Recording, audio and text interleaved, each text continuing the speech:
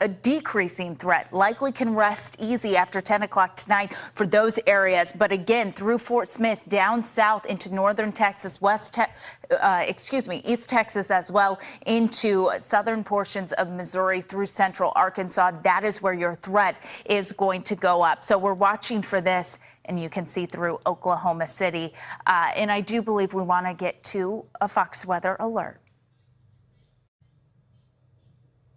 This is as we see that tornado warning still in effect with that cell off to the central portion of Oklahoma. This tornado warning has previously produced a tornado on the ground, which we have seen live pictures come in through this evening of that tornado on the ground. So here's a look at the radar as we look live right now from portions of Oklahoma through Kansas. All those flashing boxes you see on the screen there, that is where we have severe thunderstorm warnings. Any of those boxes flashing in the yellow, I do believe we have at least one tornado warning still active. Let's zoom into that tornado warning. With this, we have live pictures from Watonga, Oklahoma. Also, we've seen images come out of near Omega, Oklahoma, where we have a chopper in the air that's really been giving us pretty fascinating images and videos so far this evening of this cell. We look in here close on the left-hand side of your screen. That is where we have this active tornado warning. It looks like the rotation still just southwest of Hennessy, also west of Highway 81, striping north to south through central Oklahoma. With some of this rotation, that is where it was strong enough to produce that tornado on the ground. It looks like this video coming out of Loyal, Oklahoma, that is where we don't see a well-defined funnel, even wall cloud anymore. But at one point we did. We zoom in there on the left-hand side on radar where we see it broaden out, luckily, just a little bit, Ian. Yeah, it's very difficult to say because obviously the helicopter pilot, first and foremost with storm chasing, is safety. And you saw with the broader look, there are thunderstorms in the vicinity. There are very gusty winds. So we've had at times a much better vantage point. And then, of course, at times the chopper has had to make some adjustments for safety. It's circling this storm. And as you pull out, just pull out just a little bit for me there, Dylan. You can see there are additional thunderstorm cells in the vicinity of this. The tornado warned storm is out ahead of this broader line that's developing where we're likely going to see some damaging wind potential up and down that powerful line of what's warned as severe thunderstorms. So this is very gusty, and that line segment is almost catching up to where we're seeing that southwestern flank of the tornado warned storm where the rotation is. So we're seeing, again, at times variable looks from the helicopter. Some have given us a very clear picture about whether or not this tornado is still on the ground. Some haven't. Look at that shot right there from the chopper. That's looking out towards the rain shaft. The heavy rain that's being produced is likely some hail embedded within that as well. And that looks very, very dark. It's late afternoon there. That looks like it's late evening, as you can see the chopper looking at some of that very, very heavy rain that is mostly just off to the south of Hennessy. It's off to the north of Kingfisher there in Oklahoma. So interesting feature here that we see with this supercell that's out ahead of that cluster of thunderstorms. That's Highway 81. Hennessy to Dover is where we're seeing the very intense part of this thunderstorm moving over. So again, that's a wild shot there as the helicopter is actually, I'm looking at the video myself, taking a closer look at this. This is what I was talking about. It's likely looking at this part of the storm right there, that pink indicating intense reflectivity values. That's the radar scanning the storm and seeing huge targets, either very large raindrops or some of that large hail. That right now is passing over Highway 81 in the Dover area and just north. Not a good time at all, of course, to be heading along Highway 81 in between Dover and Hennessy. That's the rotating part of the storm. We'll continue to monitor that as it gets a little bit closer to the highway there. Bridget? Yeah, Ian, we've seen the images. The state of Oklahoma being hit hard by severe weather right now. Oklahoma City is in store for much more severe weather into this evening. Fox Weather's Hunter Davis is live in OKC now with more. Hunter, what are you seeing there? Hey, Bridget, we're starting to see that wind pick up just a little bit and some of those darker clouds just to the north of us. And, you know, it's really kind of an odd day because this morning you were woken up by loud claps of thunder and really just some significant downpours. Starting about 5 o'clock was when I heard it for the first time. And then we kind of opened up to this nice sunny day. People are walking around here at Scissortail Park in downtown Oklahoma City. And then really in just a few hours, we could be battling some of what we saw this morning, if not worse. We're currently under that tornado watch right now. We're sitting about 80 miles away from that tornado warning that's currently over in Fairview. We've got about 1,440 schools under this tornado watch, 33 million people under this watch, 144 hospitals. So this is really covering a big chunk of the Sooner State. Like you guys have been saying, we could really see anything up to apple-sized hail, wind gusts up to 80 miles an hour. And, you know, this timing kind of works out that it's right as people are starting to, you know, get off of work or get home for the night. So ideally people get off, they get home very quickly, and then they know where that shelter is. Like you mentioned before as well, basements not very common here in Oklahoma, but storms like the one we're going to see today definitely are. So it's very usual that a lot of people know where that go-to spot is, but just make sure you're ready for it, as they should be, considering just last weekend we had sirens going off here for a good chunk of the evening on Saturday. So that was kind of that test run, that little drill. So hopefully people are ready for what could be coming over the next 24 hours or so. Really, Oklahoma City, not expecting to see the worst of it. That's going to be a little more to the north, but still need to be prepared because we do sit under that watch until 10 o'clock tonight. Bridget. Of course, we are going to continue to watch this as, you know, this system continues to impact areas through central Oklahoma, about 50 miles away from Oklahoma City right now. You see that widespread threat through southern Kansas into Oklahoma, OKC, south into East Texas as well. That is where we have the severe weather possible. On the right-hand side of your screen, that is where this incredible image is coming in near Loyal, Oklahoma. That's where we have an active tornado warning. You can see this cloud. This is very classic of a supercell structure, really indicating the rotation that's going on within this cell. And you see it really at moments kind of looks like a mothership there, where we see that lowering of the cloud base, really showing you how powerful this storm is. These supercells maintain their strength for a fair amount of time as they're isolated in nature. And with an image like this, you can see why it's likely that we see potentially that funnel on the ground. From that, you really start to look for what we call a wall cloud, that lowering of the cloud base, which is what you can pretty much see there. Within that, that is where we usually start to see a funnel develop. And we've seen that so far this evening within this cell. I do want to get you to radar also, where you really can get perspective of where we're talking about. We'll keep that image up on the right-hand side of our screen, but this is the cell we've been tracking that worked its way through Loyal, Oklahoma. Now it's moving off to the east, likely getting closer to some of those higher populated communities as it's approaching Dover as well as Hennessy. So along Highway 81 from Dover north into Hennessy, that is where we're eventually going to start to see some of this really strong rotation impact this area. So if you're in Dover right now, it's about 5 miles, a little under 5 miles away from you, some of that strongest rotation. That is why you need to get to that safe place right now, the lowest level of your home. Surround yourself by as many walls as possible. That's as we see this active tornado warning in effect. That warning goes until 5 o'clock, but we've been tracking this cell for about, I would say 40 minutes, maybe actually over 40 minutes, where this rotation has continued to pulsate, at times getting weaker, but it looks like at this point in time, some of that rotation continues to strengthen with this.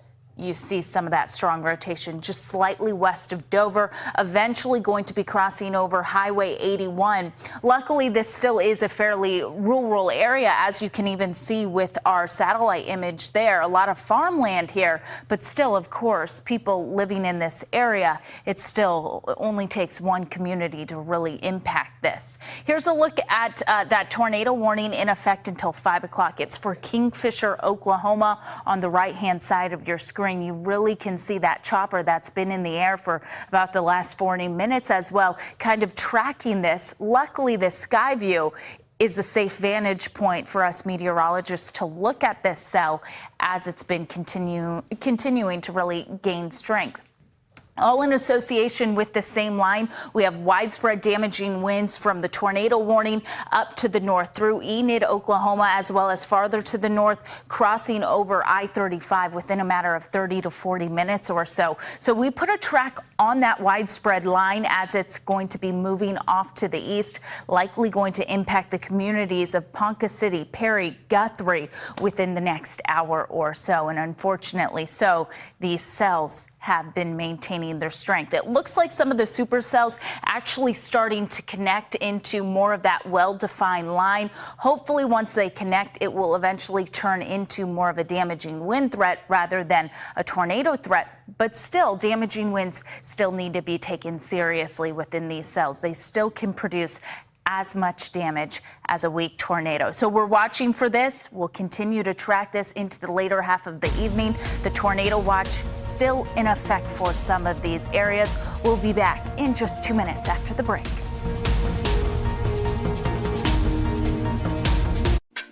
At Rue La La, feel like $1,000,000 without paying the price.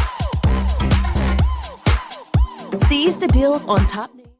Watching live now from Fox, everybody, as we continue to bring you breaking news from across the country and around the world here, continuing to follow these breaking elements out of Oklahoma. Taking a look here at our radar here that we continue to see, as you can see them push now west there of Fairview and continuing on to Stillwater. Tulsa will be in the mix, and also Pryor, Oklahoma in the next 20 to 30 minutes right here. And we have other different shots available to us right here as well, giving you these different vantage points from storm chasers and different crews that are out and about right here on Live Now from Fox. We're going to reset everything, take a quick 2-minute break. Stay right here with us. More Live Now from Fox coming up in just 2 minutes.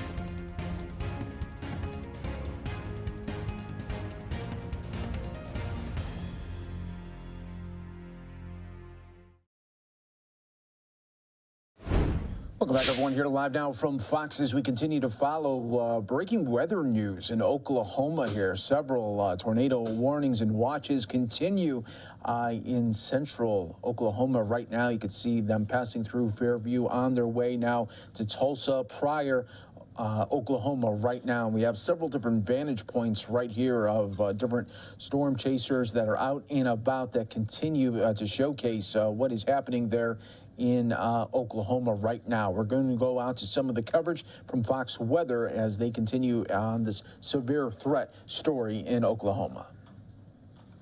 Storms developing farther south down that boundary. We'll have to watch that in the short term, but it sounds like we just got a new tornado warning in. Let's get you the update on that. Another Fox weather alert. This is for Garfield County in Oklahoma, and it runs until 5:15 Central Time. So it's a little bit farther off to the north of the storm that we were watching previously. We're going to continue to monitor that. It's near Enid, that Boeing segment right here. That's likely what prompted that. We'll get zoomed in. We're still well back to the west of Interstate 35. This is right along Highway 81, and it looks like it meets Highway 412 running west to east there. This is the area that we're watching. This segment right there, this notched area, you've got this Boeing segment. There's likely a whole lot of spin. There it is right there. Dylan showing you that with the velocity product back to Doppler radar. This is one of the best defined couplets that we've seen so far on this Monday. You've got very bright green. You've got the pinks here. That's where the rotation is occurring. This is just to the east now of Highway 81, south of Enid and North Enid, and just off to the north of Wacomis, opposite side now of Highway 81. That co-location there of the red and the green indicating wind that's moving toward and away from the radar. That's where we've got the spin that's moving toward Covington, 5:08, so a little bit more than 20 minutes until it reaches you there in Covington, maybe passing just off to the north of there. Garber would be the area to watch most closely. Of course, all the threats really extend outside of this tornado warning box, as included within it is this much larger yellow box. This is just an indication that these are very powerful storms that we're tracking. They all have threats, but look at this. This is this, that's the Air Force Base here? If you can, get me the latest. I think that might be an Air Force Base just off to the south and west of Enid. I think that might be Vance Air Force Base. We'll have to watch that. We'll get you updated on this. This is Highway 81. This is where we're seeing very strong rotation now, just off to the opposite side of that, off to the east. That's Highway 81. This is moving toward Shea, another airfield here. I may be getting those confused. We'll get you updated on those. Shea area and this airfield, you need to be in your tornado safe place right now. This is very strong rotation that's occurring within this. It's just about 4 miles, a little bit less than that, off to your west-southwest. Dylan's measuring that for you. You need to be in your tornado safe place, as again, this is a very impressive signature, what we're seeing right now on Doppler radar south of Enid and heading in the direction of Shea. You have this whole feature here. We've got what may be a tornado on the ground with this, but along this whole Boeing segment, you could see our rotation tracker was picking up on what is likely damaging wind gusts around that whole feature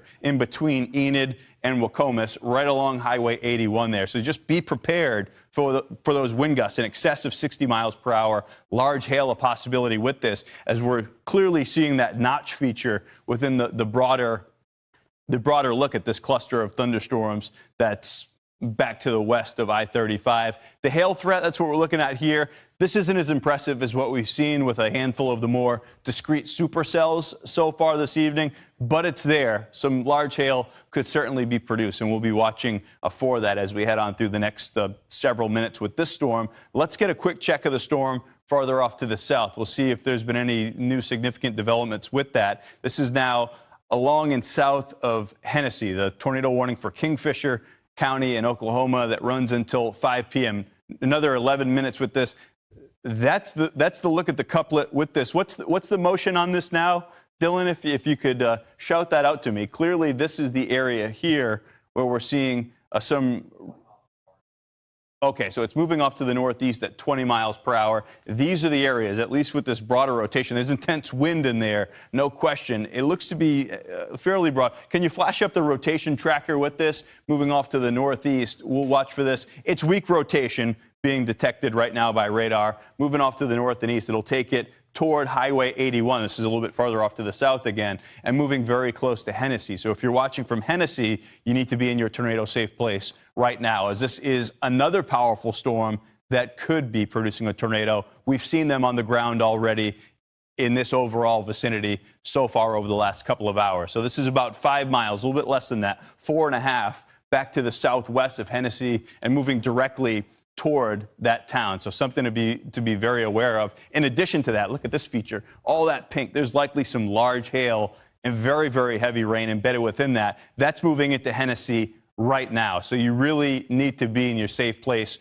as quickly as possible if you're not there already. Look at this. We're getting some hail reports in. 1.8 inches. That's larger than a golf ball. That's in Dover, 3 miles north of Dover, very close to Highway 81 as you head north of town. Right there, you've got another hail report embedded within that tornado warning. Bridget, this is, again, very close to the beginning of this particular outbreak of severe weather. This is a threat that's persisting many, many more hours. You know, I'm happy you said it is the beginning, because we think about into the evening hours, sunset around 8:17. So I've been happy that we've been able to show you some of those really incredible videos we've seen through the day and the afternoon today. But of course, as we head past sunset tonight, those images not going to be as clear. That's what you need to think of as we head past sunset tonight, that it's really going to be hard to see some of these storms that continue to develop through the later half of the evening. Here's a look at 7 o'clock this evening from Tulsa down I-44 into Oklahoma City. That is where we see this line of really strong storms move through. Luckily, still some daylight at this point in the evening, but we're heading closer and closer to sunset as it's going to be diving off to the south. Strong storms, gusty winds, some tornadoes, likely going to see a few more tornado warnings as we head into this evening. We'll just have to watch that as it evolves. Of course, we have a team of... Watching live now from Fox, everybody, as we continue to bring you the top stories and headlines from all over the country. We're going to take a quick 2-minute break. Stay right here with us as we'll have more coverage from Oklahoma.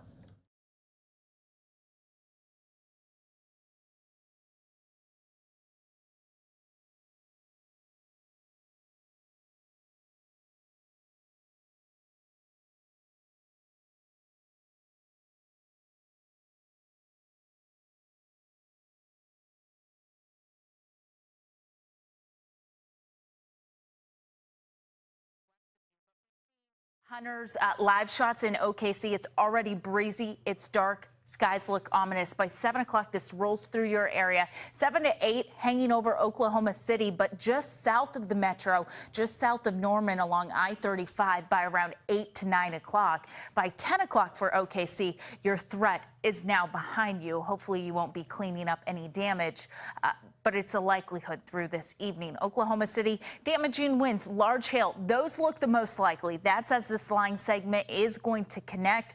As it does so, we switch more to a damaging wind threat and then isolated chances of tornadoes. Some pretty heavy rain in the mix. Flash flooding is a possibility, but for this area through the southeast into the middle of the week, that is where we increase that flash flood threat. And that's as this is just the first of many rounds of severe weather. Ian.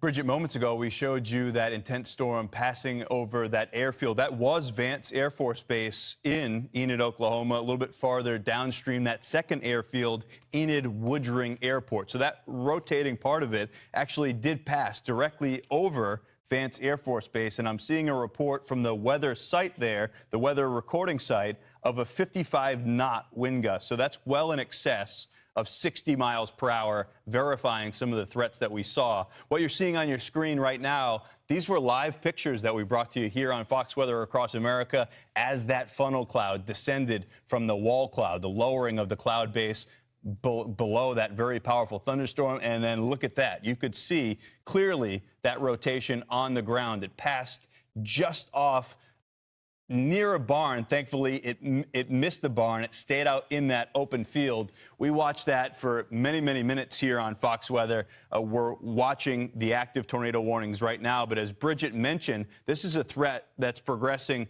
farther off to the east. Eventually, this is going to be moving toward places like Tulsa, like Oklahoma City. Oklahoma City is actually where we find Fox Weather's Hunter Davis. Hunter, you're there monitoring these storms still back to your west as that severe weather threat ramps up over the next couple of hours.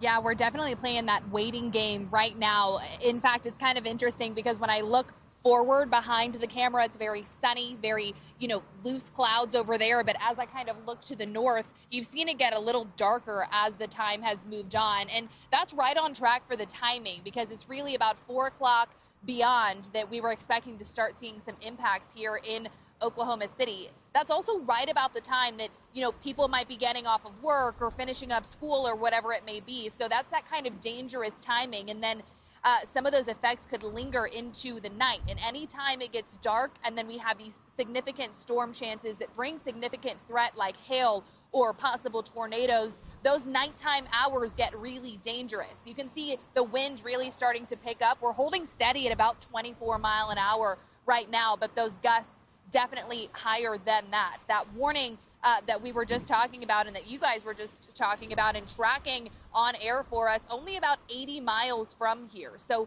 hitting a little close to home, but this isn't unfamiliar territory for Oklahoma City. Even this year, last weekend, I can remember being in the closet myself with my fiance because we were under a warning and the sirens were going off for about 45 minutes. So it's definitely not unfamiliar to be in those types of circumstances here in Oklahoma City. However, you just have to remind people to take these things seriously because they do happen so often. It's constantly windy here. You could constantly see storms here. It's almost difficult sometimes to remember that these are life-threatening situations in a lot of cases. 33 million people sitting under watches in the Sooner State right now. That's 1,400 schools, 144 hospitals that are all seeing or could see impacts from this storm as it moves through. We're under that watch until at least 10 o'clock tonight. And as we've already seen, these storms that we're tracking already capable of producing tornadoes. So it's definitely something to stay weather aware of tonight. And then really one of the most important things you can do,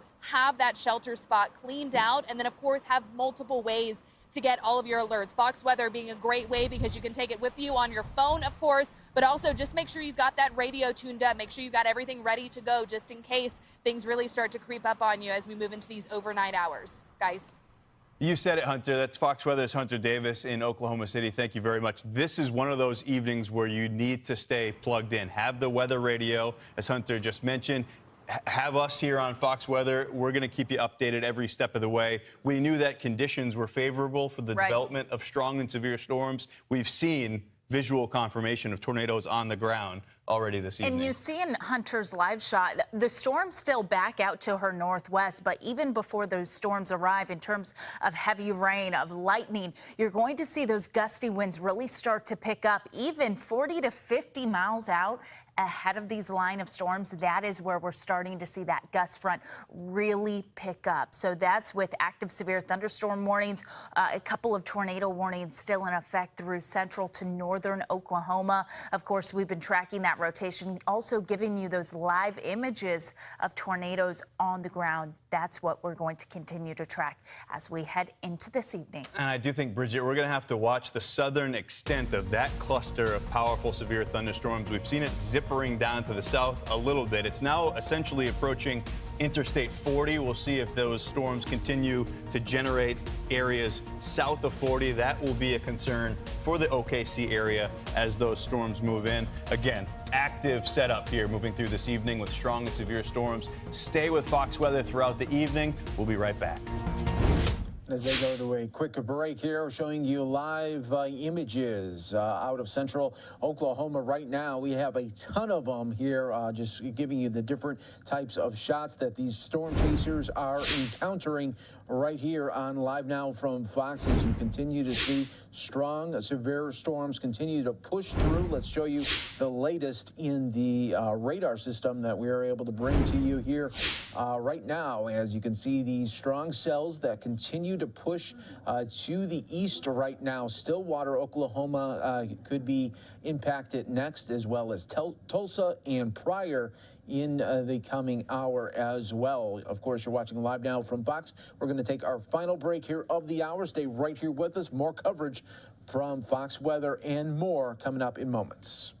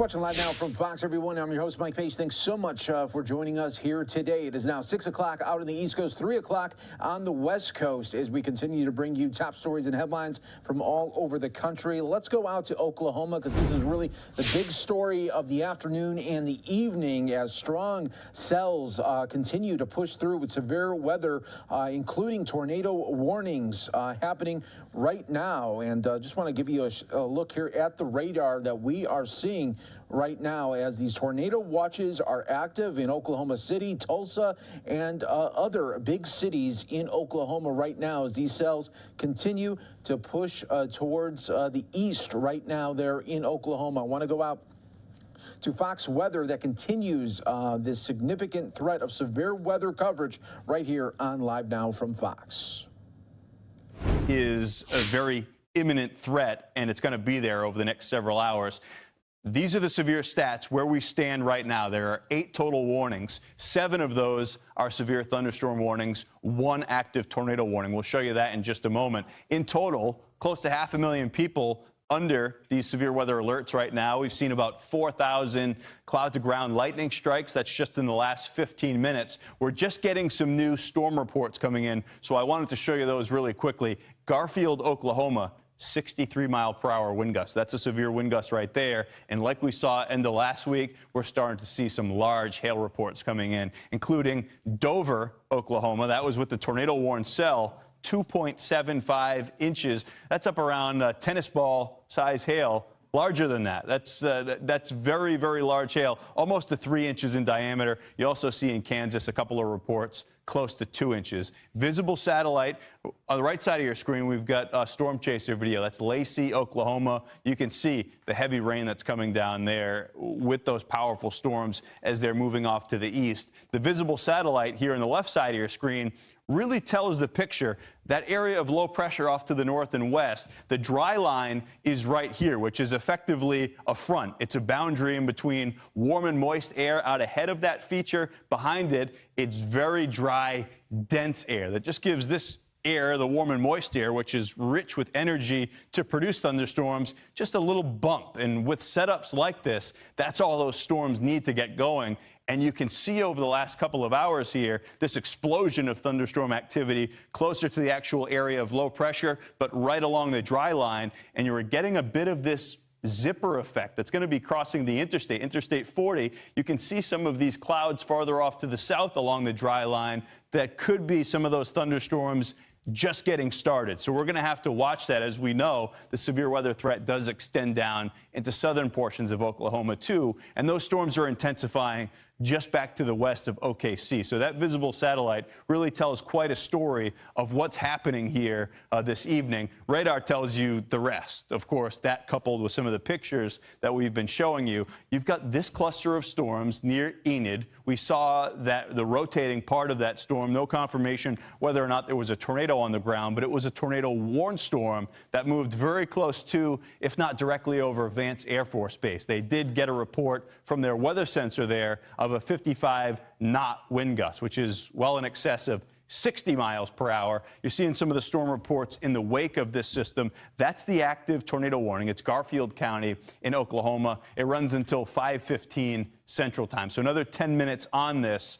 That's the reason. We're off to the east of Highway 81 now. We're off to the east of Enid. This area right here, there is still that little notch in reflectivity, western periphery of this. That's the rotation right there. You've got this pocket here, which is wind moving quickly away from the radar. Green is moving toward. They're in close proximity right here. And that's where the rotation is, at least the tightest rotation occurring within this. This looks to be a portion of it gusting out. This is our rotation tracker, which really just looks for wind shear. It's wind that's changing speed or direction. When it's changing direction, it's rotation. When it's changing speed, it's when you're seeing a huge wind gust. And that includes right now with this storm moving toward Covington, Oklahoma. This Boeing segment with this red shading area, that's indicating that that's a very impressive wind gust that's moving directly toward Covington. You want to be in your safe place there, as that's likely in excess of 60 miles per hour based on some of the other reports that we've seen. We'll watch for some of the storm reports that we see coming out of Covington. The rotation a little bit farther back to the south and west of there, back to the south and west of Garber. We'll have to watch that as we see some trends here, at least some broad rotation, some weak rotation in the lower levels, closer to where we would expect the tornado to be. And then you zoom out with this and you see the extent of this coverage of tornado warnings from 35, Highway 35, all the way down to now Interstate 40, back to the west of Oklahoma City. We're going to have to watch these new storms developing on the southern periphery of this batch of storms right on the dry line. Those are some of the communities where you've got the severe thunderstorms heading in your direction. But this whole area up to the border, down to OKC, you need to be prepared for some very powerful storms moving in your direction. Yeah, Bridget. Welcome to the work week, right? We're going to see more of severe weather as we head into pretty much each and every day for this work week into your Monday evening. Of course, it's no different. We've been tracking that actively across portions of the plains into the southeast as well.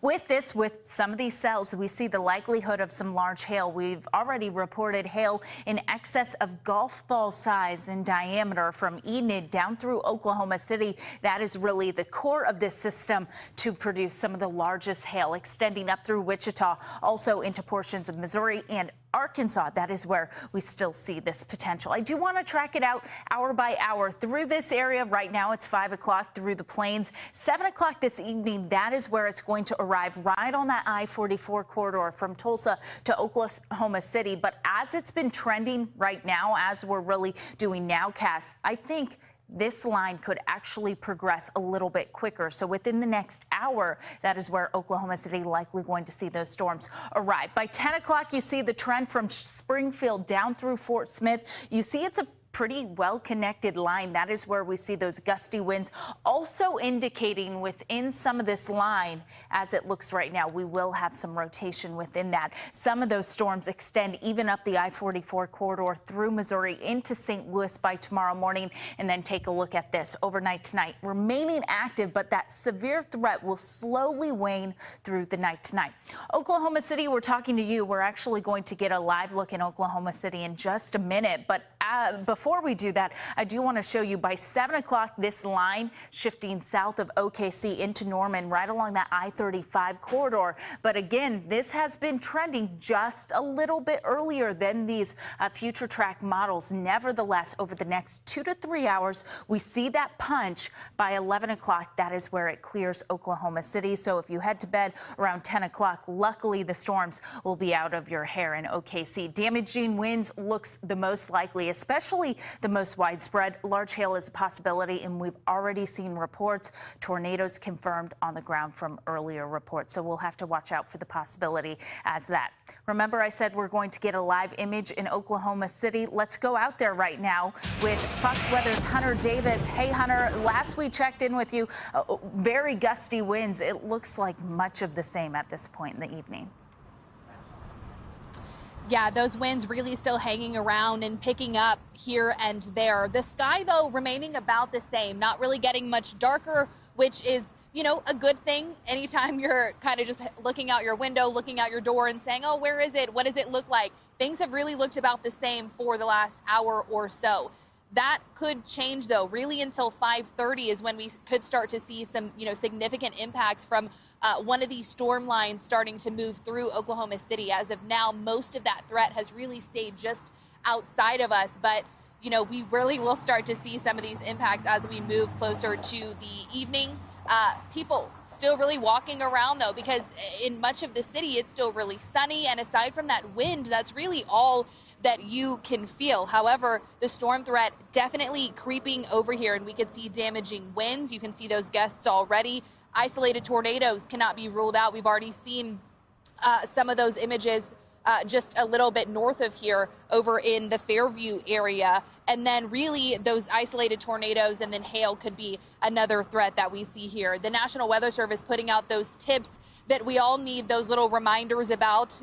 They say one of the biggest tips, which is one I mentioned just a second ago, is just making sure you have multiple ways to get those notifications, those reminders. I know normally I'm sending out text messages to friends and to family when they're in the area and telling them, make sure that all of your stuff is charged, make sure your phones are charged, your computers, your iPads, those weather radios, literally anything that you could grab and take into shelter with you. And then make sure that you have that shelter cleaned out. Make sure that you get into that most central part of your home if we need to be there. And then one that we often don't think about is securing any of those items that not only could be damaged by high winds, but also could cause damage. So that patio furniture, maybe some chairs you have laying around, anything that could maybe become a projectile, even if that tornado doesn't come through, those high winds come through and pick it up.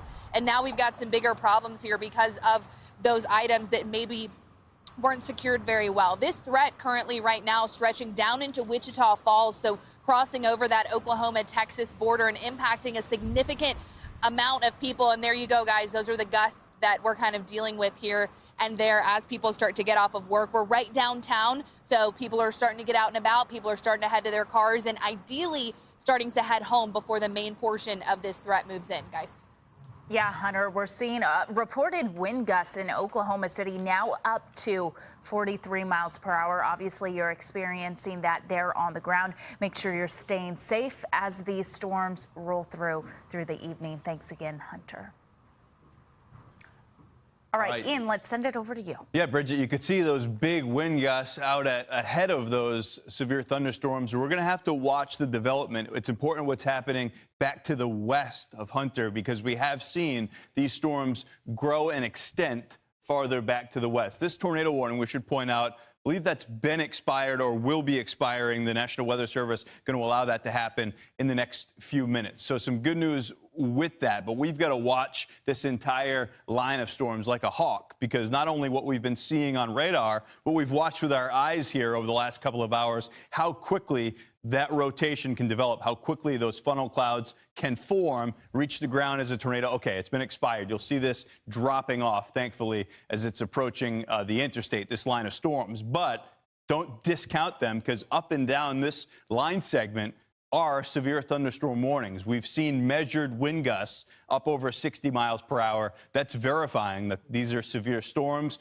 We also can clearly see heavy rain and also some portions of this line at least producing some larger hail. We've had reports of up to baseball-sized hail so far this evening. This is what I wanted to get to, though. You see more of these discrete storms that are now developing closer to Lawton, and you've also got the extent of this cluster of storms increasing down to I-40 there. So we'll have to watch to the areas back to the west of OKC. Most of this atmosphere is untapped. This is where we're seeing the dry line move into, and now we're seeing new storms initiate and then move off to the north and east. So just a couple downpours near Lawton, but you head just a little bit off to the north up Interstate 44 near Chickasha.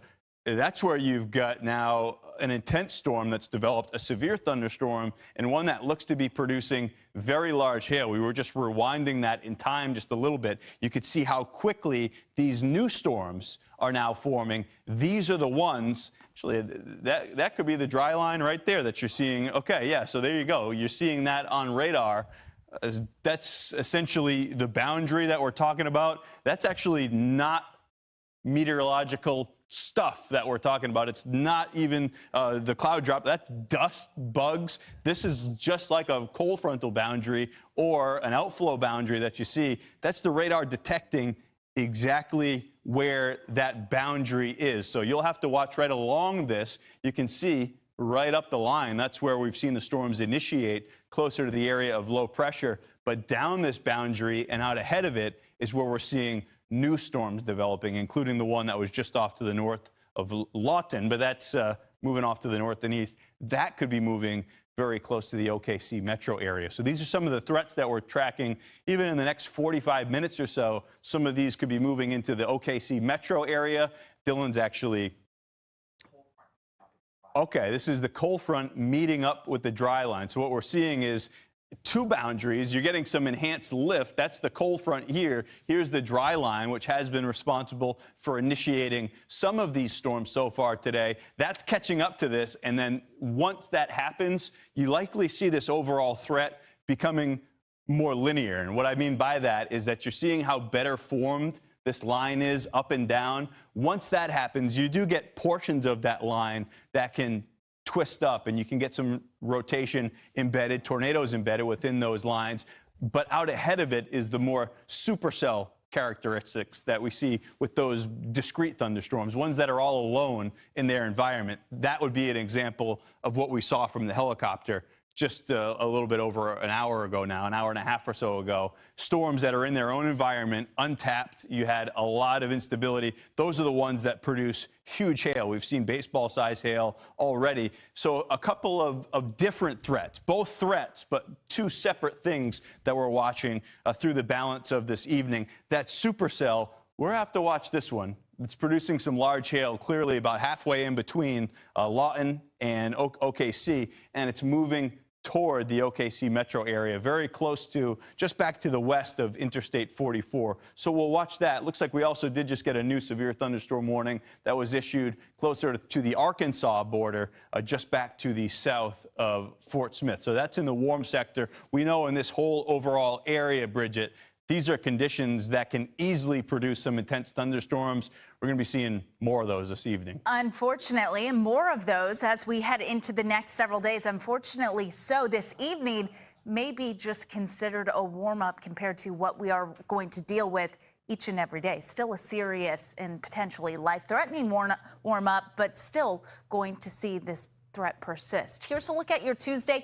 As this system we're tracking right now is going to be making its way up to the east, even north a bit, that is where we track that potential of severe weather through the Ohio River Valley by tomorrow. Wednesday and Thursday, that's our next system that's arriving onshore right now through the Pacific Northwest. That is going to bring more severe weather by your Wednesday. There's that threat Wednesday afternoon and evening.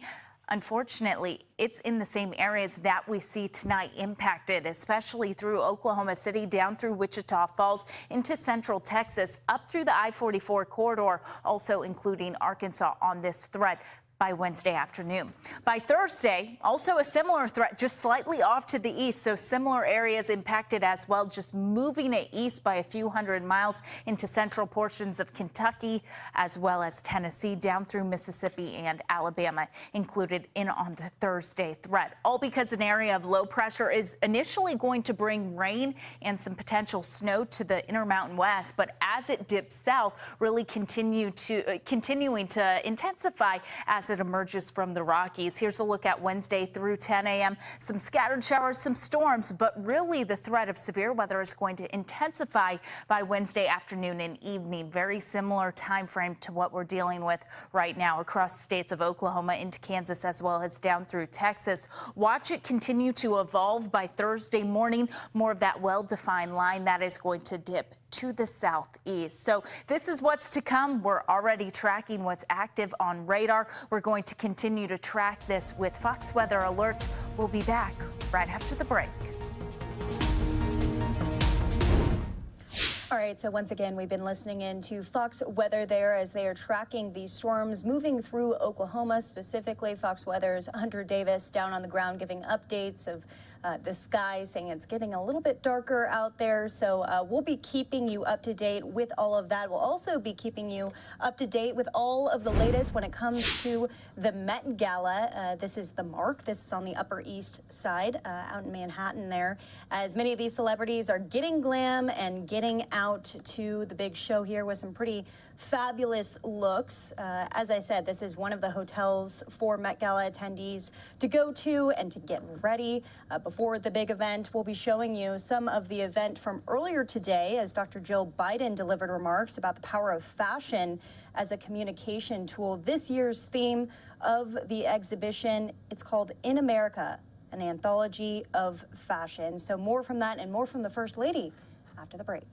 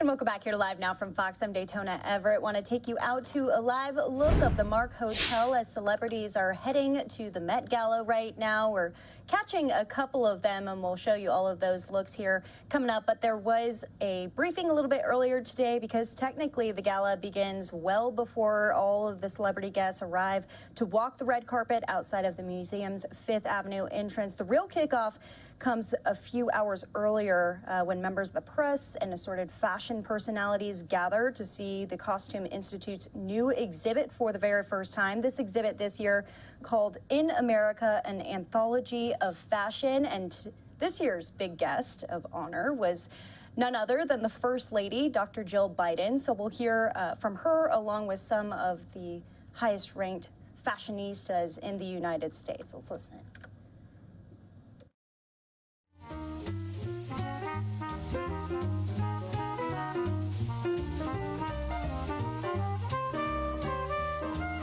Good morning, everyone, and welcome. It's a great pleasure to have all of you here. I'm Dan Weiss, the President and CEO of the Metropolitan Museum of Art, and it's really a pleasure to welcome you on this special day. On behalf of this entire institution, our Board of Trustees, our Director, Max Holine, and all of our staff, it is my honor to welcome the Met, the First Lady of the United States, Dr. Jill Biden.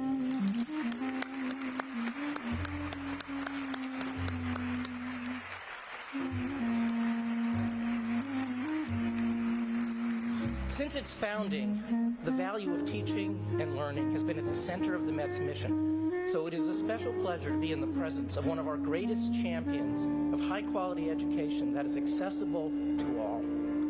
We are exceptionally grateful to the First Lady for joining us today for the unveiling of In America, an Anthology of Fashion. This magnificent exhibition explores American fashion during the 19th and 20th centuries through approximately 100 garments presented within a rich atmospheric setting of the Met's American Wing period rooms. The result is an immersive aesthetic experience layered with contexts and histories that reveal larger themes and untold stories. The exhibition exemplifies the powerful ways that art and museums can teach us about our past, connect us to our present, and inspire a vision for the future. While the last few years have presented us all with unprecedented challenges and disheartening we have also seen bright moments of hope and possibility, perhaps especially within our cultural institutions, which serve to bring people together in shared purpose and heightened understanding. The work we do collectively is critically important, and especially now.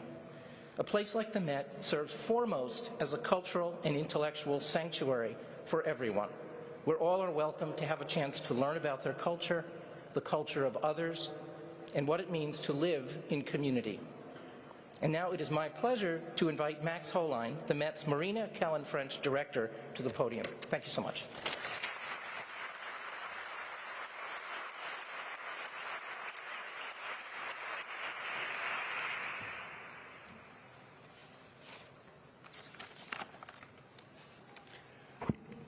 Thank you, Dan, and hello, everyone. Welcome. It's a great pleasure to have you here, and it's a joy to have this press conference happening here at the Met. And special thanks, of course, to you, Dr. Biden, for joining us today. This is indeed a particularly timely, a relevant, it is also an ambitious, and as you will see, or some of you have already seen, simply said, a stunning exhibition that we're opening here today. An anthology of fashion explores not only the history of American fashion and the emergence of an American style, it is also being presented in the context of the fascinating and sometimes also complex histories of the Met's American Wing, period rooms. In that sense, it manifests the stories of American culture, and it offers a more expansive view of how we understand that. And layered on top of that, there's another context that 9 film directors have created, in a sense, fictional cinematic vignettes, challenging the established narratives and creating new perspectives, telling stories, varied stories, from the personal to the political, from the stylistic to the cultural, from the aesthetic to the ideological. It is an exciting collaboration with so many and so many different people have participated there. It's especially a collaboration between the Costume Institute of the Met and the American wing, and an example of an exhibition how only the Met can do it. So I'd like to congratulate all those who have brought this tremendous creative and also reform to life. Of course, the Costume Institute's one and only Andrew Bolton, the Wendy Yu curator in charge,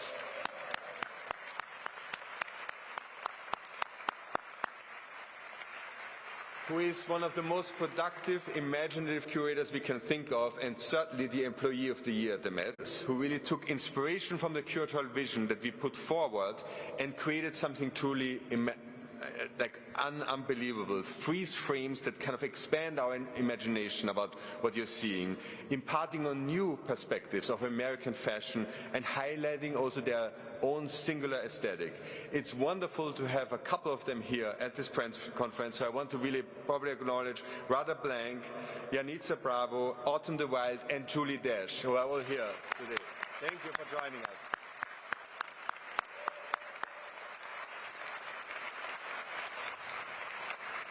Finally, and you are a lot of people here, so you know the Met Costume Institute show, the Met Gala, all of that takes a lot of people to make it possible. It's a major endeavor. It involves so many Met colleagues. I want to really express my gratitude to the entire team of the Met who worked on this. It is a complex thing to do, especially in this time, and I think we've accomplished that. The exhibition and the catalog are made possible especially also by Instagram. And I'd like to thank Adam Mosseri, the head of Instagram, and Eva Chen, the vice president of fashion partnerships, for their enthusiastic and long-lasting support for our program. Thank you for doing this. And we are, of course, also grateful to Condé Nast, who is represented here today by Roger Lynch, the Chief Executive Officer. It's a great partner, it's a great partnership that we have with Condé Nast, and we of course also offer our profound thanks to Anna Wintour, Chief Content Officer and Global Editorial Director of Vogue, and we think she's first and foremost a Met trustee and a great, great orchestrator of so many Met Galas and a great supporter of the Costume Institute. Thank you, Anna. And now it's my pleasure to invite Eva Chen to the podium. Thank you.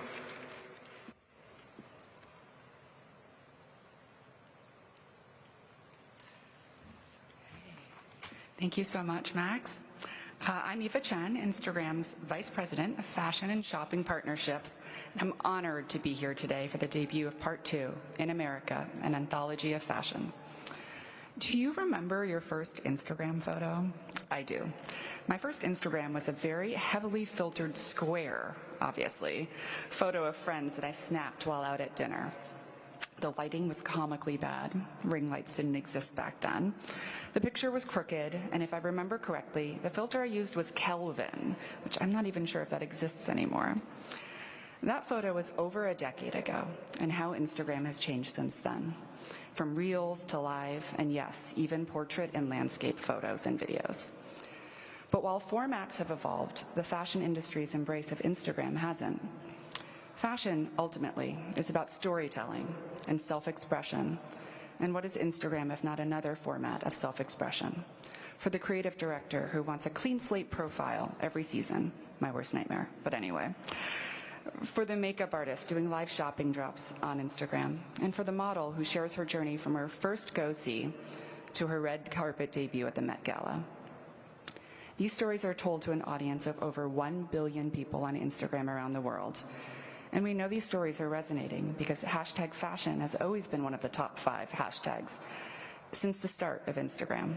And last September, photos with the Met Gala hashtag had a casual 1 billion plays in just 1 week. We are aiming to best that with this next exhibition, In America, an Anthology of Fashion. Having just done the walkthrough of the exhibit, I could personally attest to the fact that it's very Instagrammable.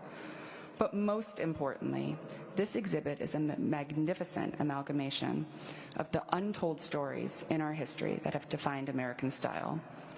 I cannot wait to see how this exhibit will inspire and shape the next generation of designers, artists, filmmakers, and more. And for Instagram to continue to be the place where untold stories can come to light and push culture forward. We are so grateful to be here today. Thank you, Anna, Max, and Andrew for having us today, and thank you all for being here with us. I'd now like to introduce Sylvia Yunt, the Lawrence A. Fleischman Curator in Charge of the American Wing. Thank you.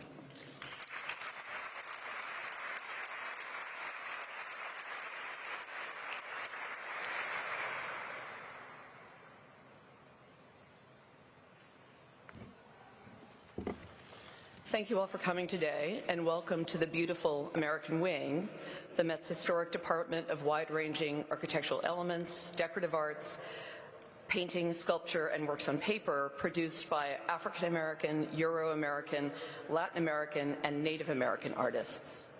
For nearly a decade, we've been evolving our collecting focus and gallery storylines to be ever more inclusive, bringing critical perspectives to bear on our iconic holdings.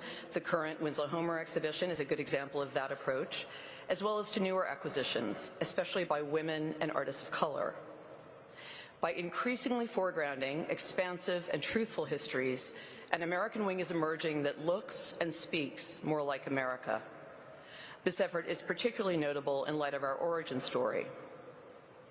The freestanding wing in Central Park was established in 1924 in the midst of a popular colonial revival zeitgeist sweeping the country that elevated both ancestor worship and the Americanization of newly arrived immigrants.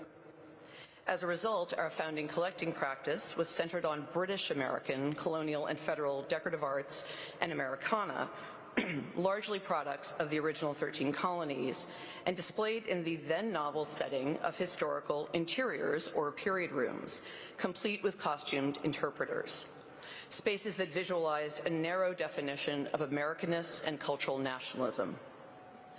Over the years, as rooms were added, including an upstate New York Shaker interior and a living room from a Frank Lloyd Wright house in Minnesota, diverse narratives have been revealed, but never quite like what you'll see in Anthology. I well remember when Andrew Bolton and I met over tea in the fall of 2018 to first discuss his idea of exploring untold stories in fashion design that we both felt would align synergistically with the American Wing's current practice and resonate with contemporary audiences. It's been very exciting to see what the Met's amazing curatorial team has produced in partnership with a group of distinguished filmmakers whose adventurous work many of us have long admired. In the American Wing, I particularly want to recognize Amelia Peck, our period room and textile expert extraordinaire, as well as our heroic technicians and collection staff for realizing this complex, meaningful, and deeply collaborative project. And I am so pleased to express my gratitude publicly to Andrew, who we'll hear from next. Thank you.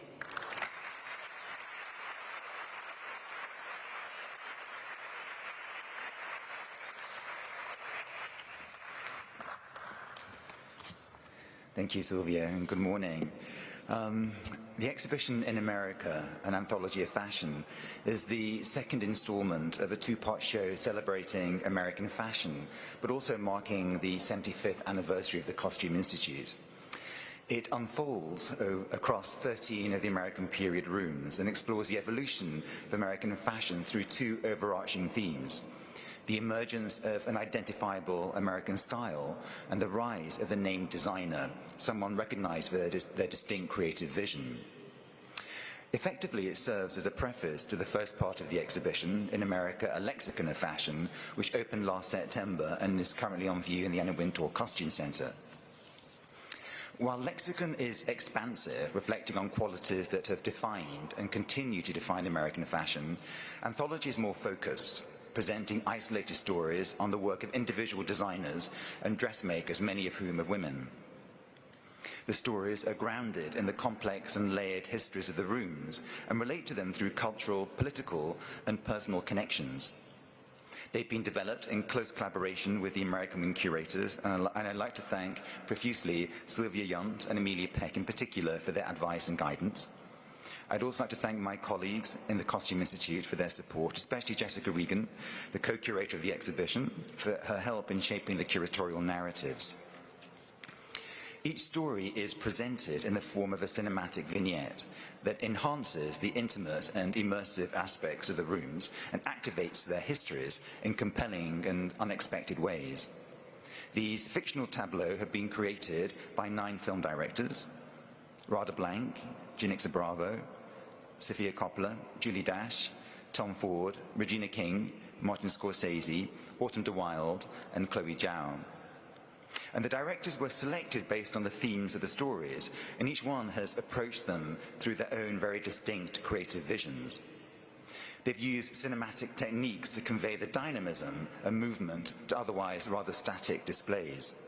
And while each vignette is presented as its own distinct short film, the exhibition itself is experienced as a feature film with interconnected stories.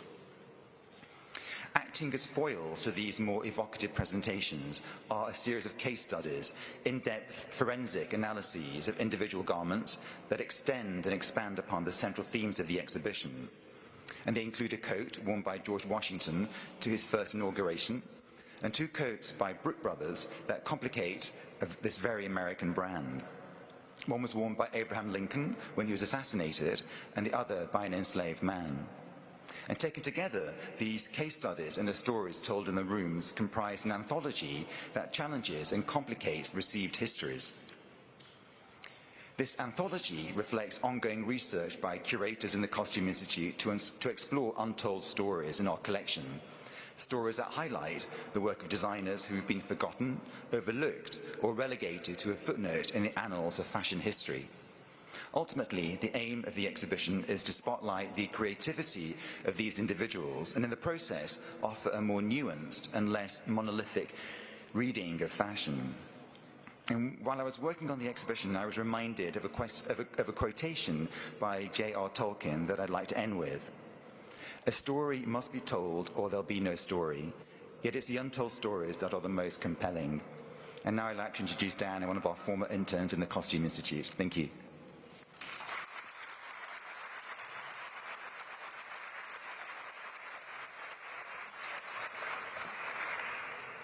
Good morning and welcome. My name is Deanna Montalvo. I'm a library and collections intern here at the Costume Institute, and it is my pleasure to introduce our esteemed guest. Fashion is a space of memory. Those of us fascinated with it can remember when we realized that the lives of clothing are special. For me, it was hours spent in my grandmother's living room as she altered my many choir costumes. Our guest is not without those memories. As a doctor of education, a lifelong educator, and a champion for increased educational opportunities for all students, she knows the buzzing of excitement as students crowd hallways in their first day of school outfits. As a military mother, an advocate for military and veteran families, caregivers, and survivors, she knows the great responsibilities and uncertainties of uniform, its weight in the hands of veterans and their family members. And as the Costume Institute opens In America an anthology of fashion, she is here with us to unveil an exhibition that explores vignettes of American memories in fashion. Memories that remember unsung talents, reckon with complex histories, and celebrate accomplishments of the American people. These features of memory on display are just a piece of her everyday commitments to the People's House. It is with joy and honor that I welcome the First Lady of the United States, Dr. Jill Biden.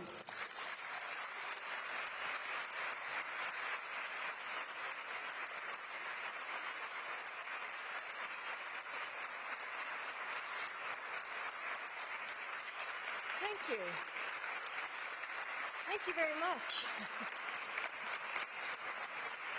Gosh, I love seeing so many of you here in support of education. Thank you, Deanna, for that beautiful introduction. And no matter the words we choose or the speeches we give, the world sees the totality of who we are, the way we carry ourselves, how we put our shoulders back when times are tough, or offer a friendly smile even when we don't agree, how we choose to show up for our communities, the small acts of kindness that are remembered long after they are offered. And that includes what we wear. Beautiful or dissonant, finely crafted or thrown together, Our style helps us express things that can't be put into words. We reveal and conceal who we are with symbols and shapes, colors and cuts, and who creates them. The history of American design is rich and deep. It is a story of innovation and ingenuity, of rebellion and renewal. It has often been written by those in the shadows, not recognized for their influence and art. But here at the Met, their stories are told. Their voices are raised and their work can shine. And that's why I'm so excited to accept Anna's invitation to join you to celebrate this incredible exhibit and the education that is such a critical part of your mission. As an English teacher, I've always believed in the power of language. And since I've become First Lady, I've been reminded that it's only one way that we communicate. A few months ago, as the President was preparing for the State of the Union address, my mind was a world away. Like so many Americans, I was transfixed by the news of Ukraine, the bombings, the parents weeping over children's broken bodies in the streets. As the State of the Union approached, I knew that the only thing that would be reported about me was what I was wearing. So I ordered sunflower appliques, the flower of Ukraine, and a symbol of hope and solidarity. And I had one sewn on the cuff of my dress. It was small, but it shined against the deep cobalt blue of my sleeve. And that night, sitting next to the Ukrainian ambassador, I knew that I was sending a message without saying a word, that Ukraine was in our hearts and that we stood with them. Earlier today, I announced that at the end of this week, I'll be headed to Romania and Slovakia to visit our troops and spend Mother's Day with Ukrainian families who've been displaced by Putin's war. As a mother myself, I can only imagine the grief the families are feeling. I know that we might not share a language, but I hope that I can convey in ways so much greater than words that their resilience inspires me, that they are not forgotten, and that all Americans stand with them still. As we celebrate the designers and the fashion that has shaped the very identity of America, I hope it will inspire all of us to keep learning. I hope it will help us to see the beauty and art that surrounds us every day. And most importantly, I hope it will remind us just to be bold and brave. Thank you for all that you do, and I hope you enjoy the exhibit. Thank you very much.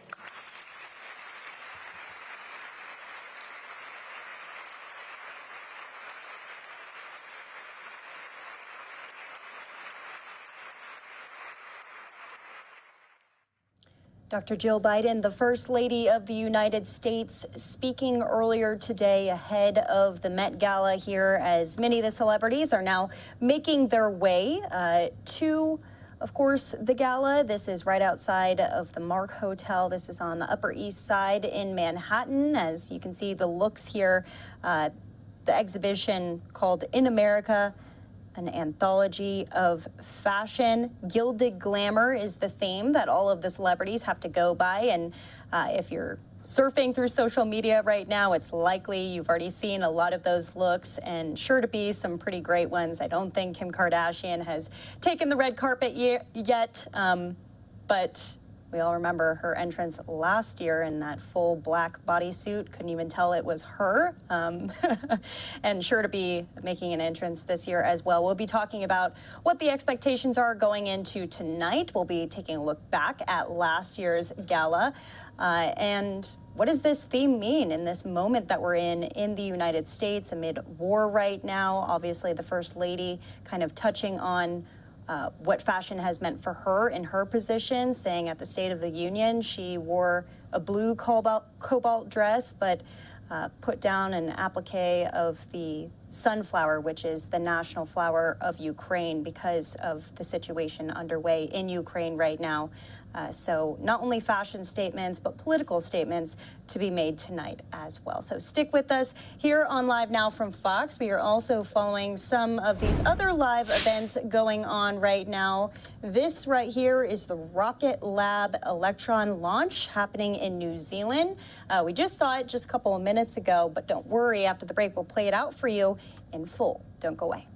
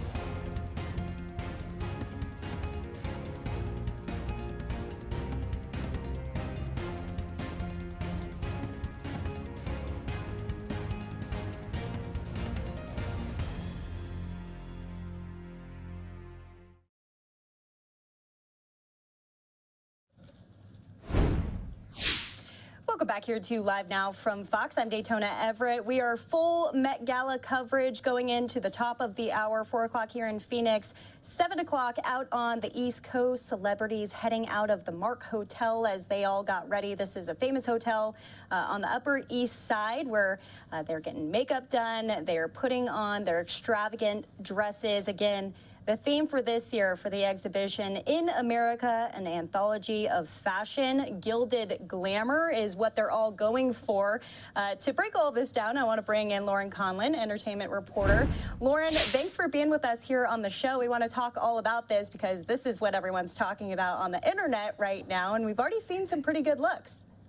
Yes, and I wore my sparkly shirt for you, Daytona, in honor of the Met Gala. There you go. Now, I want to say really quick, I think a lot of people are a little confused this year as to why Anna Wintour chose this Gilded Age theme, because the Gilded Age technically was from 1870 to 1890, where there was crazy racial inequality. And not only that, but child labor was legal. So everyone's kind of like, this is a head scratcher here. But, you know, I guess we'll see what turns out. We'll see. Now, so far tonight, I would say my favorite look is Blake Lively. I don't know if you've seen her yet on the carpet, but she is hosting. So she looks absolutely fabulous. And let's be honest, what they wanted for this Gilded Age era is frills and lace and just everything over the top, which is like every other gala, right? But this term was coined by Mark Twain back in the day, obviously. And it's supposed to celebrate fashion before fashion became a thing, right? So I found these looks to be a little bit classier than what we've seen in the past. I actually attended the Met Gala in 2019 as a reporter when the theme was camp. And that's when Katy Perry wore a chandelier. That was strange to me. So hopefully we'll see less of those and a little bit more fashion. Yeah, Lauren, touching back on Blake Lively, she is one of my favorites. Never a dull moment from her as she hits the red carpet, of course, alongside Ryan Reynolds looking great. Yeah, we've seen a lot of really great looks already. A lot of black, I would say, and a little more classy than what we have seen. Touching back on that, though, Kim K, 1 year ago, making a statement with, I don't even know what to call it, her onesie. I literally don't know. The Kardashians never cease to amaze me with how they put up with the torture of fashion just for the sake of looking good. I mean, Kim Kardashian's waist in 2019 for camp was cinched about this big. Yeah. I couldn't believe my eyes. I mean, you think it's an illusion on camera, but it's not. It actually is that small. And that's what we've been seeing from her even this past weekend when she went to the White House for the press dinner there. She already had a really cinched waist, kind of sparkly silver gown. So we'll be watching for her tonight. We had already a press briefing about the exhibition, the First Lady herself making her way there and speaking about fashion. I want to talk about that for a moment because she touched on the moment that we're in with the war in Ukraine and saying that for the State of the Union address, what she said wasn't going to be talked about. What she was going to wear was what people would be talking about. So she purposely wore a sunflower, the national flower of Ukraine. What did you make of her remarks ahead of tonight? I mean, it's a very lovely sentiment. I'm glad that it was brought up. Me personally, I don't feel like it's completely genuine. But that's just me. I think personally, I don't think this is a night for politicians. I think it's a little bit tacky. I did hear also that the mayor of New York City was going to be attending. And, I don't necessarily agree with that. I think the city needs a lot of work before you start parading around and tweeting that you're getting your pedicure the day of the Met Gala. But again, that's just me. I think that politicians want to be included in things like this and events like this so they can use it as a pedestal to say, oh, look, we're supporting so-and-so based on what we're wearing. But, they're just getting more press. So again, I don't think it's totally genuine. Yeah, there's gonna for sure be some political moments tonight. We'll talk about who is going to be showing up. We're hearing that Katy Perry is gonna be there, Shawn Mendes, Olivia Rodrigo, Serena Williams, Venus Williams, any other big stars that you're excited to see here? I am always excited, like you mentioned, for the Kardashians. And it's funny because a lot of celebrities this year were coming out and saying they're not going because they don't like it. Tina Fey actually calls it a jerk parade. And Amy Schumer said she's trying to leave as fast as possible. So I don't know what that says about the gala itself, but I would just say don't assume that it's all glitz and glamour, right? I think I'm also a little disappointed that Zendaya will not be in attendance. I was really looking forward to seeing her looks. She always has amazing red carpet looks, but she couldn't attend this year, unfortunately. Yeah, always fun to see her. So unfortunately, not going to see her, but we are going to be tracking all of these amazing looks here. Lauren Conlon, any last thoughts on Met Gala 2022, Gilded Glamour? Yes, Gilded Glamour. Well, all I'm going to say is I am here for Blake Lively, and that is about it this year. Really, I definitely don't agree with the theme. I think it's very strange, very, very strange. But like I said, we're living in a strange world. Yep, always something to be watching. It gives us something to talk about, though. Thank you so much for being with us here on the show, Lauren. We appreciate it. Of course. Thanks, Daytona. All right, we're going to take a quick commercial break, and as I said, we'll be watching all of these looks come through here. Unfortunately, we can't take any of the ground pictures at the gala itself on the red carpet, but I'm sure we'll be getting highlights and recaps through the rest of the evening, as well as reaction on Twitter. We're going to take a quick commercial break. We'll be right back after this 2-minute break here.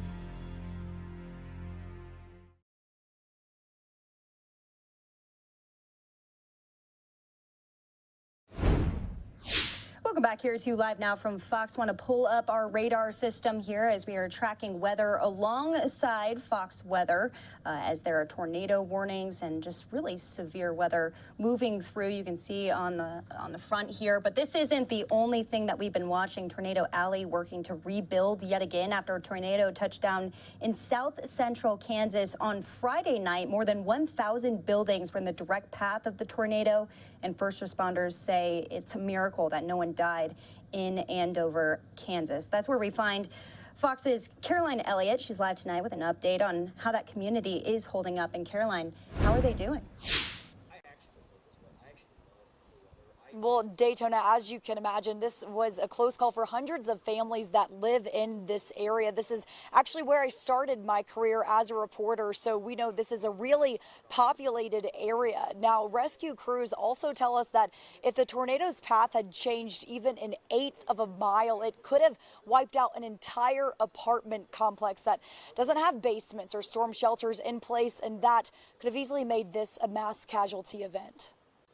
Kansas will remember the Andover tornado as a miracle. The tornado affected up to 1,000 buildings across 11 miles, but it didn't kill a single person. I mean, you would think that there would be people buried under the rubble.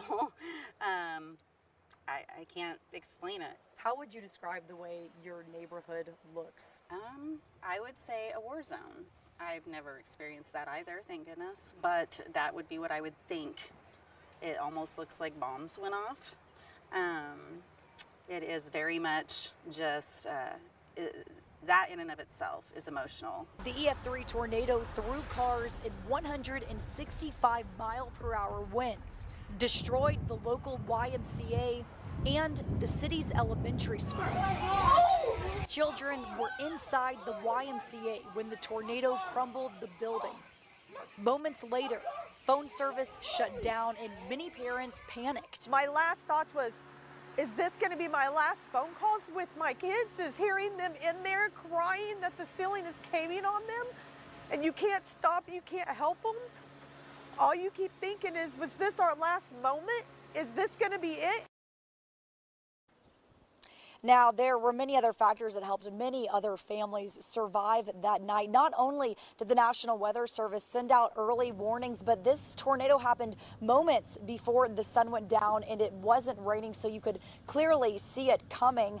Now, rescue crews say that visibility and those early warnings saved hundreds of lives that night. Daytona. Yeah, the videos coming out from this weekend are just incredible, Caroline. If you could, though, since you reported there in the past, explain the history of severe storms rolling through Kansas and how the community reacts every time. Yeah, Daytona, obviously this community has been here before. Actually, 31 years ago this week, this same community was devastated by a tornado in 1991. It killed more than 20 Kansans, injured more than 300 people here. So this community has been here before. And actually rescue crews say that's what helped save so many people that night, is people here know what to do when that storm does come. Daytona. All right, Fox's Carolina Elliott live for us tonight in Andover, Kansas. We appreciate it, and we'll talk to you soon. Thank you. And we're going to keep it moving here as we are getting ground pictures of these storms moving through the Great Plains here. Severe storms to be striking through the rest of the evening. Fox Weather on it as always. Let's listen in to some of their coverage. That safe plan in place. You have to know what to do before the warning goes off. As we've seen throughout the evening, it is quite dangerous out there with some of these cells. As you head in through the rest of the night, you're looking at that tornado threat again for so many areas that have already seen or maybe heard those warnings go off. You're also looking at a large hail threat, at least an inch in diameter and larger for so many of these areas. And if we zoom in, the areas that have the higher tornado chance also dealing with that chance of 2-inch size diameter hail or larger. So really 2 to 4 inches is possible within some of these cells, especially those discrete cells that form up. Damaging wind threat. So outside of a tornado threat, you're also looking at that concern for these straight line winds, and those can exceed 70 miles per hour. And that can cause widespread damage and can be just as damaging and life-threatening as a tornado. The difference is that a tornado has a more isolated, tight-wrapped wind threat, whereas this can really spread out. So this will be the other thing that we're keeping an eye out for. And Nick, I'll send it over to you as you do have an update on what is playing out there currently. Yeah, let's do it here as we take you into the Oklahoma City area, and the radar is lit up. We've been checking in with Mitty Hicks there, and gosh, the skies have been very, very dark for quite some time, and this is why we've got a very powerful line of storms moving on through, and several tornado warnings in and around the area. And so take your pick. We're monitoring 2 storms that have a little bit of rotation there, and they continue to pick up steam as they're moving eastbound. That's a total of 4 tornado warnings right now, and we've got 8 severe thunderstorm warnings going.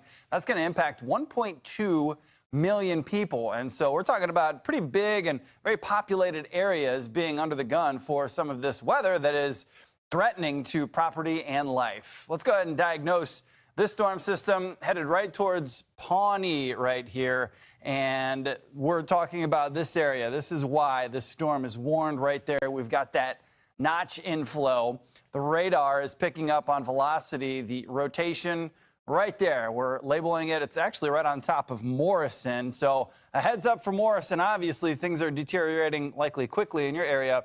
But then for Glencoe and Pawnee, yeah, this is where the sirens are actually going off right now. So there are tornado sirens sounding right now, the most one of the more ominous sounds that you'll probably ever hear in your life. And this tornado warning going until 6:45. So it's moving northeast. You can always tell which way a tornado is moving by the way the polygon is drawn. So we're going to go ahead and track this out for you. And yeah, Pawnee, you've only got 10 minutes to get into your safe zone. Likely the wind is already picking up. You're likely seeing a bunch of lightning, and I'm sure the sky is dark gray, if not close to black. We've also got Jobs, I hope I'm saying that correctly. Jobs, watch out, 6:28. That's when the storm is going to be in your backyard. Blackburn then at 6:38, Cleveland 6:50, Hominy, Indian Village, and Frontier Shores eventually is where this storm is headed.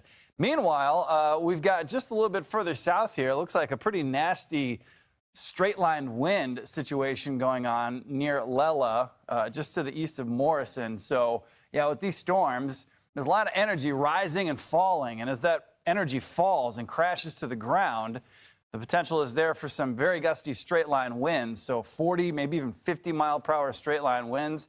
And it's just like dropping, or if you take a bucket of water and pour it on the ground, it splashes in all directions, right? Same with the wind here. As it hits the ground, it's going to just kind of burst out all across the Earth's surface. And so we've got to watch out for those very, very gusty winds. So this particular area right now really is feeling the impacts from these storms that are moving in at a pretty decent speed. And again, we've got Tulsa, Oklahoma, just upstream. So that big populated area is likely going to be seeing the impacts from these severe storms here soon, within an hour or two. Meanwhile, Oklahoma City is definitely starting to feel the impacts. The metro area, especially on the northwestern corridor there, right around I-44. You've got the Village, you've got Edmond. Certainly Yukon and Union City right now really seeing heavy rain and just a ton of lightning. In the last 15 minutes, we're approaching 500 lightning strikes. That's to the point where it's probably almost one right after another. We're getting pretty close to, actually, we're in the middle of kind of rush hour, maybe towards the tail end, but Interstate 40 there getting crushed with all of the rain, all of the lightning, very gusty winds, and so that's likely making travel and commuting difficult here at this hour.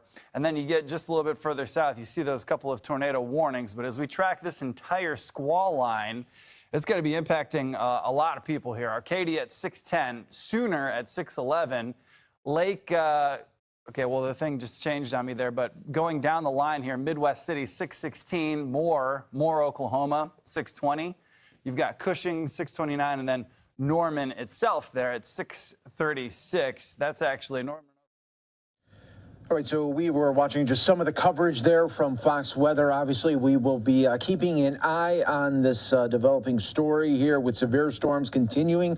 Oklahoma and Kansas right there. We'll be continuing to track it right here and dipping into Fox Weather coverage throughout the evening right here on Live Now from Fox. We appreciate you joining us here as always.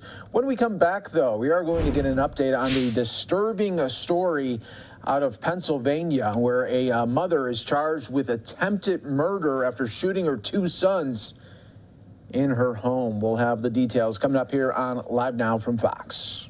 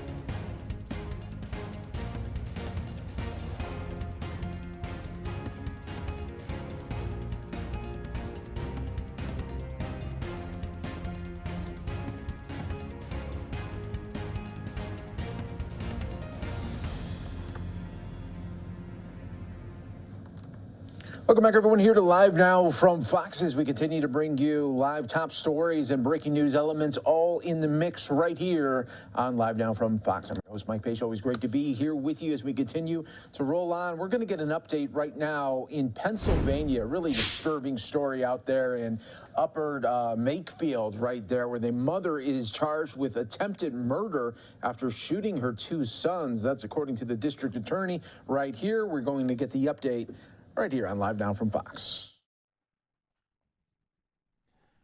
Good afternoon. I'm Bucks County District Attorney Matt Weintraub.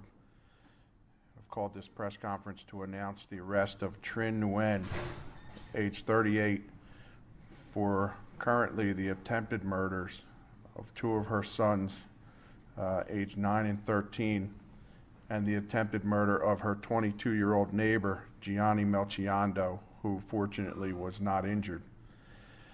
She is charged with 3 counts of attempted homicide and 1 count of possession of instrument of crime.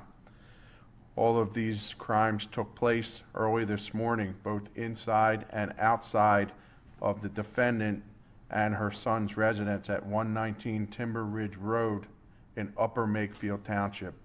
I understand that this is a semi-detached residence. It is part of a duplex. The Upper Makefield Township Police were dispatched at 7:05 this morning to that location, 119 Timber Ridge Road in Upper Makefield Township, for report of an armed subject. There, the police met with neighbor Gianni Melchiondo, who said that Trin Nguyen, his neighbor, handed him a box of photos outside the residence and asked him to give the box to her ex-husband, whom he worked with. When Melchiondo turned around to face Nguyen, he saw Nguyen pointing a black revolver to his face. Nguyen then pulled the trigger 2 times, but by the grace of God, the gun did not fire. Melchiondo engaged Nguyen, wrapped her in a bear hug, and eventually was able to disarm her. She then immediately fled the area in a white Toyota Sienna minivan. We put out a be on the lookout alert to locate her. While at the scene of the residence, law enforcement was advised that Nguyen lived with her 2 minor children, JT, age 13, and NT, age 9. I'm using their initials so that their identity is not revealed. A neighbor, who was the mother of the 22-year-old victim, and a responding Upper Makefield Township police officer checked the Nguyen residence.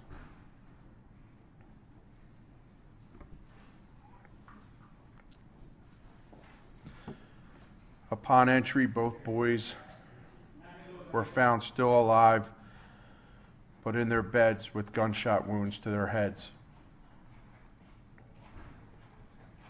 Both boys were transported by police via squad car, and I understand in one instance in heroic fashion, and EMS personnel to St. Mary's Medical Center in an attempt to keep both boys alive. Newtown Township, Newtown Borough, Upper Makefield Township, and Lower Makefield Township Police, as well as Central Bucks Crime Scene and Bucks County detectives, have all worked on this case since its inception and are still working on it to this very moment. As a result of the investigation, which started immediately, the records were found that indicated the defendant crossed over into New Jersey via the Washington Crossing Bridge into Hopewell at 7:08 a.m. She was then taken into custody at Washington Crossing United Methodist Church in Upper Makefield at 11:30 this morning. I give credit to the church officials who saw our social media post and alerted police that the defendant was in the van in their parking lot. When she was apprehended, she was taken to St. Mary's Medical Center due to an indication that she herself was under the influence of drugs. She has just been medically cleared for arrest. She has yet to be arraigned due to the need for this medical intervention, but that will happen certainly and swiftly. Both children will give the gift of life to others as their organs will be transplanted. Once that occurs, we will upgrade these charges to 2 counts of homicide. That's all that I have. I can take some brief questions. So when police arrived, you didn't realize that the kids inside had been shot. They were dealing with the incident outside, and then they went in sometime. That's correct. They spoke with the neighbor first, and then they went in with a family member of the adjoining residence to check on the children, and they found the children in their beds. Any indication as to why then? I realize it's something you have to prove, but that's a question people want to know. We have some very strong leads on motive, but I think it would be premature and unfair of me to comment on motive right now. But I suspect that is being developed, and that will become evident in the future. Who made the decision for the organ donation? I am not sure about that, but I understand that these boys are both being kept alive for that purpose. As horrible as it is, I think the gift of life is a sacred gift that everybody should consider if ever you were in that terrible, terrible position. Was the ex-husband in the area at this time? He is, the ex-husband is now familiar and is at the bedside of one of the boys. I understand that the other boy has a different father, and we're attempting to reach him now, although family members are on notice of this. I don't know if you know this, but you said she was on some type of drug. Can you tell us what it was? I mean, they do those tests. Do we know what she was on? I know it. I'm not prepared to comment on that yet. I do know it. An opioid or THC or? I don't think it would be fair for me to comment. Any indication of any kind of other previous law enforcement or OCY, CYS? I can say this, I don't know, but even if I did, I wouldn't be able to tell you. You had referenced him as her ex-husband. We had heard that there might have been a bitter divorce battle, so is that inaccurate then to say? I'm not prepared to say one way or the other. So if you can develop that information independently, I think it would be fair of you to do so. I mean, you're always shocked by these things. I mean, all we can ever say is shock. You in law enforcement, the head of law enforcement here. I saw you pause when you made the announcement about the organ donation. Take us through your feelings and those officers on the scene. Well, I can't speak for anybody else, but I have 2 kids. It can't hit any closer to home than this, and I mean, I've been saying my prayers ever since I got this call this morning. I'll continue to do so. Hopefully everybody here is doing the same. It's a very difficult image to get out of my head, and it's a credit to everybody that does this job, that they're able to perform with such grace under fire and under pressure, to even race in a squad car to get these boys to the hospital to give them a chance at survival, or even if not possible, just so that other people can get the benefit of their organs and the gift of life. That's, to me, that's heroic. It's a terrible tragedy, but perhaps some good can come out of this yet. Was the gun legally registered to her? Pardon? Was the gun legally registered to her? Well, she's not been charged with any firearms offense, so I think it's a fair assumption that she possessed that gun legally. Did you find the gun? Yes, we have. How long has she had the gun? I don't know. You said she gave a box of photos to her husband's coworker. What kind of photos? I'm not sure, actually, and I don't even know what the intent was there, although I could say what her intent was, whether it was either to distract him or have his hands be full, because she did intend to kill him, according to her actions. Matt, you said that it was sort of a detached house. Just to be clear, were these 2 families living side by side in the same building? I believe so. I believe so. Yes. I mean, it's a grand house, but it is 2 separate residences. Yeah. So it wasn't unusual for him to be like on the property. When you say neighbor, he lived part of this property. It wasn't like the other house over or house across the street.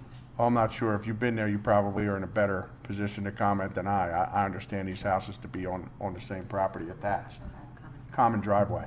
Matt, by the time officials were alerted, did it seem like the boys were shot relatively in a close time proximity to that, or had that occurred at some time? Well, they were alive, Okay. so I'd have to say yes. I mean, they had a chance. We just, you never know. That's why police give 100% all the time, because while there's life, there's hope. No one else heard those gunshots on the That's that is our accurate indication at this point. Were they in the same room, the boys? Did you say? I don't. 2 rooms. Separate bedrooms in their beds. Where was the gun found? Was it with her in the minivan? Was it at the house? No, it was not. It was not found with her. When the neighbor wrestled, he was able to wrest the gun away from her, so it was located at the property. There was additional ammunition for that gun found in the minivan, however. No other weapons, just that one? Not that I know of. I know this is active, and I know you can't specify the type of substances, but given the evidence, is it clear that this was an attempt at suicide by her? Is that how this is being investigated? I'll say it this way. There were other evidentiary indications that she intended to take her own life, but was unsuccessful. This has been very difficult, guys, so I know you all have a job to do, but I'd like to end it at this point. What a terrible story right there, though. And so right now, the mother is charged with attempted murder. But we heard from the DA there that soon, unfortunately, that will be upgraded to 2 counts of murder there, as the 2 sons there on life support here at this moment. You're watching Live Now from Fox, everybody. We are going to take a quick 2-minute break here. When we come back, everyone, we're going to get the latest on why some Apple employees, they do not want to return to work. And it has nothing to do with COVID-19 fears. We'll have the latest right here for you on Live Now from Fox.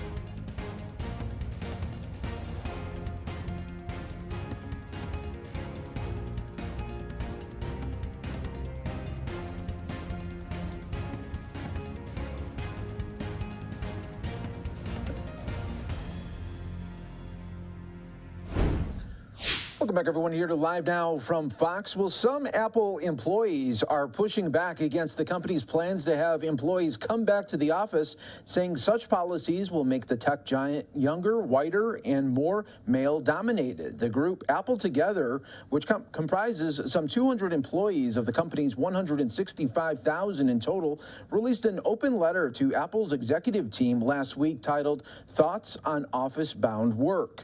The group wrote that employees and executives have a different vision of how the future of work ought to be. They said that being forced to return to the office will deplete time and resources. In-person collaboration, they said, was important for their creative process, but not something that was needed every week. The hybrid working pilot is one of the most inefficient ways to enable everyone to be in one room should the need arise every now and then, Apple Together said.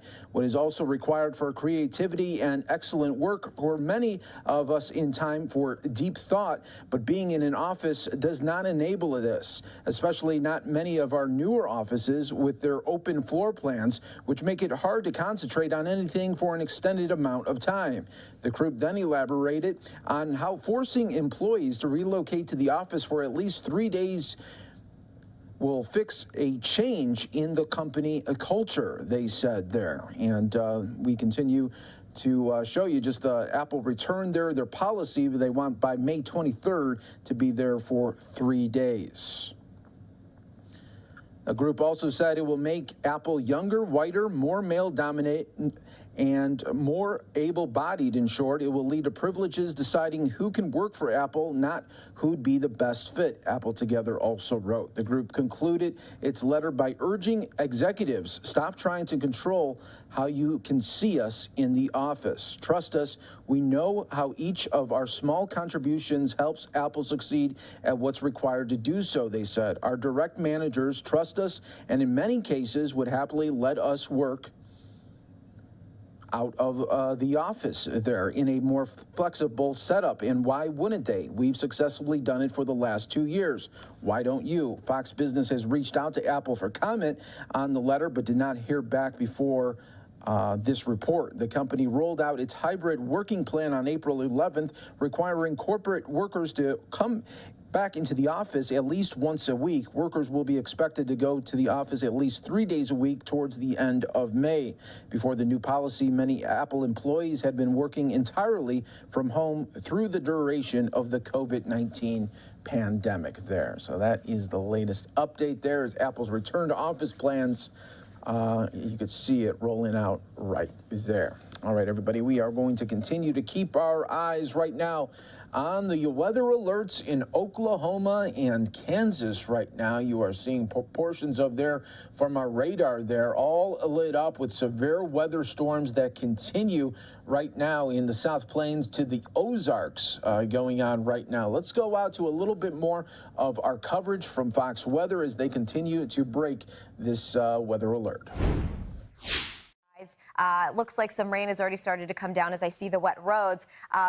It's a severe thunderstorm warning that is currently over Oklahoma City, where we've had some very strong winds that are 60 miles per hour or stronger. Noticing just to the south, we do have southwest of Oklahoma City, we have another tornado warned area, this one jumping right over I-35. This particular cell right here likely producing some hail. You can see right over I-35, you're about to get pelted in this area with a whole bunch of rain. But noticing where Cody's circling for that area of rotation, it's behind the heavy rain. So at this point, if this is where we're getting that rotation, you can see that little hook right there. It's not going to be rain wrapped. Ahead of it is where the precipitation is heaviest, just over Washington. Notice you're getting that heavy rain as well as likely some hail. There is some lightning associated with this. We've seen a lot of lightning really lighting up the skies. But at this point, the sun hasn't quite set, but you can see how dark it is. We've been watching that wall cloud move across into OKC and push eastward. So this is a tornado warning coming out of Dibble. This is for McLean County, Oklahoma. Now, this is one that's been expanded. They may continue to watch this one and expand it. We'll wait to see what the National Weather Service says. It has about 15 more minutes to go. But as Cody takes it out from that center of rotation, again, this is not confirmed or observed, but it is radar indicated, taking it over towards Slaughterville, 649. So you have about 20 minutes if you're in Slaughterville to get to somewhere safe. If you're in McGuire, 652, Willow View, 656. At this point, taking it out of that warned area, should it continue to move forward, Willowview, Slaughterville, McGuire, these are the 3 communities I'm talking to because those are the ones that are going to be next in line for this. Now, notice that's after this polygon ends. So again, we'll watch to see if the National Weather Service does expand it. If they do, it means that they're also concerned about this area of rotation that we're seeing here. So again, we have storms that are continuing to populate. A lot of them are severe thunderstorm warnings. You have tornado warnings that are really starting to pop within this line, but also we have one discrete cell just ahead of the line. So that is concerning in itself. When it's not acting with the line, it has a little bit more potential to sustain. This whole line is also going to be producing some very strong winds ahead of it. Straight line wind damage is a potential here. And noticing as Cody tracks it out for you, Norman 642 is when the line will be over you. We're taking the whole line forward. Shawnee by 701, Tecumseh by 709, Sand Springs by 711, Sapulpa by 716, Tulsa by 719. So Tulsa, noticing by 719 in less than an hour, this will be overhead and taking it over towards Seminole by 727. So we looked an hour ahead and we tracked this whole line for you. So regardless of whether you're going to be in a severe thunderstorm warning or tornado warning, I just want everybody to be careful. You don't want to be out on the roads. There were, okay, emergency management observed. Okay. Okay, so Cody and Weather Command telling me there are unofficial reports of a tornado in Ripley. So this is actually one cell we've been watching. So at this point, if you are in, actually, Cody, can we get the county up on this too? Just so I can, okay, so this is Payne County. So Payne is one we've been watching for a little bit. So Cody was reversing the velocity. You could see over Ripley where we had that rotation. Right here is what we're watching, and as he advances it, you'll see it just moves further to the east. But this is the one we had shown you not too long ago. Notice it's getting towards the about center range of the warned area over towards Drumright, just to the north of Cushing. So this is what we're talking about. I didn't see that rotation going through Cushing, but it certainly is going to be just on the outer edges of it. So this is in, okay, so talking about damage about 1 south of Ripley. So here's Ripley again, and here's where you had that tornado reported. So what we do know with these cells is they are capable of producing tornadoes, and a lot of them have really been fighting to put down these funnel clouds. Some have succeeded, some have not. But if you are in a tornado warning, there should be no debate about going to that safe spot. We are here to make sure everybody stays safe. We're going to continue to watch this line, and if you watch, it's really starting to propagate on the southern end of this. You have a discrete cell just ahead of the main line with a tornado warning, and within this line, now the concern becomes those quick areas of rotation, and so oftentimes you don't have a lot of time to respond. So we're going to be here monitoring it throughout the night. Nick? Yes, we will. Hey, we're talking a lot about Oklahoma City, right? And these are some images out of the Central Plains. Look at those towering clouds. I mean, when you think about severe weather, that's likely what you think about, right? Oklahoma City right now. I think this is live coming from Fox 25, Oklahoma, and we're talking about tens of thousands of feet up are those cloud tops there. That's why hail is able to grow, because those clouds are way up in the much, much colder levels of the atmosphere where it's below freezing. Those hailstones form, and they're actually able to hold together and not melt by the time they come into a warmer surface level temperature, and then they hit the ground. But that's an ominous thing to see out on the road. And you can see there are some drivers out there right now. Again, Oklahoma City, certainly privy to severe weather, but, you know, we've been in the winter months here, so we're kind of just kickstarting a new severe weather season. And so folks probably not as used to driving under some of these conditions as they were towards the end of last season. In any event, those are the types of storms that we can actually anticipate again in Oklahoma City as we get into midweek. So we're already doing this tonight, and then we've got yet another round of severe weather expected right in Oklahoma City. This is a bullseye on top of OKC for not tonight, but for Wednesday. More severe weather is very, very likely. Another similar setup with clouds similar to what you're seeing right there, coming through with more nasty storms. And again, Springfield, Missouri is in on this, Little Rock, Wichita Falls, Dallas, down to Big Lake, and even Del Rio, Texas. It's a possible, likely, and very likely severe weather setup as we go into midweek. And this is going to start you off at 5 a.m. local time. And we've got, again, yet another kind of line of storms firing up early in the day there. So it looks like 9 a.m. it could get pretty noisy and very wet. And then yet again, another round of severe weather there, probably packing more of a punch. There you go. There's a pretty organized squall line Wednesday into early Thursday, dropping all the way down through southeast Texas and making its way towards the Gulf Coast. This one going to drop a decent amount of rain with it as well. So pockets of 2 to 3 and then 3 to 5 inches. Not everybody going to see this amount of rain, but where they do get the heavy rain, it's going to show up in droves in between Wichita and Oklahoma City, and then right on the state line of Oklahoma and Texas. All right, we're going to take another quick break here at 36 minutes after the hour. We'll be back. Watching the coverage there from Fox Weather, and we want to show you the tracking that we have right here for you on Live Now from Fox. As you can still see those strong severe storms that Fox Weather was just talking about. We got other angles here as well from the roadways in Kansas and Missouri right now as well, all in the mix. Stay right here with us. More coverage from across the country coming up in just 2 minutes.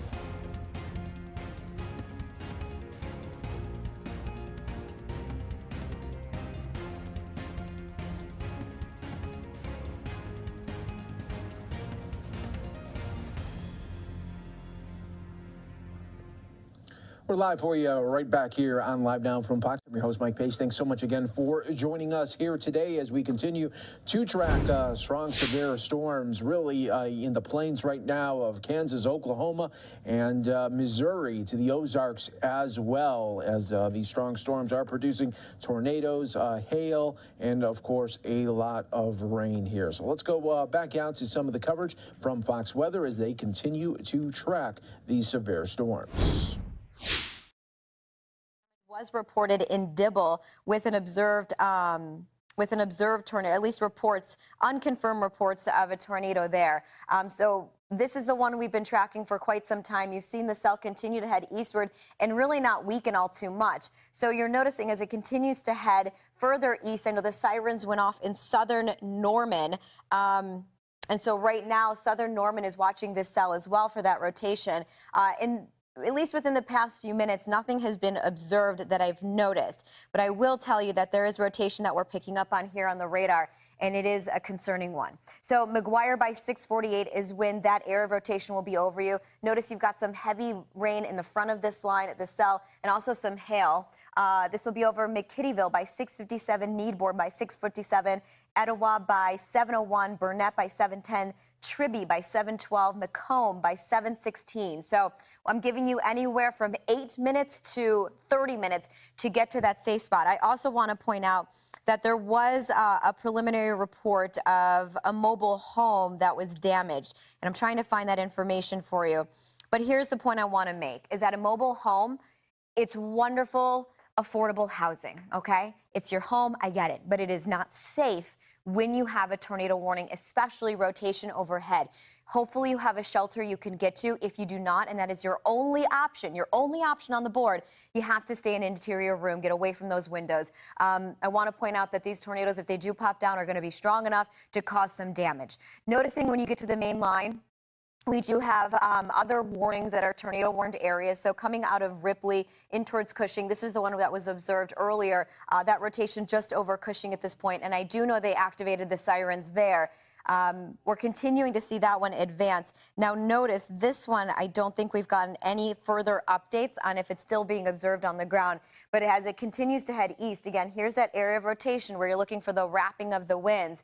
That's going to be heading right towards Drumright at this time. And what you're also noticing is out ahead of this line, you're going to get some very gusty winds as well. So you could get some straight line winds that are going to be just as strong. So as you continue to watch this move east, you're looking for the spinning of the winds. This is going to be going right over Drumright in a matter of time, or at least just kind of skimming the outer edges of it. Also just to the south of Oilton there, that's where you want to be on the lookout. 2 areas that need to be in a safe spot. Cody tracking it out for us, so it's moving eastward. 35 miles per hour. And if we carry that out past the Pentagon and past the warned area, we're going to give everybody how much time they need. So Markham, 6:46. You have 4 minutes. Get the kids, get the dog, get the cat, take what you need, head to the basement. You can take your Fox Weather app with you so you can continue to track these storms with us. Noticing it'll be over Olive by 6:58, Silver City by 6:58, Lawrence Creek by 7:04. New Manford by 7:11, Manford by 7:12. So again, I've given you anywhere from 4 to 20 minutes to get to a safe area, an interior room, a basement if you have one. I know that's not all too common in these areas at times. So, and again, an interior room, a safe shelter, a sturdy place away from windows. This is that main line, and it really has expanded quite considerably from the northeast to the southwest. Oklahoma City is under it right now with some very heavy rains. Noticing you have a lot of lightning as well that's been illuminating the sky, especially when you take it a little bit further back to the west. Going right over OKC and stretching over I-40, 524 strikes within the past 10 minutes and counting. So we're going to actually go and check in. Our Hunter Davis has been in Oklahoma City throughout the afternoon and watching this deteriorating situation. Yeah, hey there. It doesn't even feel like the same day from when I started talking to you guys a few hours ago. The sun was out, the clouds were beautiful, and it felt good.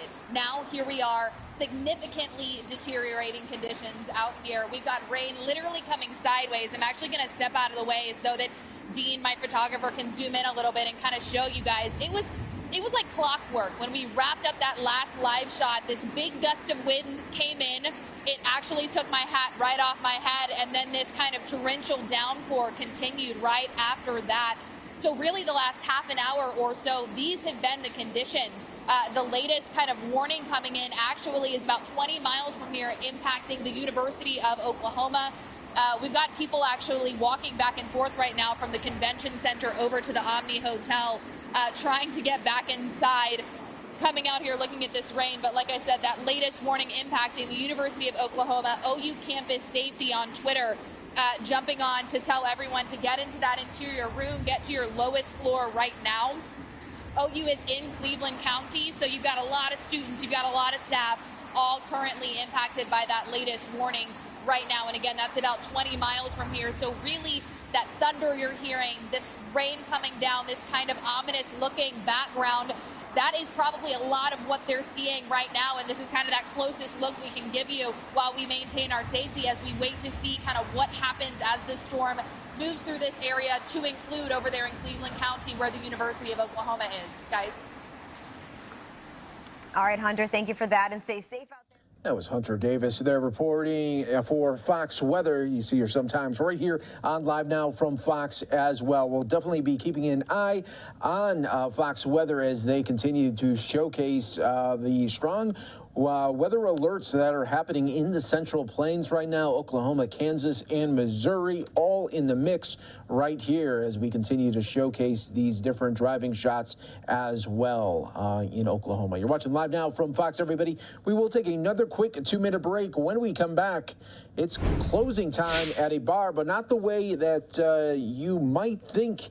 We're going to be talking about a Chicago suburban bar where over the weekend it had a lot of activity, and not just from people wanting a drink. We're talking about a patron that took out his gun in just the right time. We'll explain right here in 2 minutes.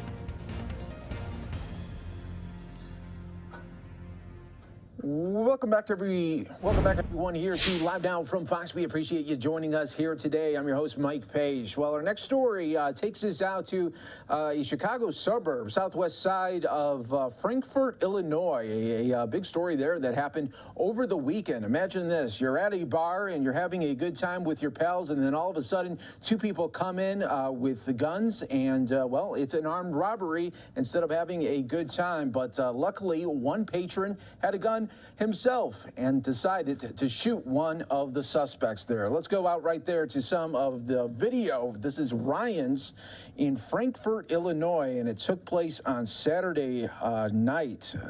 According to the Will County Sheriff's Office, it all happened about 3:15 in the morning, where deputies were dispatched to Ryan's Pub for a report of an armed robbery in progress. The Sheriff's Office said two black male suspects entered the business armed with handguns and demanded money from patrons and employees at the business. The suspects were allegedly wearing dark-colored clothing with latex gloves, masks, and hoods, and told patrons and employees that if they did not comply with their demands, they would shoot everyone in the establishment.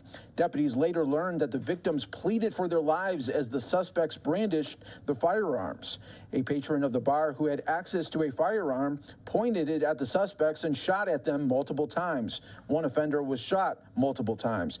The other fled on foot from the bar and got into a nearby vehicle. The vehicle fled from the scene eastbound on Lincoln Way Highway, heading towards Harlem Avenue. The suspect who was shot in the scene was pronounced dead. A positive identification of the suspect has been made, but however, the name will not be released until the family has received proper notification. The suspects were able to complete the robbery, but police believe the deceased suspect had the majority of the proceeds stuffed inside his pants and pockets. The two firearms that the suspects had were recovered at the scene.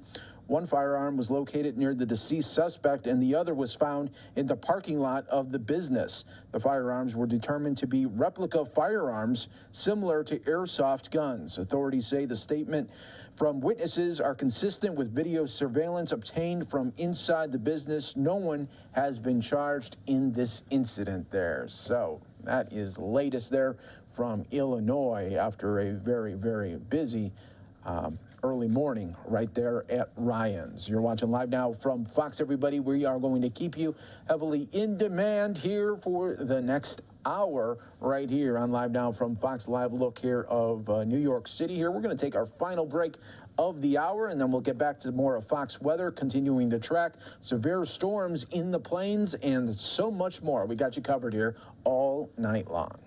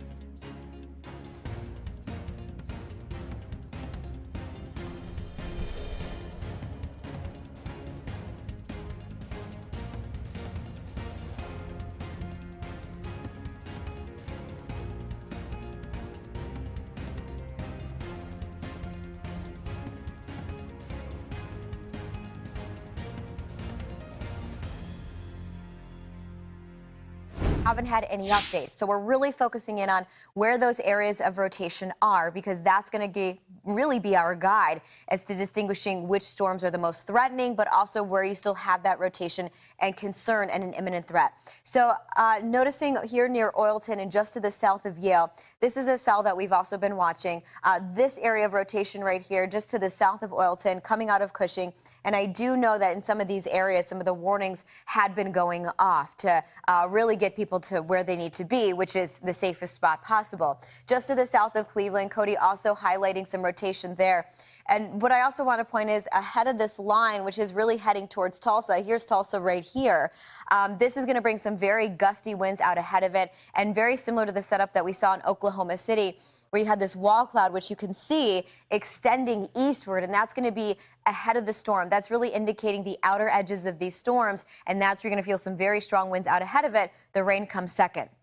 So Cody just kind of replaying it for you in reverse to forward mode, and you can see how that rotation went from Cushing and further eastward. So this is still all radar indicated. We haven't gotten any updates on some of these specific areas where maybe at one point one was observed or we had some unconfirmed reports. But I want you to take it seriously. If you're within either of these, I want you to take it as an imminent and life-threatening threat. So notice as Cody takes this particular one out, he's taking it east. This is going to take it towards just to the west of Tulsa here. Lawrence Creek, 7:06 Eastern. Lawrence Creek, you have 12 minutes to get to a safe spot. New Manford by 7:14. Wakiwa by 7:31. Fisher by 7:33. And Prattville by 7:35. Bowdoin by 7:37. If you are in a mobile home, it is a very dangerous spot to be, as well as an automobile, a vehicle. You have to find a sturdy, well-planted spot. And usually, I know you can find a safe shelter to get to. This isn't your first rodeo. If you live in these areas, you're familiar with it, but you have to go now. If you are in a tornado warning, you maybe only have minutes to respond. So now we're going to jump to the second tornado warning. So just to the north, right over Highway 412 in towards Cleveland and Hominy. You notice Cleveland 659. This thing is 4 minutes away from you when we take it from that area of rotation over to Osage 703, Morgan's Corner by 724, and Gilland by 739. So we're going to continue to follow these areas of rotation, bring you the very latest. The best thing you can do, keep it here, but also watch the radar and get to somewhere safe. And Nick, you have kind of just an overview. It's been such an active season already. Yeah, you just got done there talking about tornado warnings, and it seems like every week we've been doing this, right? The same song and dance, almost in the same part of the country. Well, here we go. This is a bit of a recap as we closed out the month of April over the weekend. It's now May 2nd, and so far this year we've had 602 tornadoes. Average is 500, so the red is what we're seeing in 2022. Gray is average. We're over 100 tornadoes above average already for this year, and it certainly does feel like that. And here we go. April tornadoes over the last 5 years. Gosh, we had preliminarily 242, and you can see that just blows last year out of the water.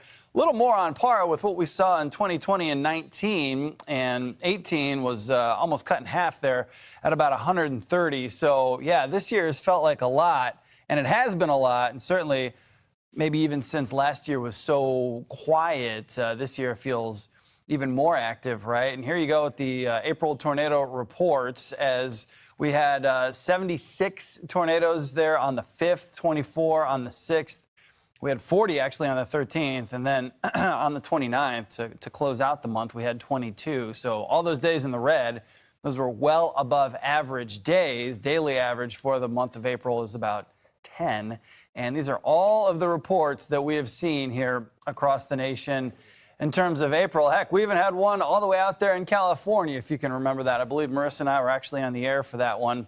They get about a dozen tornadoes or so per year there in California. In any event, yep, the April average is 288, and so we are actually a touch under that, but still, Marissa, for the year, we're 100 above where we should be based on the average. Right, and before we head to break, we just want to give everybody a quick update as to where these thunderstorms are. So you can see that line that's about to head towards Tulsa, exiting out of Stillwater, still just on the outskirts of Oklahoma City and in towards Norman. We do have still a few tornado warnings along this line, as well as just to the south of it. So a very serious situation. Or if you are within the path of this storm, you want to make sure you're getting somewhere safe. Don't be out on the road. We're going to continue to track these very closely, break it down into your neighborhood. That's Fox Weather doing what they do best, tracking the severe storms that continue to push in Kansas, Oklahoma, and now entering Missouri. You're watching Live Now from Fox, everybody. When we come back, we're going to go out live to Nebraska for an update on what's being done here to lower gas prices, because the Biden administration is having to come up with some unique solutions to gas prices. Coming up here in just 2 minutes on Live Now from Fox.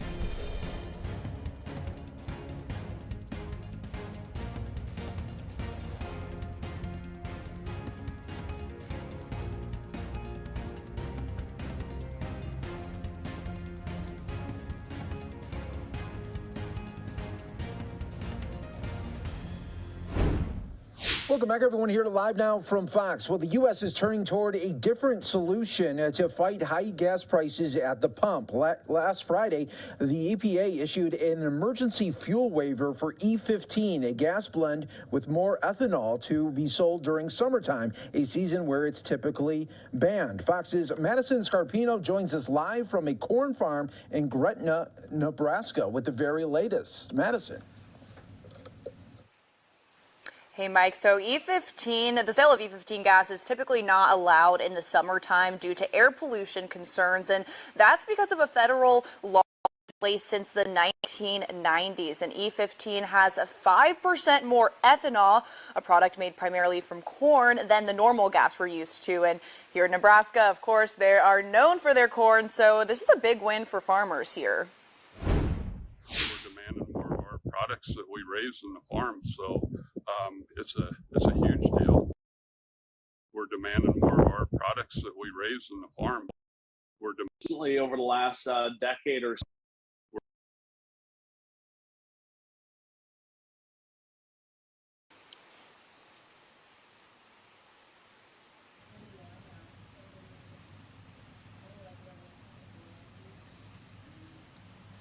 And Madison, you can continue. And this comes just as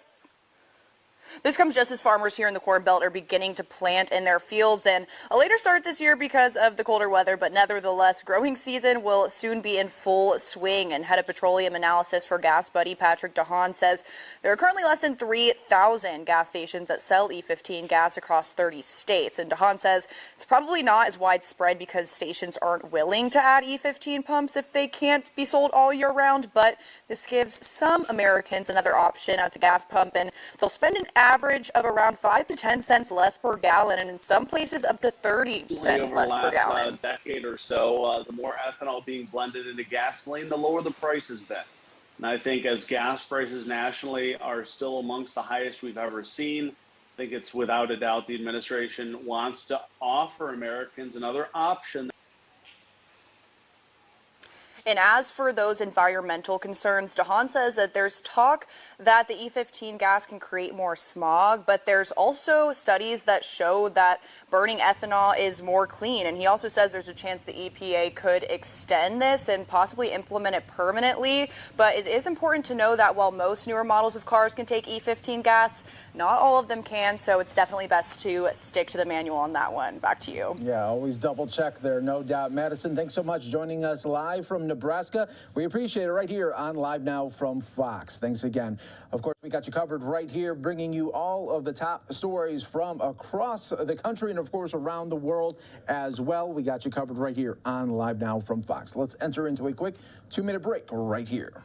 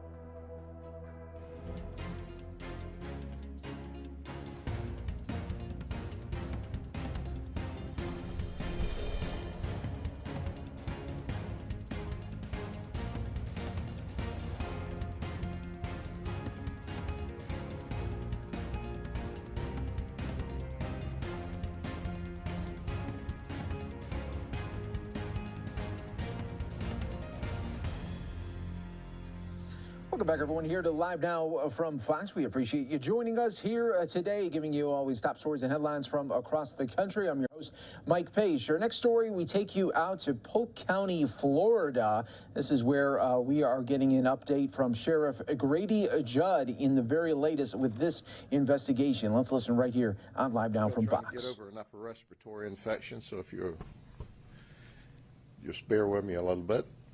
We'll tell you about a crazy event. And it all happened at the Shady Cove Bar and Grill on Highway 544, which is east of Haines City in the unincorporated area. It's about 5:12 in the afternoon. And Joshua Badillo, who's 31 years of age, comes into the bar. And inside the bar is a motorcycle gang group of a few people and some ladies. And they're minding their own business, having a few beers. They've apparently been at some kind of memorial ride earlier in the day. Joshua's been drinking. He comes up to them and begins to have a conversation. And from the conversation, an argument erupts. And so they quiet the argument down themselves. Joshua Badillo buys a round of beer for them. The argument's over with, and everybody goes along their way. A little while later, this group of folks, of friends in the motorcycle gang, they go outside to the tiki bar. And so they're sitting around at a table. Joshua Badillo comes back. Comes up in the middle of the group, sits down in a chair, starts to talk, reaches across the table, and we can see in the video where he grabs a guy's hand to shake his hand, and he holds his hand for an extended period of time while he's shaking it. He turns it loose, and he's just kind of all up in their business.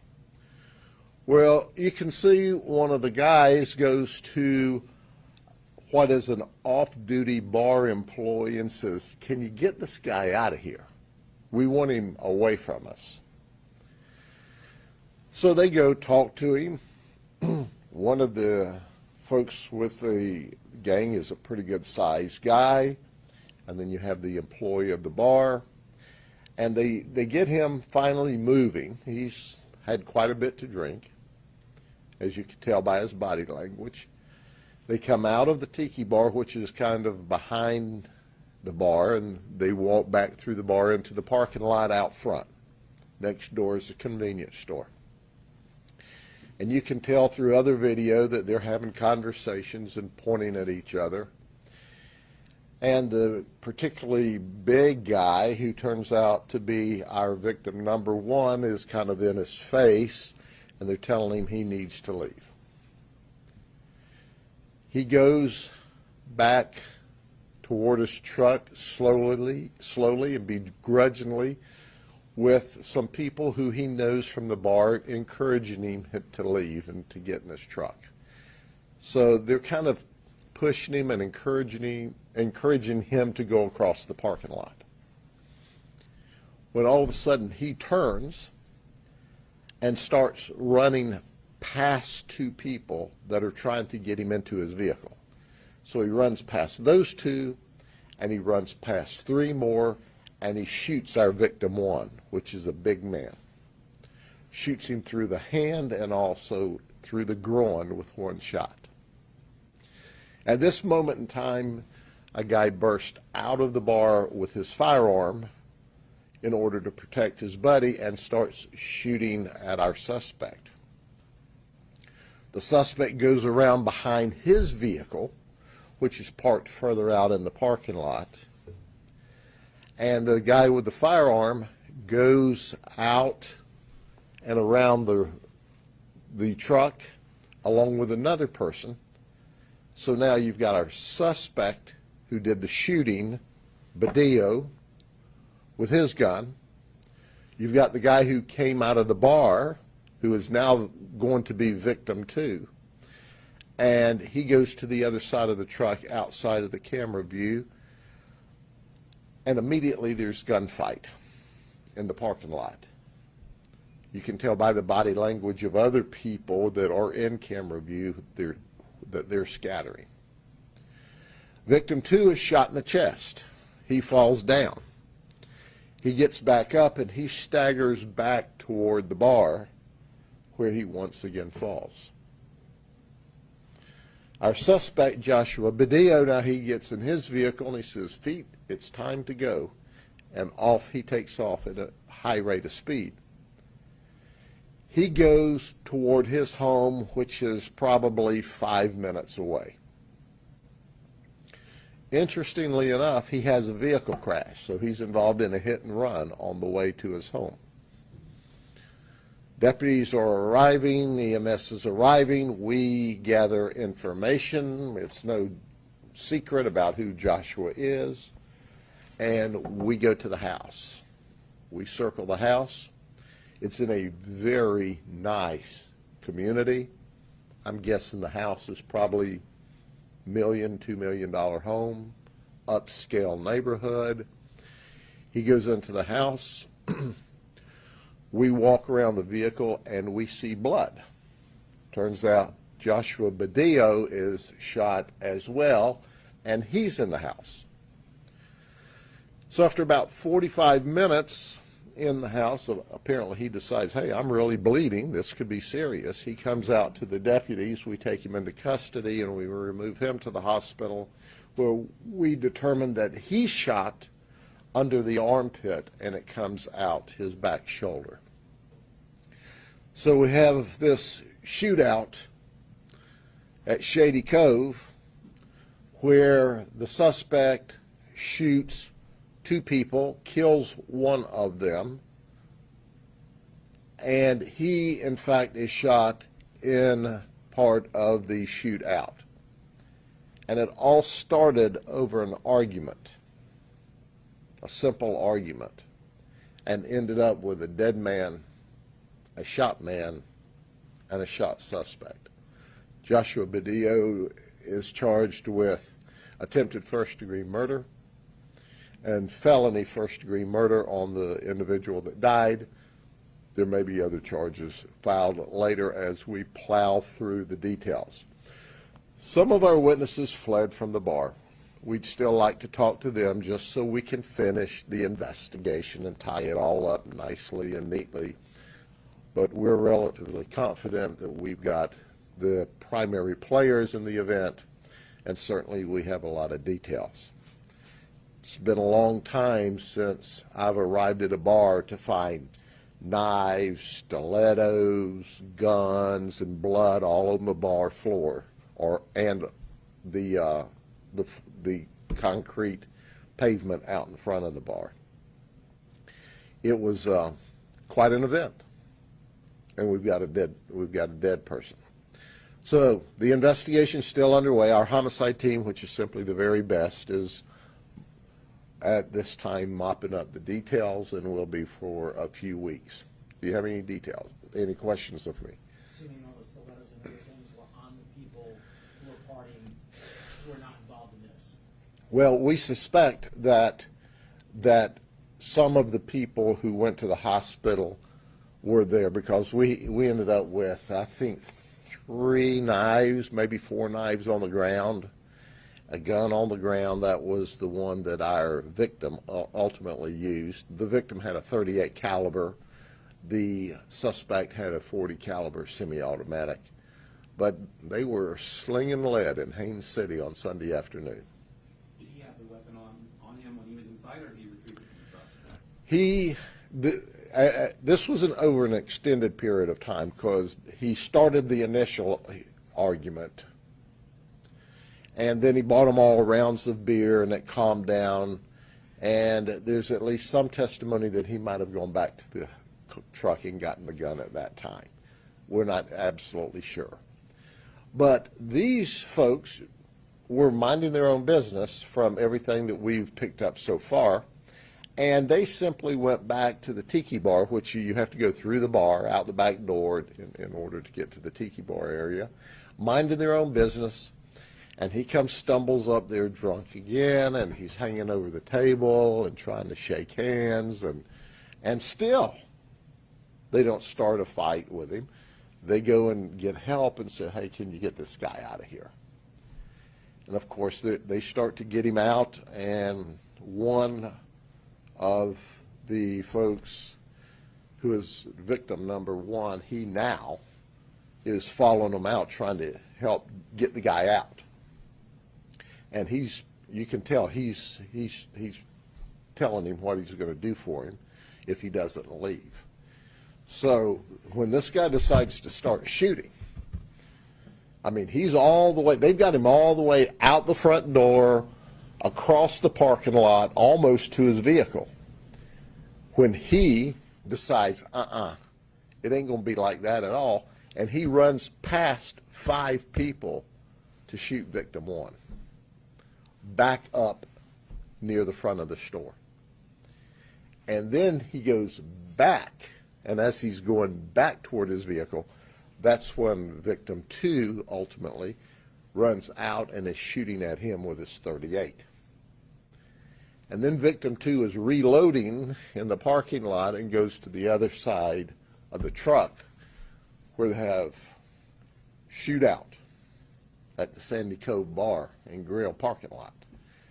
And that's where victim 2 was shot and ultimately was transported to the hospital but died less than an hour later.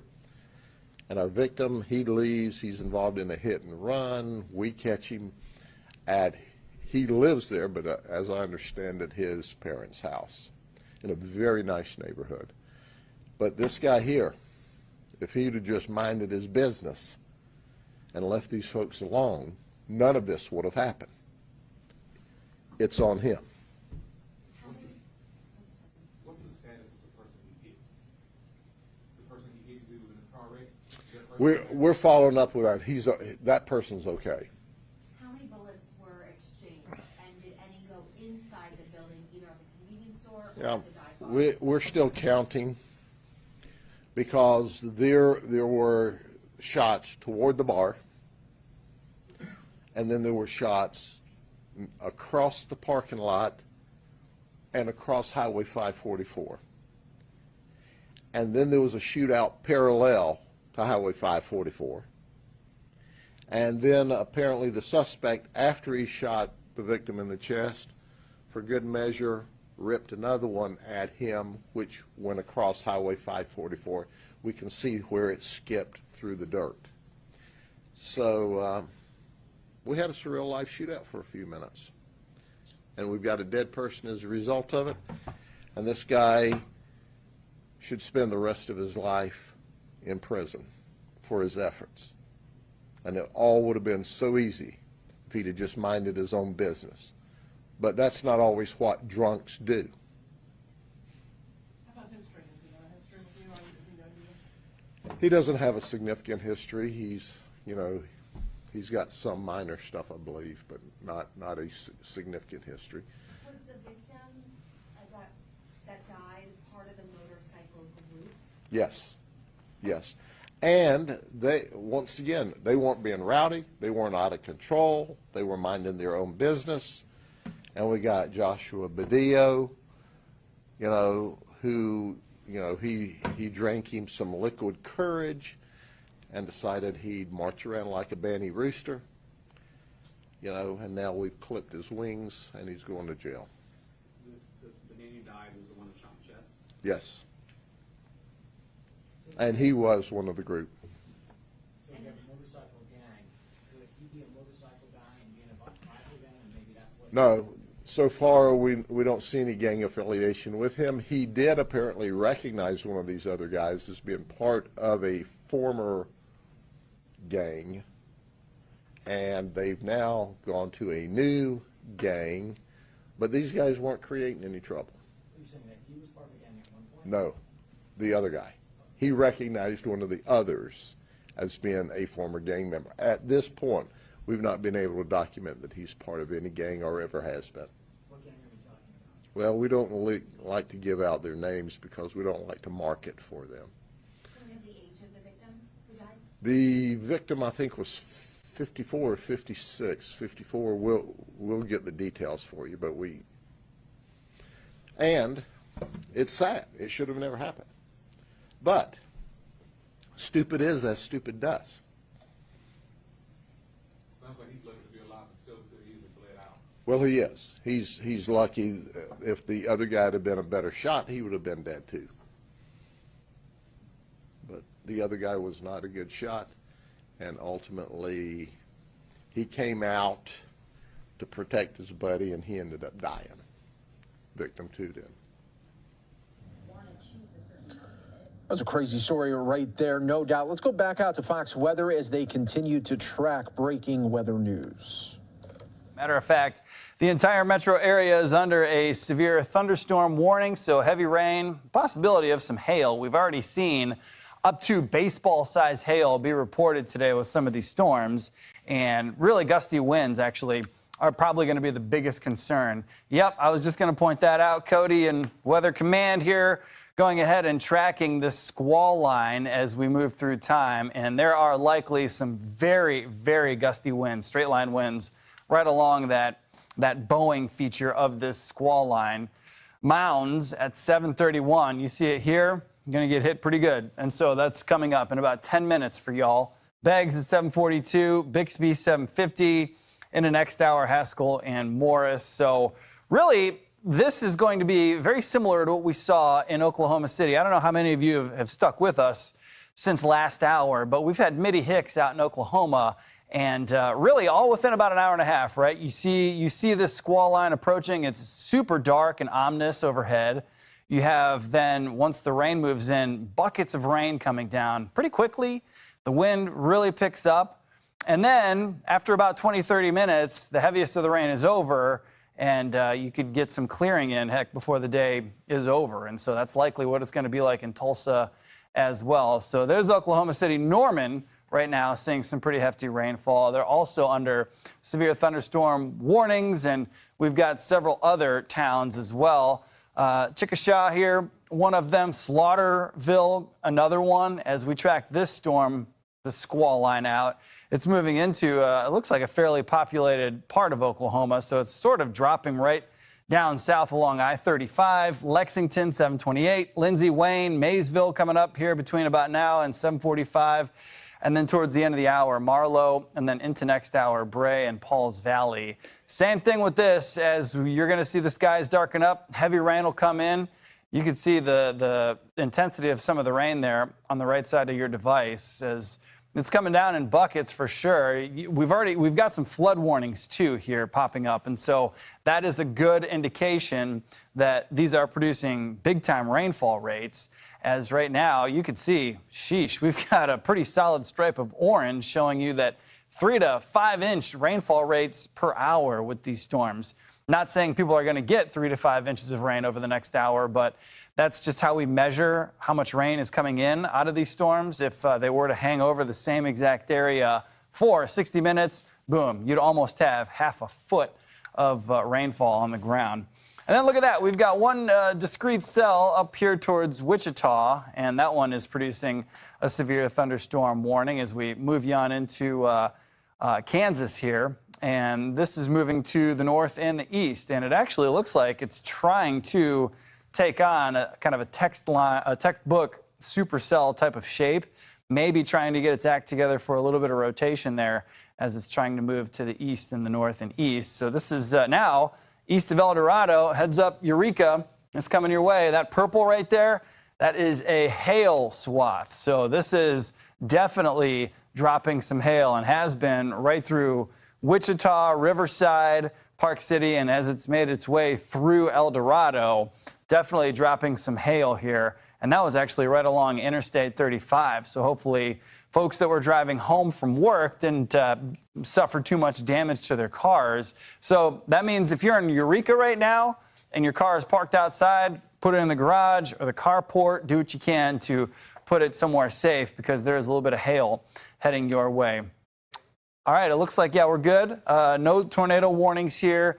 And again, some more flooding as you look there into portions of Arkansas and into Missouri, as there are some pretty hefty downpours out ahead of this line of severe storms. And yeah, Luckily, Marissa, still, you know, I hate to say it out loud. I almost feel like I'm going to jinx something, but no tornado warnings as of right now. Hopefully that holds for the rest of the night. Yeah, fingers and toes crossed for everybody in the path of these storms. And here's the thing, after triggering these severe storms in the southern plains tonight, this same system is going to shift eastward, and it's going to produce the heavy rain as well as triggering some strong activity as it does so. So this is a look into Tuesday. So here's that area of low pressure that we're watching, the same one that's causing problems for tonight, the warm front that's already causing flooding issues in northern Arkansas, and here's a cold front that's going to continue to catch up. So both of those are going to be trigger mechanisms for weather that you will see in through tomorrow. As it continues to advance eastward, notice that warm front as it continues to push northeasterly. It's going to help bring in some warm and moist air out of the Gulf. That's going to surge to the northeast, and that then ensues the issue then of this cold front moving east. They're going to collide. They don't mix very well, and it's that typical setup you see this time of year with severe weather. That moisture and that heating of the day is going to trigger some instability, and so this is just showing you where some of that energy lies, and the darker the shade, the more energy that it has. This is a look into Tuesday. Who could see some damaging wind potential as well? So outside of the tornado threat, you're really also looking at some straight line wind potential here. So highlighted in orange, and really anybody highlighted has that potential from Mayfield, Bowling Green over towards London as you look in Kentucky. But notice Lexington and Louisville, Cincinnati, Columbus, it's a heightened threat here, as well as in through Pittsburgh even. And notice you're even getting into Charleston area there. So for Tuesday, these are the zones that I'm speaking to. So knowing that you are within that threat and even taking it over towards portions of Roanoke, Richmond, and Raleigh, so North Carolina in towards Virginia there, you need to start to figure out, okay, when are these storms going to hit? Where am I going to be? What do I need to know? Am I ready in case I lose power? Do I have a place to go if I maybe live in an apartment or in a mobile home? So that damaging wind threat in through Tuesday impacts these same areas. And again, you could get winds that are upwards of 60 miles per hour like we're seeing tonight, and those could be damaging. So with the timing on future track, notice you continue to see the warm front lift to the north, that cold front coming in, and you can see the line of storms where they really start to propagate. And as they continue to head into the northeast direction, it's really in through much of the day. Now, in through Tuesday evening, Louisville, you could still have some storms overhead. Knoxville, you're noticing Charleston, Elkins up towards Pittsburgh. So that threat will continue in through the day. Overnight, the further east you go, but notice for many of these areas that have a rough day, it's their overnight that'll be quiet. This is a look at the forecast if you're flying. So if you're flying, this could have some implications for those delays from Chicago through Indianapolis, Louisville, Columbus, Pittsburgh, Buffalo, Detroit. All those areas where that low is going to be impacting the weather is where you could see some delays. And this is a look as you take it in towards Tuesday night. If we stretch further into the mid-Atlantic and northeast, notice these are those storms that are going to continue to push northeast. However, by the time they get to New York, in towards Boston and Philly, in towards Washington, D.C., many of these areas, it'll just be some rain, maybe a rumble of thunder here or there, but you're not looking at the severe threat. Everybody quiets down, at least in this area by Wednesday. But here's the thing. We are going to be looking at another threat by Wednesday. Nick. Yeah, we are. So it's one right after another with maybe, 24, 36 hours of break and then right back at it. And look at this. We're lighting up storm reports here left and right. This is just over the past 3 hours, too. So at the beginning, you see just south of Dodge City, that tornado icon right there. And then there's another one north of Oklahoma City. And then another one shows up here towards Fort Smith. Meanwhile, a whole bunch of wind and hail reports from Wichita right down I-35 and into Oklahoma City, which just had that severe weather come right on through. And all those storm reports just popping up there in one big cluster in Oklahoma City. And so knowing that, by the way, Tulsa is set to get hit with this same storm here. So you do see that this line has a history of producing hail, wind, even tornadoes. So to the people there in Tulsa, make sure that you are taking any warnings that you're getting coming through on your phone right now seriously, because this storm does mean business. There you have it in Yukon, Oklahoma, a 65-mile-per-hour wind gust. That was right there along the interstate. And if that catches a high-profile vehicle on a crosswind, that could be trouble. 61-mile-per-hour wind here. That was a thunderstorm wind gust in War Acres, just north of the Oklahoma City metro. And then in Norman, Oklahoma, just south of the OKC metro, a 60-mile-per-hour wind gust. And that was within a storm system that was also dropping hail. So heavy rain, right? And then very gusty winds and also hail, all happening kind of simultaneously. Meanwhile, yeah, speaking of hail, look at this. In Chickasaw, an inch and almost a half-inch diameter hail, about an inch and a quarter as you get towards Cyril, and then just over an inch and a quarter here, 1.3 inches for both of those there in Noble as well. And so that's approaching, that's like ping pong size hail, which is big, right? Ping pong ball size hail. That'll do some damage. And that's also all along Interstate 40 too. And so that's when things can get pretty dangerous, when you've got hail dropping. All right, so we have been watching Fox Weather break down the very latest there as the severe storms continue to push through the plains. Right now, we'll, of course, have more coverage throughout the evening right here on Live Now from Fox. Everyone, page here, but we want to go to our other story that we are following right now. It's talking all about the border surge that continues, and we are all looking at that most important date of May 23rd there. That is when that Trump-era policy could come to an end, and that is where the Department of Homeland Security says if that happens, 18,000 migrants could be crossing the border a day. So what is the Biden administration doing, and what are their plans if that number becomes a reality? Let's go out right here to the very latest right here on Live Now from Fox. Mills Hayes joining us here in just moments. And yes, she is with us right now here at Eagle Pass, Texas, with the very latest. Mills, thanks so much for joining us. I've been here in Eagle Pass for the past week, and people... All right, it looks like we did lose her shot right there. We apologize for that. I just want to play out some of the audio there that was associated with that story. They can be removed. They can be placed into custody for criminal prosecution. They could be cooperating in a law enforcement investigation, and I don't intend to provide that data publicly if it's law enforcement sensitive, but we know where those 42 are. And we'll have much more on the border surge in a little bit right here on Live Now from Fox. We want to use this time to go to a quick 2-minute break right here on Live Now from Fox.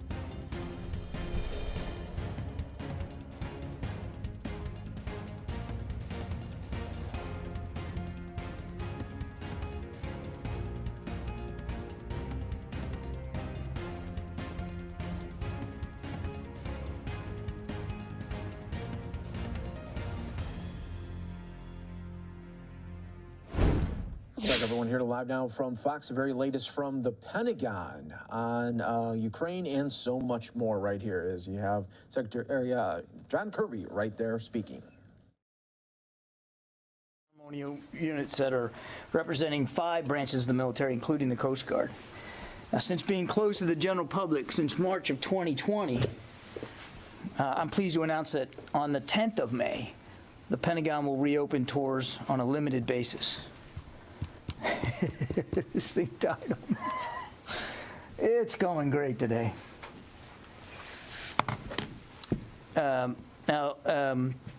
They've been preparing, as I think you know, and you may have seen them all over throughout the hallway, preparing for quite some time here to showcase the more than 30 exhibits that provide the history and the accomplishments of the U.S. Armed Forces and the Department of Defense. So tours are going to be conducted on Tuesdays and Thursdays at 10 a.m. and 1 p.m. And anybody looking to do it, we ask you to schedule your tour through defense.gov. There's a request a tour link. You just go right there. These are our finest young men and women. I know you guys are all familiar with them, but they truly are. They represent the very best of the best of each service. It takes a lot to become a member of the ceremonial guard and then to go from that to becoming a Pentagon tour guide. I know how excited they are about getting back to work and getting back at it, and I know how proud they're all going to continue to make us. So I really appreciate it. Thanks very much. Thank you, sir. Now go. You're too tall. Thank you very much, guys. Thank you, sir. All right. With that, we'll take questions. Lita, I think you're first. Thank you. John, I was wondering if you could talk a little bit about the apparent movement of Russian troops out of Mariupol. Do you assess at this point that there's no Ukrainian forces there left, or there's still a fragment? And does Russia appear to have significant control over the city such that they feel they can remove their troops and still maintain control over it? Or is this an opportunity for Ukraine to try to stage some sort of counterattack? Well, there's an awful lot there, and with the caveat that we don't have perfect visibility on all Russian units and what they're doing and where they're going. I would just make a couple of big points. One, we do assess that the Russians continue to pound Mariupol from the air. So Mariupol, the fighting in Mariupol is not done. Certainly not from what we can see, because they continue to bombard it. We have seen some indications that they are moving some of their ground forces away from Mariupol. The general consensus here is that that's an effort to begin to move north into the Donbass. I can't tell you what that means. What the Russians believe that means for their occupation of Mariupol, or where they think they are, but we have seen some movement of Russian forces away from Mariupol and more towards the north. But that, we believe, is of a piece of their efforts to try to encircle Ukrainian armed forces that are in the Donbass. Did that get at everything? Yes, it will. Do you have any assessment as to how much of a force Ukraine still has there, and any assessment of the ongoing effort to get civilians out? I don't have a good hard number of how many Ukrainian forces are still in Mariupol. I would certainly refer to the Ukrainian armed forces to speak to that. We know that there has been some evacuations of some civilians. We obviously urge the Russians to continue to work with the Red Cross and the Ukrainian government to allow those who want to leave, and to do it safely without harassment. But I couldn't tell you exactly what the scope of the Ukrainian resistance is still in Mariupol. Again, they're still bombing the city, so I think that certainly is at least one indicator that they believe that the battle for Mariupol has not been won and is not over. Yeah. Yeah, a couple of things. Who are you? Sorry, second. Who are you? Pete Martin. You ask this every time. Peter Martin from Bloomberg. Tony's colleague. Well, see, you're not here. First off, I wondered if you have any updates on potential security guarantees to Sweden and Finland, or any update on negotiations with those two countries as they look potentially toward NATO membership? Well, I'd say a couple of things. I mean, as we've said before, we support NATO's open door policy. That's one. Two, but whatever discussions about NATO membership are going to occur, they're going to occur between those two governments and the alliance. And certainly that's for those parties to discuss and what that looks like. We would never get ahead of that here in the United States, certainly not at the Defense Department. As for security guarantees, I mean, again, that's well ahead of where discussions even are right now. We work routinely with both nations. We have excellent defense partnerships with both Sweden and Finland, and we're confident that should things move along in that direction, that those strong military-to-military relationships would probably permit a broader, deeper discussion about their defense needs. I just wondered separately, do you have any signs of any Chinese assistance to Russia and Ukraine? Is that still the same status as before? See no indications. Yeah. Jen? John, Taiwan's defense ministry said on Monday it's considering alternative weapons options after the U.S. informed it that the delivery of an artillery system, one of these self-propelled howitzers, would be delayed because of a crowded production line. Is Taiwan not getting its weapon systems because the howitzers are going to Ukraine, or is there a problem with supply chain issues related to Ukraine? Yeah, there's in terms of the howitzers going to Ukraine, I mean, that is moving and moving quite well. As a matter of fact, a significant majority of the 90 that we have already committed are actually in Ukraine, and so that continues to flow quite nicely. As for the Taiwan situation, I would refer you to the State Department. That's really more their bailiwick than it is the U.S. Department of Defense. Remember, what we're doing for Ukraine, Jen, is largely, almost wholly, presidential drawdown authority, so it's authorization from the president to pull from our own stocks. That is a different method of providing military articles than what is being provided through to Taiwan, and that's all being done through the State Department. Just, there's been a report that Vladimir Putin has cancer, is going to undergo surgery, and may hand over control of the government to a former FSB general. Do you have any intelligence suggesting that that's accurate? I have seen nothing that could help us corroborate that. No, afraid not. Yeah. This is Corey. Can you tell us anything about Russian General Gerasimov's visit to Ukraine? What was he doing there, and did he come in harm's way? Was he injured in an attack? I can't confirm General Gerasimov's travel. I think I'd refer you to the Russian Ministry of Defense to speak to where he goes and when he goes and why he goes. We're not able to speak to that with any specificity, and I have no updates on his physical medical condition to give you. I think I'll let the Russian Ministry of Defense speak for their generals and where they are.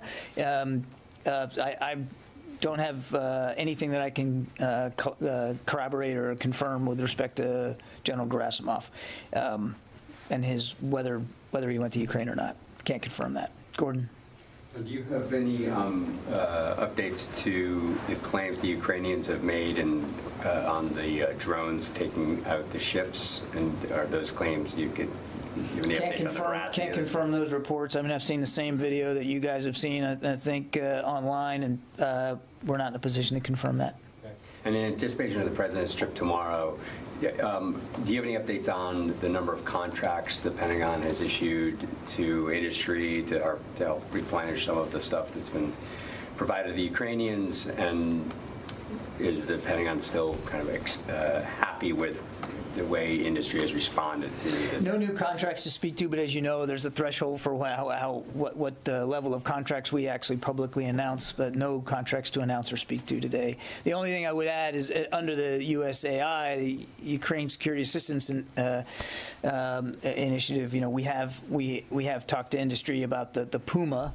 UASs, but I don't have any additional ones to speak to. Yeah. Court. Senator Blumenthal said in front of the Senate Foreign Relations Committee that the U.S. has sent about 1/3 of its Javelin anti-tank missiles to Ukraine, 1/3 of the supply, and replenishing those stocks would require 32 months. Can you confirm if that's correct?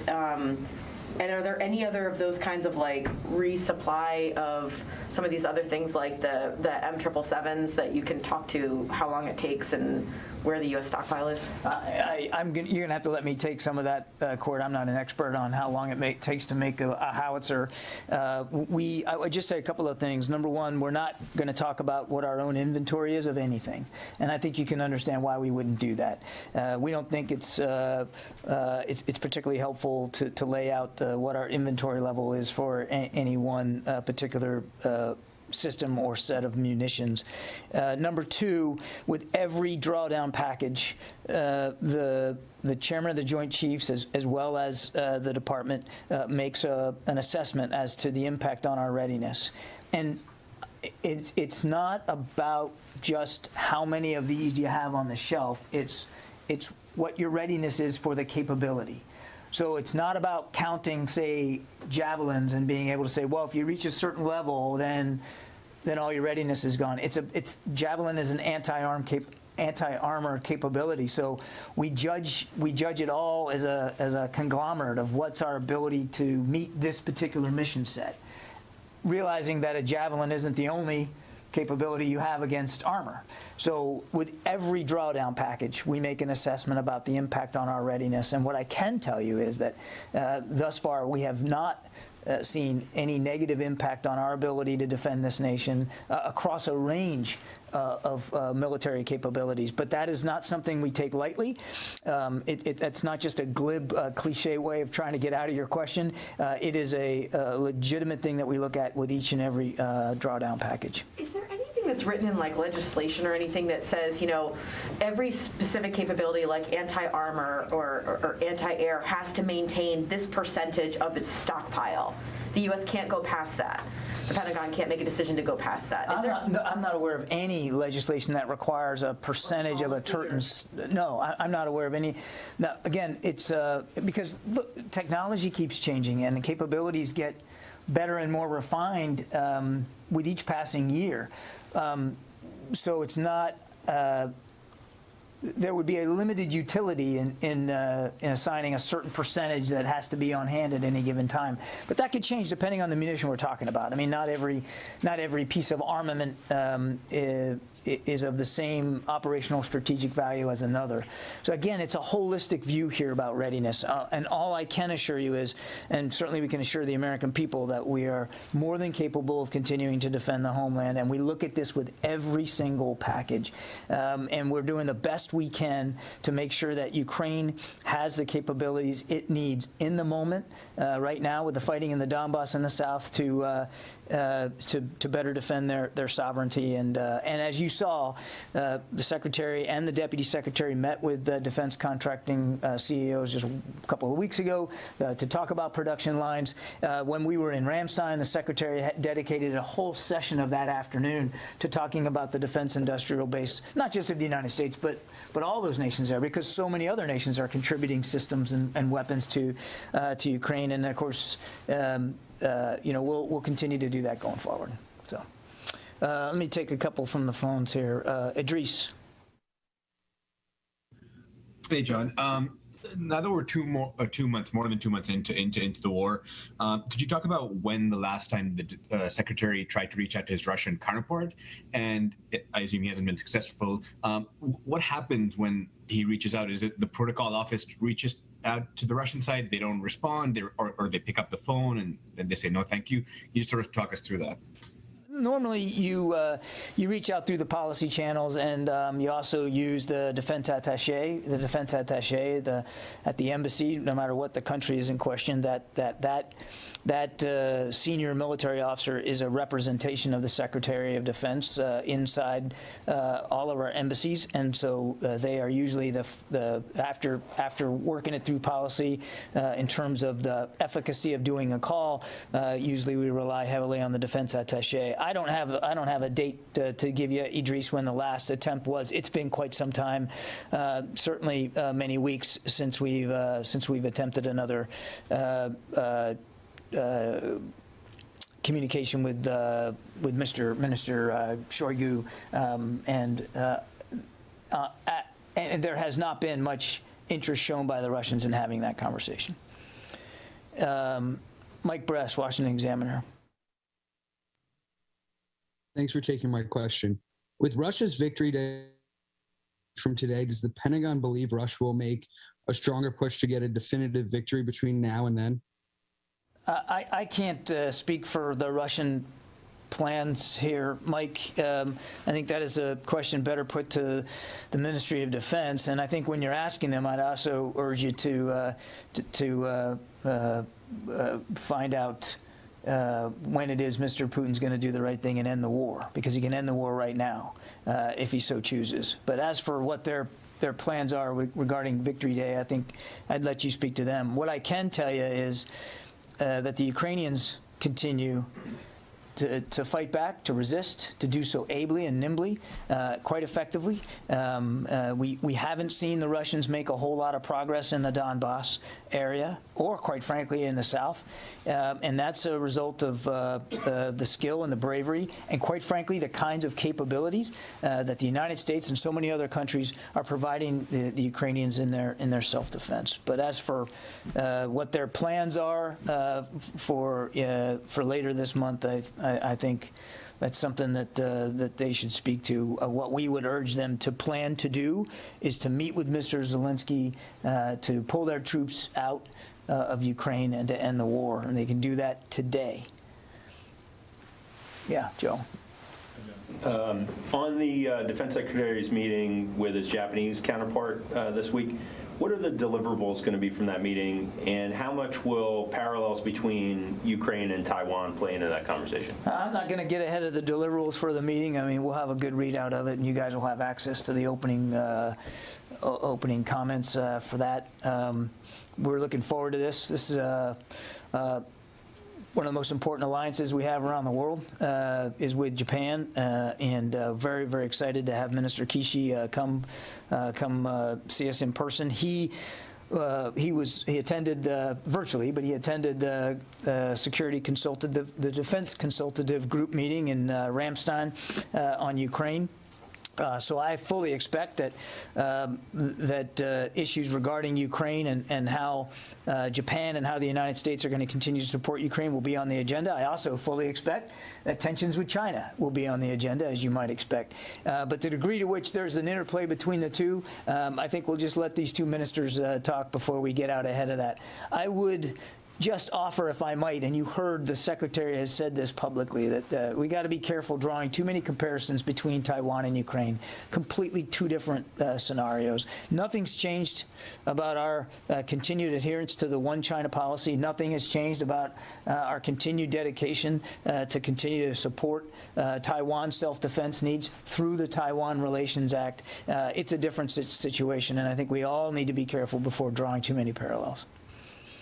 Jen, I already got you. Go ahead. Just a question regarding Iran. In the last few weeks, Iran has said that they don't have any plans to abandon their plot to assassinate in retaliation for the Qasem Soleimani strike. Mossad also saying, and that's according to the Prime Minister's office in Israel, that a plot to assassinate a U.S. general in Germany was foiled.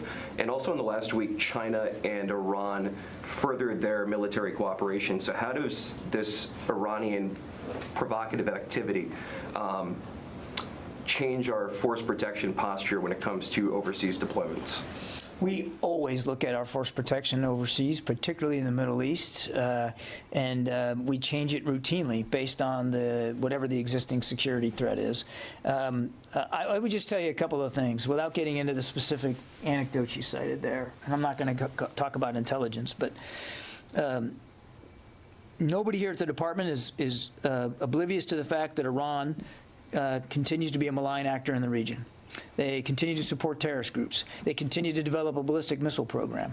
They obviously, even as they sit in negotiations, continue to develop certain nuclear capabilities, and they are harassing shipping and clearly pose a threat in the maritime domain. You pick it.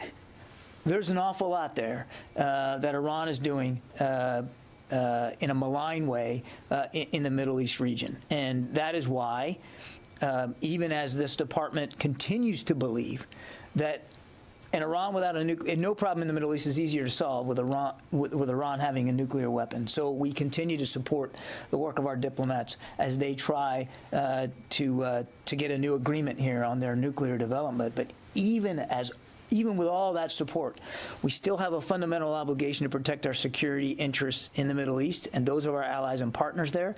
And that's why we still have a robust presence on the ground and at sea in the Middle East, and we're constantly reviewing that as well, whether we have that right based on the threat. Look, force protection and the security of our footprint remains a paramount concern for the Secretary, and of course he has a lot of experience in that part of the world, so he watches this very, very closely. But we don't talk about, nor should we talk about on any given day, how it changes, because quite frankly, because of Iran's multiple destabilizing activities, that too, the threat too, changes every day. John, just to follow up, the Mossad said that it foiled an attack by Iran on a U.S. general in Germany. Who was the U.S. general, and when did this take place? I'm not going to talk about that. Yeah, Rio. Thank you. I want to ask you about North Korea. In March, the Indo-PACOM enhanced the readiness level among the missile defense forces in the region and increased the intelligence collection activity near North Korea. Could you give us an update on that? Does the enhanced readiness status remain the same? I would just, without getting into specific intelligence issues, Rio, we obviously, you saw us talk about increased ISR capabilities that we were going to be applying in the wake of these now multiple recent tests by the North Koreans, and we're still doing that. And we're constantly looking for ways to get smarter and to get better information, as well as to make sure we're sharing that with the South Koreans. Okay, yeah, in the back there. Oh, thanks, John. I'd like to return to Ukraine for a moment.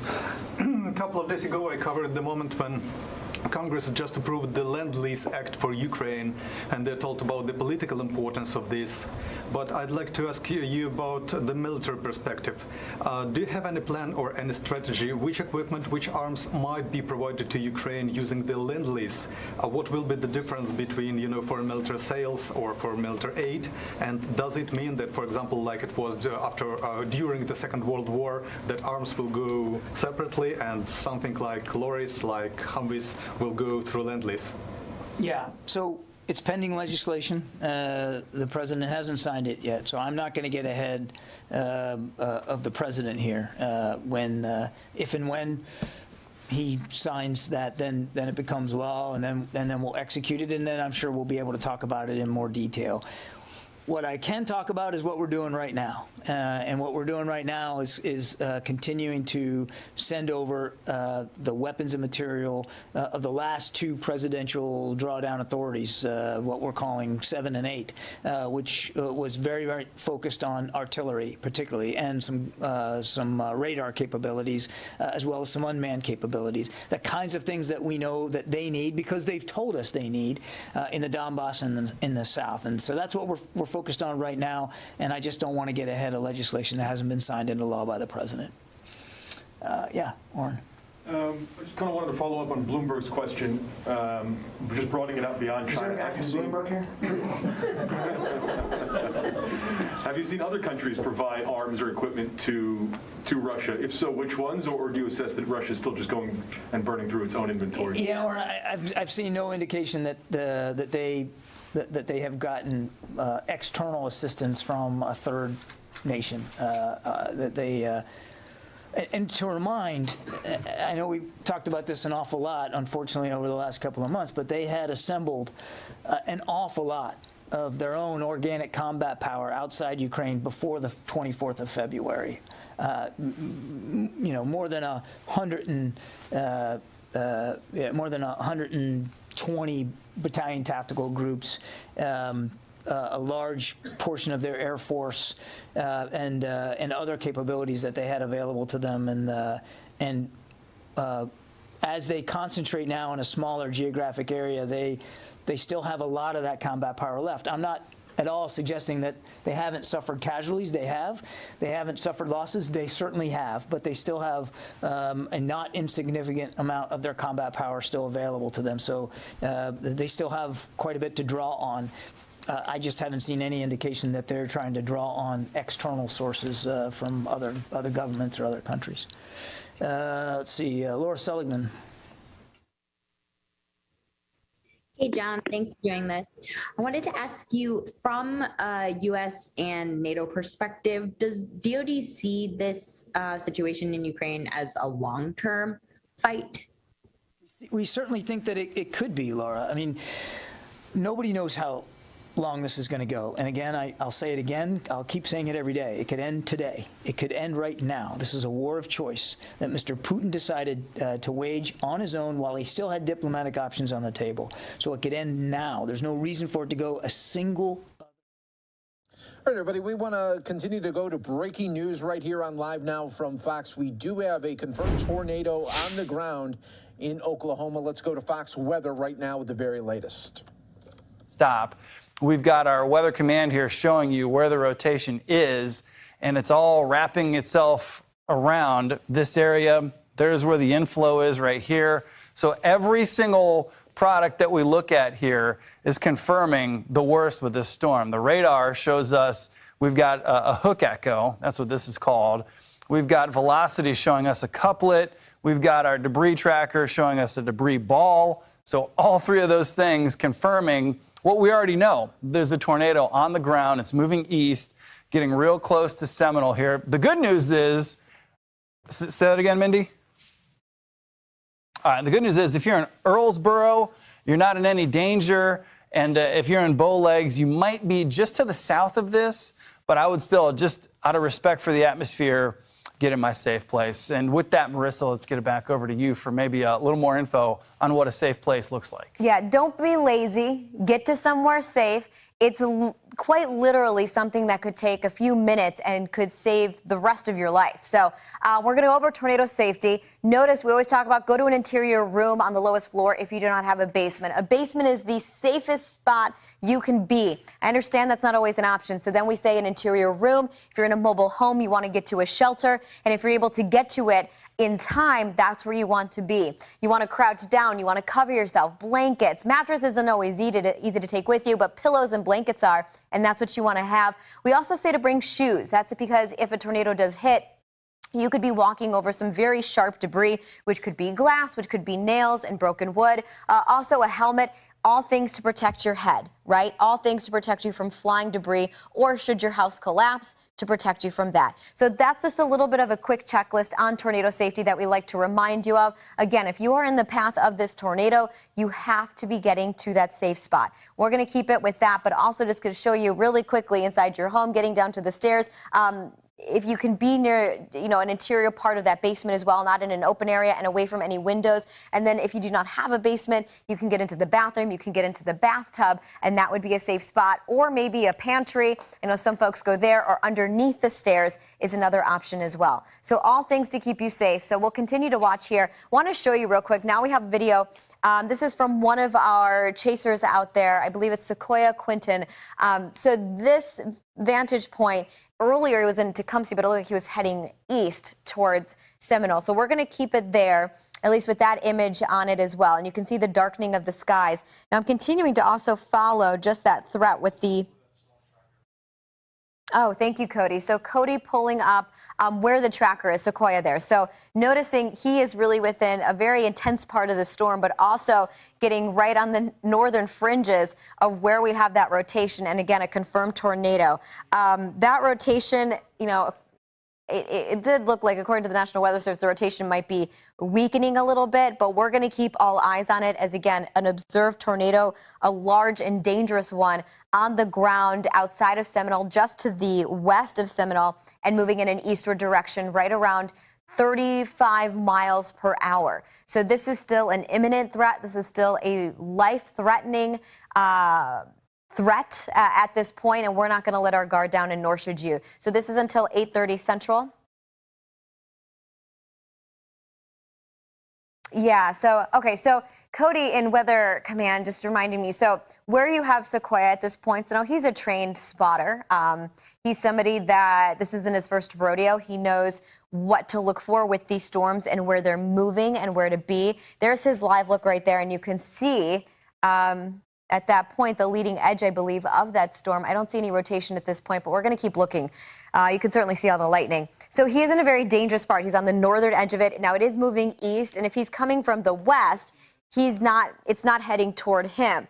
But there's still going to be some debris flying around as you get closer to it, and it's still just a dangerous spot to be. Nobody should be out looking for tornadoes unless you are trained to do so, unless you are familiar with it. You need to be getting in a safe spot. You just don't know necessarily the nature of these tornadoes. You don't know the direction. You don't have all the tools that we have in order to follow him. So he is in Seminole. He's right where we have that rotation and where we have that confirmed tornado from earlier. And we're continuing to look ahead. And I'm trying to see, it is dark, so you can see at least where the storm is, and you can see all the lightning within it, that cloud-to-cloud lightning for sure. But at this point, I don't see anything confirmed in his vantage point of that tornado. So if you look just to the left of your screen, so two things, a live look, what's happening outside, and to the left is going to be velocity. So to the left is where you actually have those winds that are still spinning a little bit. So that's the concern. If you are just to the south of Seminole, that's where you're also, I mean, really right on the edges of Seminole is going to be that rotation. So that's what we're looking at here. Welcome, everyone, here to Live Now from Fox. I'm your host, Mike Page. Thanks again for joining us here in real time. We do have some breaking news that Politico is reporting right now, as Politico is reporting that the Supreme Court has voted to overturn abortion rights. Right now, Fox News has not been able to confirm this. They have reached out to the White House for comments here, but this is coming from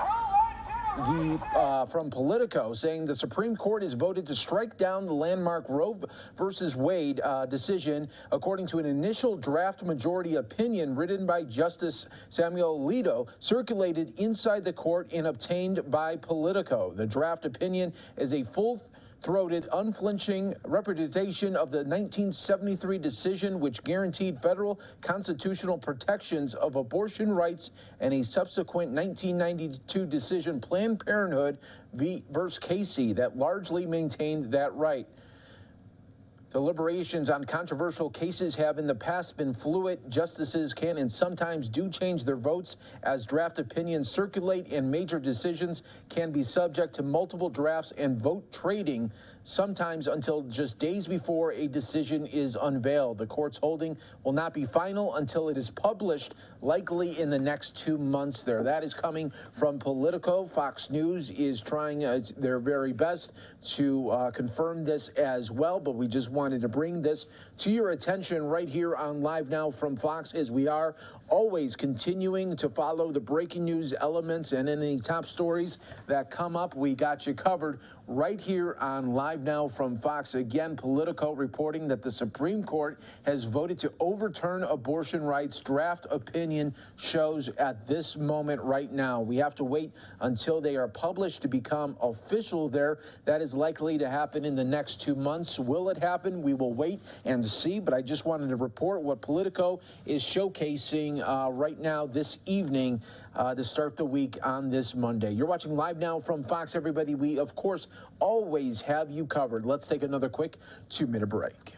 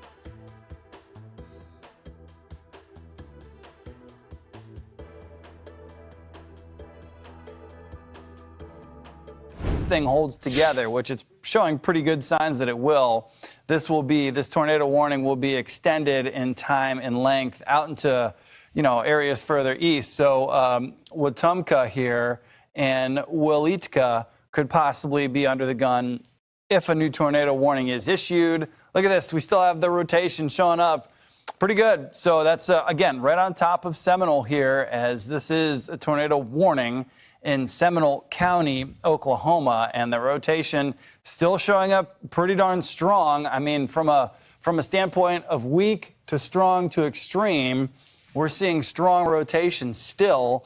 And so this is moving towards 270. It does look like, and it's hard to maybe see from where you're at right there on your device, but when you look at some of the topography, there we go, as we clear out some of that rotation imagery, you can see there's a lot of fields here. So, luckily, we are in a fairly rural spot. Obviously, things pick up. It looks like there's more community developments here in Seminole itself. But where we're at with the current state of this, it does look like there is a lot of green, a lot of fields. And so hopefully this isn't threatening too many lives. Obviously, it's going to be threatening property all along, but hopefully it's not threatening too many lives. Is right there. That is where the heart of Seminole is. We're a little bit to the south. Yeah, and so we're getting word that does look like it is broadening out, that rotation is. So it's like a figure skater, right? The tighter figure skater keeps its body, the quicker they're going to spin. Same with the tornado. So if this is widening out, it loses a little bit of organization. It doesn't spin as tightly. It's not quite as big of a threat. And so hopefully what we're seeing here is this tornado kind of winding down, fizzling out a little bit. Again, this is a confirmed tornado. At least it was confirmed. We'll see what happens moving forward. Obviously, we still have a tornado warning on it. It was really, really organized, looked really nasty just a few radar scans back. Yeah, right about there. That's about as bad as it's looked. Now, it does look like it's possibly past its prime, right? And so that, and there was a debris ball with it. That's when we were really concerned. Now, okay, so this shows part of the story right now. Not as much of a debris ball. Matter of fact, we're not really seeing a debris ball. There might still be some debris in the atmosphere, just kind of loft, up there, maybe coming down, but it's not quite as defined as it was. And again, we've taken this back to 8:56, and now we're 13 after the hour. That debris ball is gone, and so that's actually a good sign. I mean, we still have tons of heavy rain, and I do believe, Cody, correct me if I'm wrong here, this is the storm that still is producing 4-inch in diameter hail, and so... yeah, and so it's not like, the tornado's gone, all is good. It's sunshine and rainbows. Absolutely not.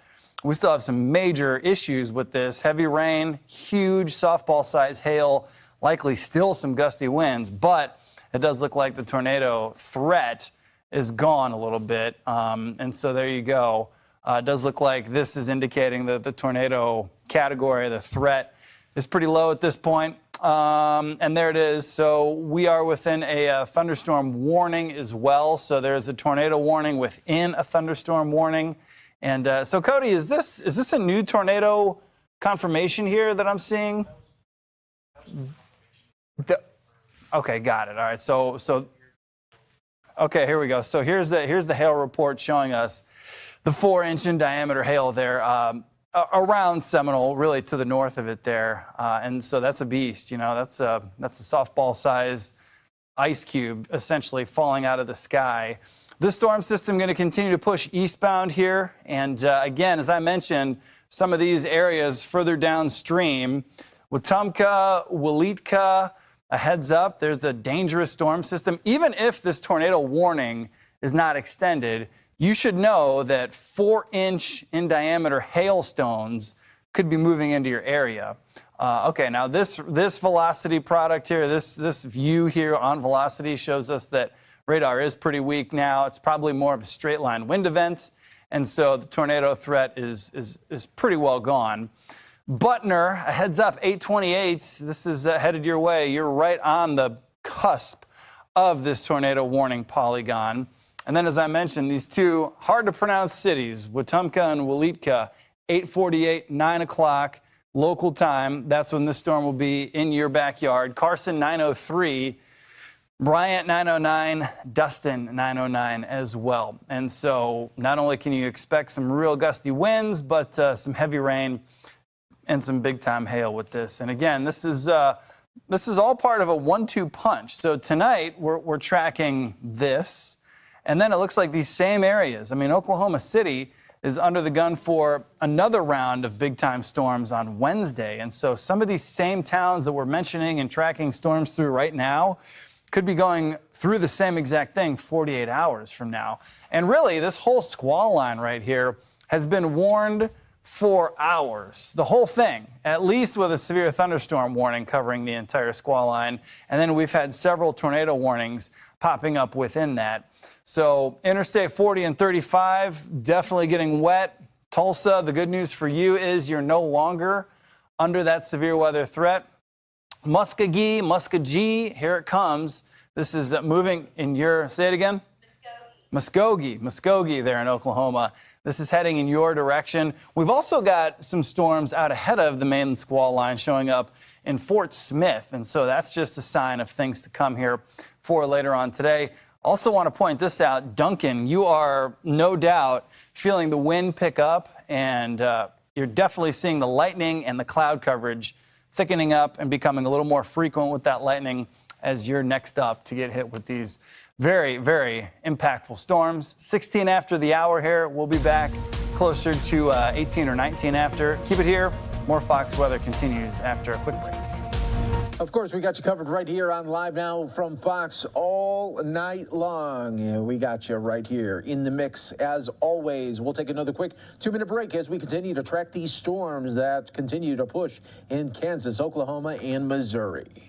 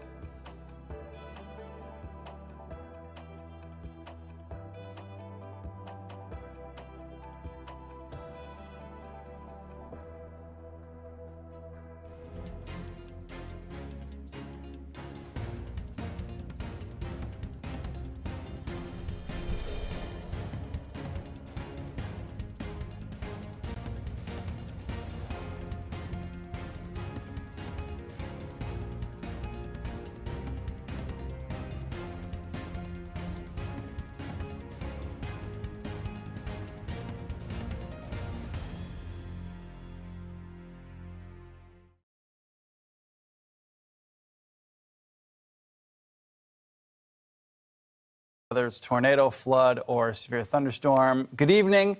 You're watching Fox Weather. I'm Nick Koser. And I'm Marissa Torres. I mean, we entered into the month of May, and right on time, we're seeing these severe storms activate. It's been already a busy season, but now we're getting into May, which is when we typically see severe season peak.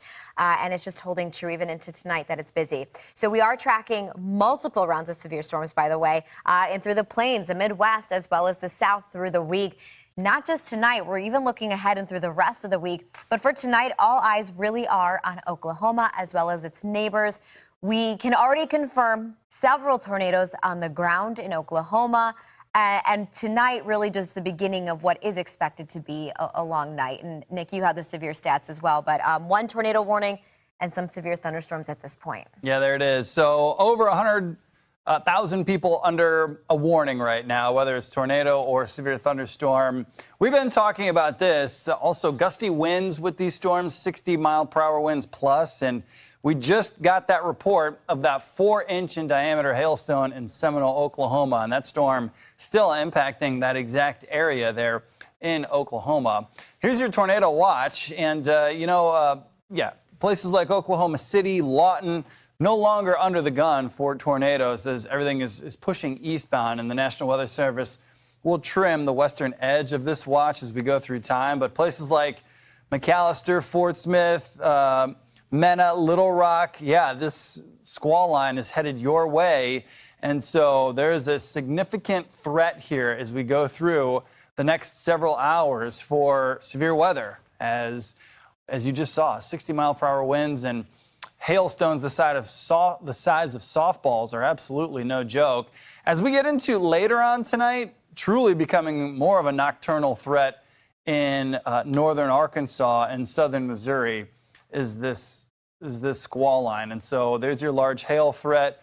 Clearly, this is already verifying. So if your city is in purple here, Texarkana, Memphis, Tupelo, Paducah, St. Louis, Joplin, there's hail that's possibly coming your way, and the potential is there for 2+ inch in diameter hail, and we've already doubled that in a few spots. The potential is also there for 75-mile-per-hour wind gusts. We've seen pretty consistent 65-mile-per-hour wind gusts, and again, that's too fast with the wind. Hopefully, we don't see the wind get up into that 70-mile-per-hour range. But again, Marissa, the night is still, unfortunately, young. We still have several more hours to go with this squall line that continues to push eastbound, and you're going to have more on it right now. Yeah, so we'll talk about the current threats. Nick was showing you really what we're up against through the overnight hours. But this is current radar, and so here are the severe thunderstorm warnings that we're looking at from Lawton up towards Muskogee, over towards, well, actually just exiting out of Tulsa. But notice here is our lone tornado warning, one that's going to continue to play out until the National Weather Service feels confident to allow it to expire. But notice Oklahoma City, Norman, Edmond, Stillwater, all areas that already faced the turbulence of this storm and this complex, they're now quieting down.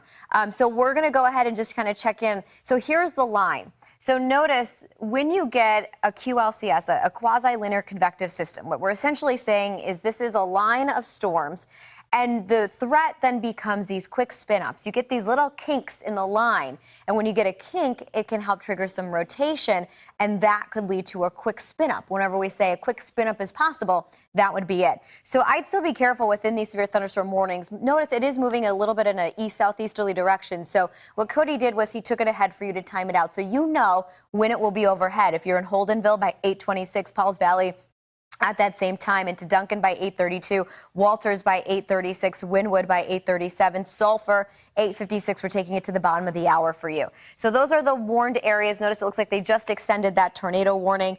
Reason being is we're still looking at some rotation. Let me just see if I can check the National Weather Service. Okay, so yeah, so that's including that air rotation, which at one point did produce a confirmed tornado out of Seminole. So we're just continuing to watch that Pacific South. So noticing moving away from Seminole at this point, and we're moving into Holdenville, and you're going to start to feel some of those gusty winds ahead of this as well. So as we look ahead, this is that new warning. This one is now going to last until it looks like 8:45 local time, and this would be for Hughes counties as well as Seminole counties, and noticing it's just an extension of that previous one that we did have. So this is until 8:45. You have another 20 more minutes. We know it's capable of producing a tornado, so we're not going to underestimate the strength of this cell. So Holdenville, you are next in line. So if we take it forward, it's going to be right on the outer edges of Holdenville on the periphery there and just to the north of Kelvin. It's moving around 40 miles per hour. So when you take into account the speed of it and the direction, this is going to give you that timing of who's in line next to feel it. So if you're in Crossroads by 8:47, same with Horntown. So you guys have about 20 minutes or so. Kelvin 8:48. So here's Kelvin, and notice Lamar by 8:57. So taking it out of the warned area, should the National Weather Service actually expand it, we're taking it into Ulan, Scipio, down towards Stewart. So all areas that we've highlighted, it'll be in Stewart, by 9:03. I want you to take it seriously. This is a warning, not a watch. A warning means take action. A warning means we have an imminent threat. At one point, it was a threat on the ground. We're still looking at that potential for rotation. These severe thunderstorm warnings also, these could be quite aggressive as well. These severe thunderstorm warnings, most of them come with the threat of 60 to 70 mile per hour wind gusts. Those are those straight line winds that can cause a lot of damage. And you can see a lot of the lightning that's associated with these as well.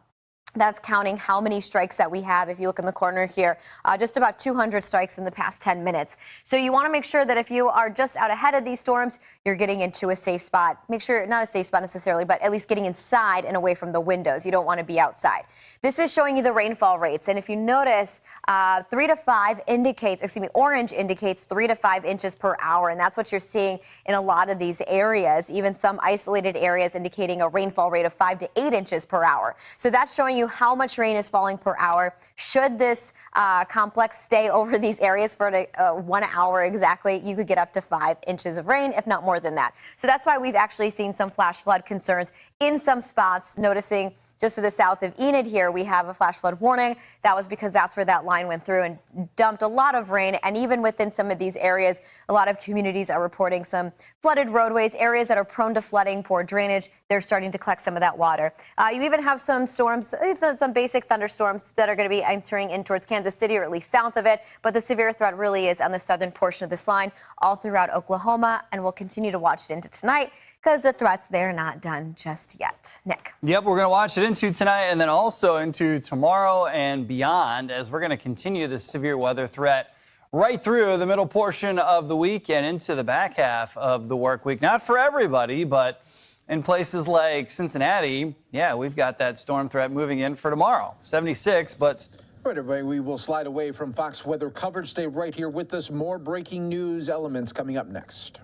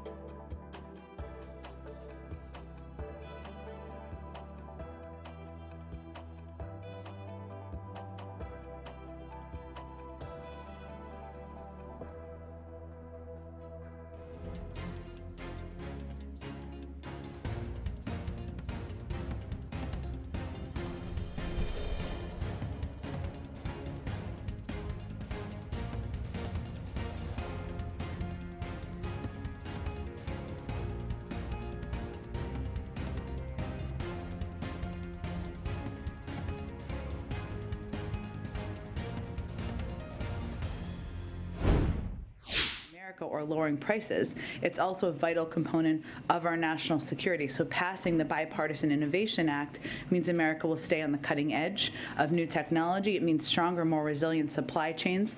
It means out-competing the rest of the world for decades to come. So that's a little preview. Go ahead. Rick, so analysts say that Russia's war in Ukraine has depleted about a third of the javelin stockpiles of the U.S., and I think about a quarter of the Stinger missile stockpiles have also been depleted. I'm wondering if this keeps up, if the U.S. is concerned, the White House is concerned, that stockpiles for weapons that may be needed in other parts of the world are going to be depleted? Well, first I would say that the Defense Department assesses, of course, ensuring that we have what we need to defend ourselves, and we've been able to transfer equipment from U.S. stocks, including Javelins, to Ukraine without affecting military readiness. We, of course, are looking to replenish U.S. inventories and backfill depleted stocks for ourselves and also our allies and partners, which is why we've requested the resources to do so from Congress through the supplemental bill. But as I noted at the top, really what the trip tomorrow is an opportunity to do is to remind people in the country of why we're fighting, why we're supporting the Ukrainians in this war, the type of equipment and the type of assistance we are providing from the United States, made here in the United States, and why it is urgent to get this funding across the finish line. And also the Bipartisan Innovation Act, which I think most people didn't realize had such a key component for our defense industry here in the United States. I've got one more switching topics. Can you confirm that the president had lunch with President Clinton and give us some details on why? I'm wondering if did he maybe seek advice on midterms from President Clinton? I'm sure they will have a wide-ranging discussion, but he spoke with him a couple of weeks ago. He's had a number of conversations with him over the course of time since his time in office, and they talked about having lunch just a few weeks ago, so this is an opportunity to do exactly that, and I'm sure they will have a broad conversation. I'll also note, which I don't remember if it was reported publicly, but if it wasn't, he had lunch last week with former President Obama as well. Go ahead. Thanks, Jen. On the midterms, speaking of the midterms, so this report in the New York Times, it says that the president's pollster had sounded the alarm about inflation and immigration becoming political liabilities, coupled with this new polling that is out today that shows that voters trust Republicans more, believe that they are better suited to handle both of these issues. So can you speak to how the administration is digesting this data, including these remarks from the pollster? And is there a sense right now that there needs to be some kind of course correction on these two issues, given that polling and the midterms being just 6 months out? Well, let me first say that that report was about a range of polling that goes back to last year, including before a number of events happened, whether it was the invasion of Russia into Ukraine or even the uptick of COVID that we saw late in the summer and into the fall, really primarily in the fall. And what I would note as you're looking at that is that, one, there's a consistency with a lot of public polling, a lot of what we've talked about here in this room, but also our actions and the efforts that the president has undertaken from the beginning of this administration, unrelated to politics, really focused on policy making, are unaddressed, have been focused from the first day on exactly those issues, whether it was lowering costs for the American people, making sure we took steps to address a long broken immigration system, or of course addressing the pandemic and the continuing fight against the pandemic. So in terms of the course correction question, I would say that as you look to, well, I'm going to be careful about not getting too much into politics from here, but what I think you can all expect to hear more from the president in the coming months and more from other Democrats as well is the contrast of what his agenda represents, what he is fighting for, who he is fighting for, what he is going to do to lower costs to address inflation, what he would propose to address a broken immigration system, and the contrast with the other side, which in our view does not have a lot in the cupboard. So that is more about the time of year that we are approaching, less a course correction from ongoing policy work that has been done from the beginning. But given the situation at the border right now, and this pollster's warning that immigration seems to be a growing vulnerability for the president, does the White House believe that to be the case, that immigration could become a very serious liability for this White House come November? Well, I believe that a lot of the reporting in that story dated back to memos from last year as well, and I would note from many of you who were in this briefing room, we talked a lot, I'm looking at you, Peter, a lot about immigration in this room back to last year, in part because the system is so broken. It is long overdue to be fixed. That's why the president proposed a bill on his first day in office.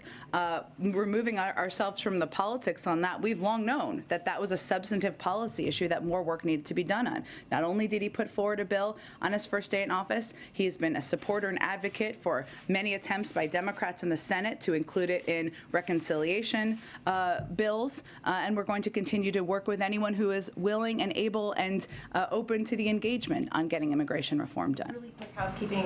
You had said that the president would likely be wearing a mask on Saturday while he wasn't speaking. Yeah. We didn't see him wearing one.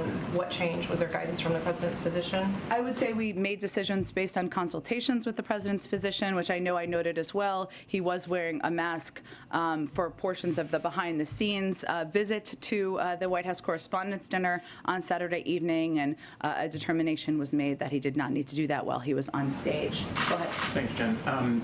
Finnish local media are reporting that the country is planning to apply for NATO membership next week. Is that something you're aware of?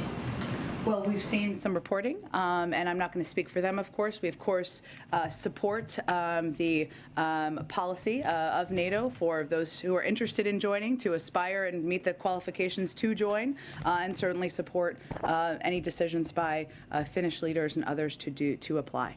And just more broadly, what is the president's personal view about just the question of NATO enlargement, about whether that's something that would be an effective step to address the security challenges that are posed by Russia, or something that would be a provocation? Well, the president supports the open door policy of NATO and supports those who have aspirations to join to apply for membership, and the role of NATO in making those determinations. But I would say, broadly speaking, what we all look at, the president, other European leaders, is the fact that President Putin's clear objective at the beginning, prior to his invasion, at the beginning of this war, was to further divide NATO, to further divide the West. That is the exact opposite of what we're seeing here with these reports, and also just the broad unity across Europe and the United States, the West.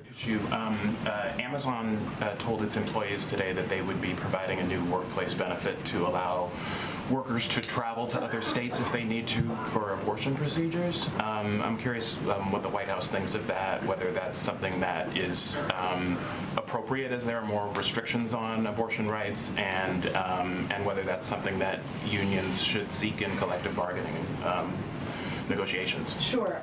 Well, I don't have any comment on a decision by a private sector company. We know our view on the archaic abortion laws that we've seen put into place across the country in some states, far too many states. I'm happy to check if there's more we have to say on it. Go ahead. Thanks, Jen. Congressman Adam Schiff, who was part of the delegation that traveled to Kyiv over the weekend with House Speaker Pelosi, says that they heard new requests from Ukraine in terms of needs that they had not heard before, and also said they made recommendations to President Biden afterward. So can you talk about what those needs are that Ukraine has, and what recommendations the lawmakers made to President Biden? Well, the president spoke with Speaker Pelosi, but also the entire delegation. I believe we put a pool note out about this yesterday after their visit to Ukraine, before they went to Poland. I believe that was where it took place, and in their travel. He is looking forward to getting a more extensive briefing from them when they return. Now, the House is out this week, so it may be virtually this week, or it could be when they return next week.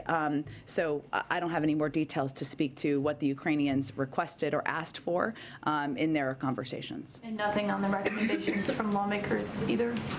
Again, I don't have anything more to read out from here. I would say that, as you know, we have this supplemental funding request that the president is going to be making a strong case for tomorrow when he travels to Alabama, and we are really going to continue to consult with and rely on the advice of the Department of Defense on what weapon systems and equipment the Ukrainians need to continue to succeed in the war. And given these two high-profile visits that we've had, Defense Secretary Austin, Secretary of State Blinken, now House Speaker Pelosi, should we expect that it's only a matter of time before President Biden goes? Well, there's no plans in the works at this time, and obviously we'll continue to assess. And as you know, our objective is to reopen the embassy, to have our diplomats back there, not just traveling back and forth, but present in the country. And I know the president would love to visit Ukraine, but no plans in the works at this point in time. And one more question. In about a week from today, Russia is expected to have its so-called Victory Day. What is the White House expecting President Putin to do on that day or in the next 7 days leading up to that? Well, we know that President Putin has emphasized the significance of this day for him and for the Russian military, but I don't have anything to preview or predict at this point in time from here about what they may or may not do. And I expect we'll have more to convey about what we will do in advance of Monday. Oh, wait, just to clarify the last point, you expect you'll announce more things that the United States will do ahead of May 9th? We will certainly mark our support for for the Ukrainians and the Europeans in some capacity, but I don't have anything more specific at this point in time. Yeah, go ahead. Sounds interesting. On Alabama, no, that was good. Yeah. Alabama, president's the subject of plenty of Republican attack ads down there, so I'm curious, is anyone meeting him of the elected official variety when he's in Alabama tomorrow? I expect we'll have more for you tomorrow on that once it's finalized. Typically, we don't finalize until the night before. Did you say 200 semiconductors per Javelin? I believe that was in my notes, yes. I will double check that that's accurate, but that is my understanding. So, I mean, given the semiconductor shortage, are there even enough to make them? That's what they need.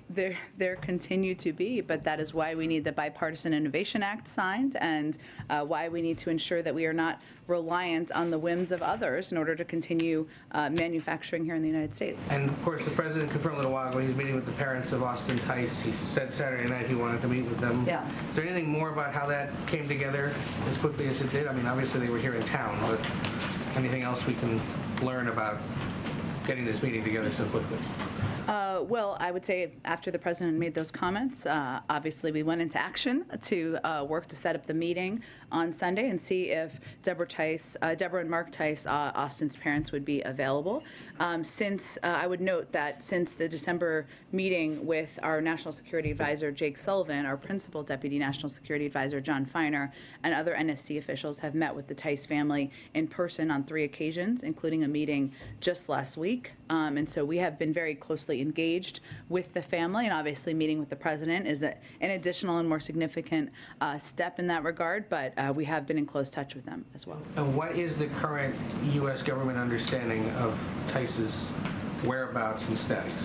I don't have any updates to provide to you from here, but what the president will certainly convey, and I'm sure we will have a written readout after the meeting, is that we will continue to do everything we can to bring him, and as we do with any American, home. And I would note that, of course, we have a special presidential envoy for hostage affairs, as you know, and you have become familiar with because of our ability to bring Trevor Reed home. Obviously, certainly a different circumstance, but we have an entire apparatus and effort through the interagency to work and doing everything we can to engage with leaders, with countries, even some we certainly do not have diplomatic relations with, to bring Americans home. Can you speak to the president's expectations for the First Lady's visit to Romania and Slovakia this week, and what he would hope she could do on his behalf? Sure. Well, the president is grateful and looking forward to Dr. Biden, the First Lady, visiting Europe later this week. As was noted in the announcement that was put out, I believe, yesterday, the focus of this trip is to emphasize the U.S. support for the work they're doing on behalf of refugees, on behalf of supporting the Ukrainian people. And she is going, and I think the significance of this should not be lost, over Mother's Day to really show this support. And so the president is grateful for her willingness to do this and for the important role she'll play in representing the United States during her visit to Europe and through these meetings. And as work continues on the Ukraine aid and the COVID funding that's needed, is there any additional insight on the view of the White House about whether those should proceed only if they're fused together, or could they be passed separately? I know you're deferring to Schumer and his plans, but is there any update on how you see that playing out? Well, Kelly, you know, the president put them forward together because that would certainly be his preference. And while he is obviously traveling to Alabama tomorrow to emphasize and really make a strong call for the urgency of moving the money for the Ukrainians forward, it should not be lost on anyone that there is a dire need for money to continue to fund our needs on COVID. And I would note that there were reports, of course, over the weekend from many of your outlets as well, including this morning, about a range of new subvariants and that have prompted some surges in different parts of the United States. This is a reminder. That is a reminder of how vital it is that we are prepared, that we are able to purchase in the future, if science and the magic of science makes it possible, modified or variant specific vaccines or treatments to protect the American people as we continue battling COVID. COVID, and without additional funding, we're not going to be able to do that, and we will be behind, last in line, behind the world, which is exactly the opposite of the place we've generally been. And one last question. The vice president tested negative. Yes. I understand she will be returning to work. Yeah. Obviously, the president has some travel, but even with her negative test and a plan to wear masking, are they going to resume their in-person contact, or is the president's physician going to suggest a little more time for the two of them to be apart until she clears any further?